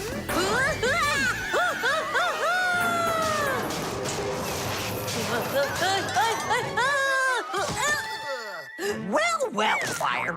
Again risking your life. And super racers like me can always count on luck. You know, Fire, counting on good luck is stupid. It would be better if you would keep your mind on safety. Actually, today, Professor Eugenius has something really special to show us. He's going to be testing an airbag. What's that? Digit, explain it. Everybody riding in a car has to wear their seatbelt, because if the car has to stop quickly, the belt will hold the person back. But there are times when even seatbelts don't give enough protection, like when a fast-moving car crashes into something. When that happens, the driver and passengers can be protected by an airbag. You can't see them when they're folded up because they're hidden, but if the car is in a crash, the airbags blow up very quickly, and the person bumps into the bag instead of banging into the steering wheel or flying through the windshield.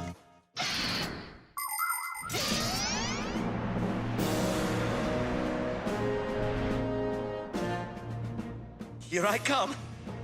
And once again, when something dangerous must be tested, Professor Eugenius tests it on himself. But Grampus, aren't you scared that it won't blow up with air? Don't worry about the air. A 3 and a 2 and a 1.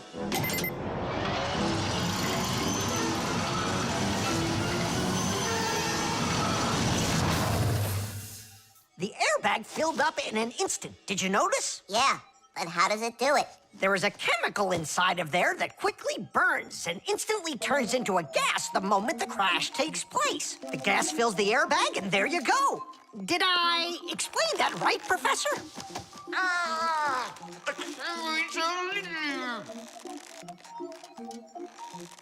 We've got to get him out. Stop! We'd better call for help.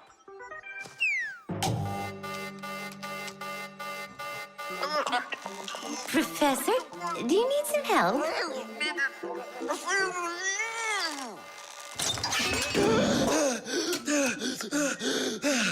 Thank you, Elisa. Sorry to take you from your work. You're free to go. Professor, how did you manage to press the button from way over there? I managed to hit it on the fly. You are just astounding.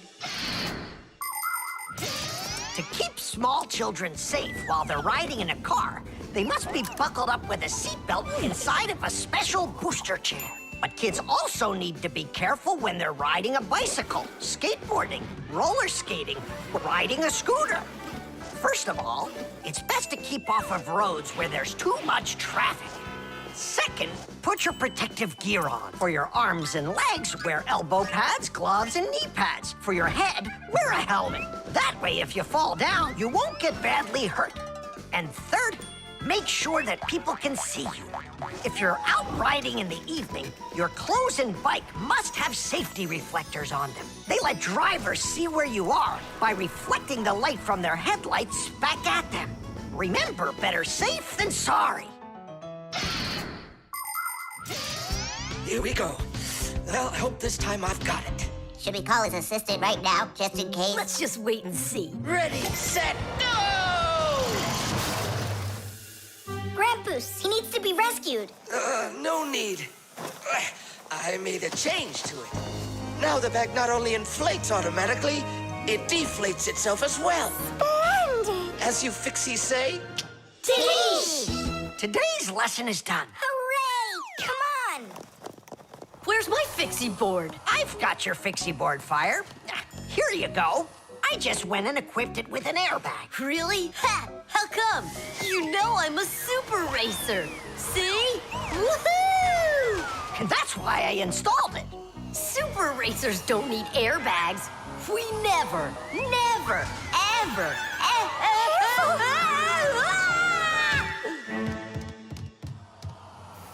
Oh, wow! Is that airbag cool or what? It's a very original design he used there. That design is my own, and Fire ran the test. Professor, will you make an airbag for each one of us? You all will get them real soon. But even so... Caution and care make accidents rare. The zipper. Hey, Nolik, look! Why did Tom Thomas go to sleep like that? Maybe it was some kind of homework for one of his classes. Uh-huh, gym class homework.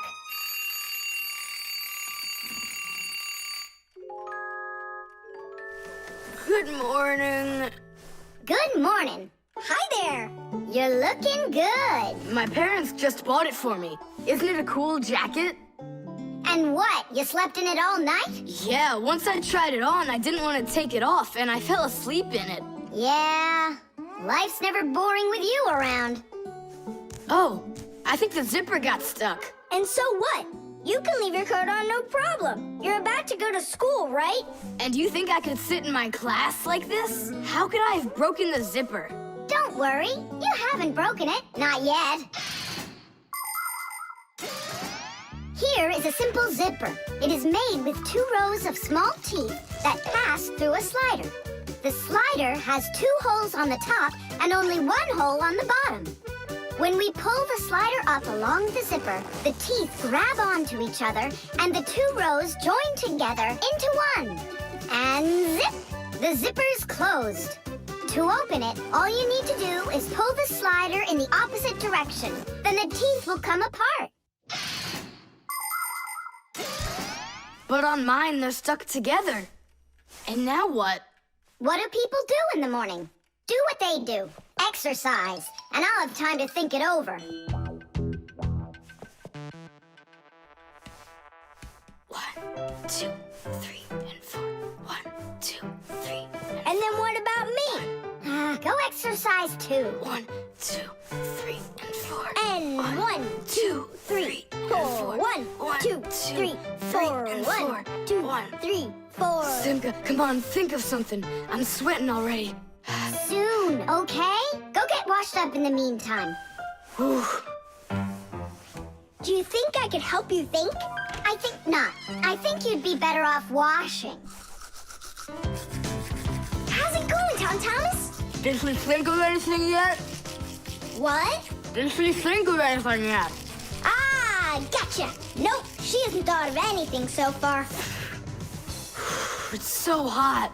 Just pretend you're a polar scientist. They always work in their parkas, and you know what? I'll be the penguin. Hey, where are you going? I can't take it anymore. All right, just sit right here, and I'll try to find the problem.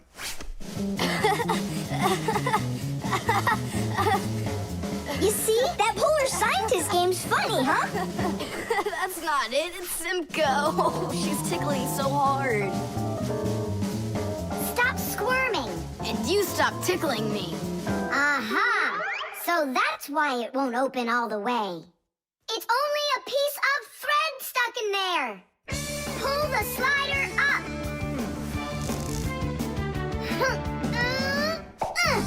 Tiddish! You can unzip it now. Thanks so much.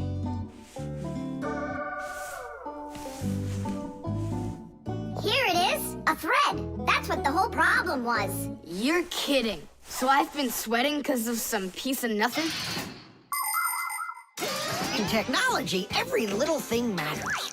I remember when scientists built one of the first computers around 60 years ago. It was a giant machine. It filled up several rooms and had more than 1 million parts. It was a technological wonder. But all of a sudden, this technological wonder went kaboom and broke, and no one understood why. The computer just stopped working, and that was that. The scientists were going crazy. They couldn't find a problem. Turns out that this huge computer broke because a little butterfly had flown inside the computer and got stuck in between some contacts. Yes, it's true. This huge machine went crazy because of a little butterfly. And that's how it goes. So you see, every little thing really does matter. Tom Thomas, breakfast is ready. What are you doing in your jacket? It's 'cause I was playing polar scientist. Simka, what took you so long to figure it out? I just thought it would be funny to see Tom Thomas do his exercises and brush his teeth in his coat, that's all. That was your plan? Well, yeah. Can I joke around a bit?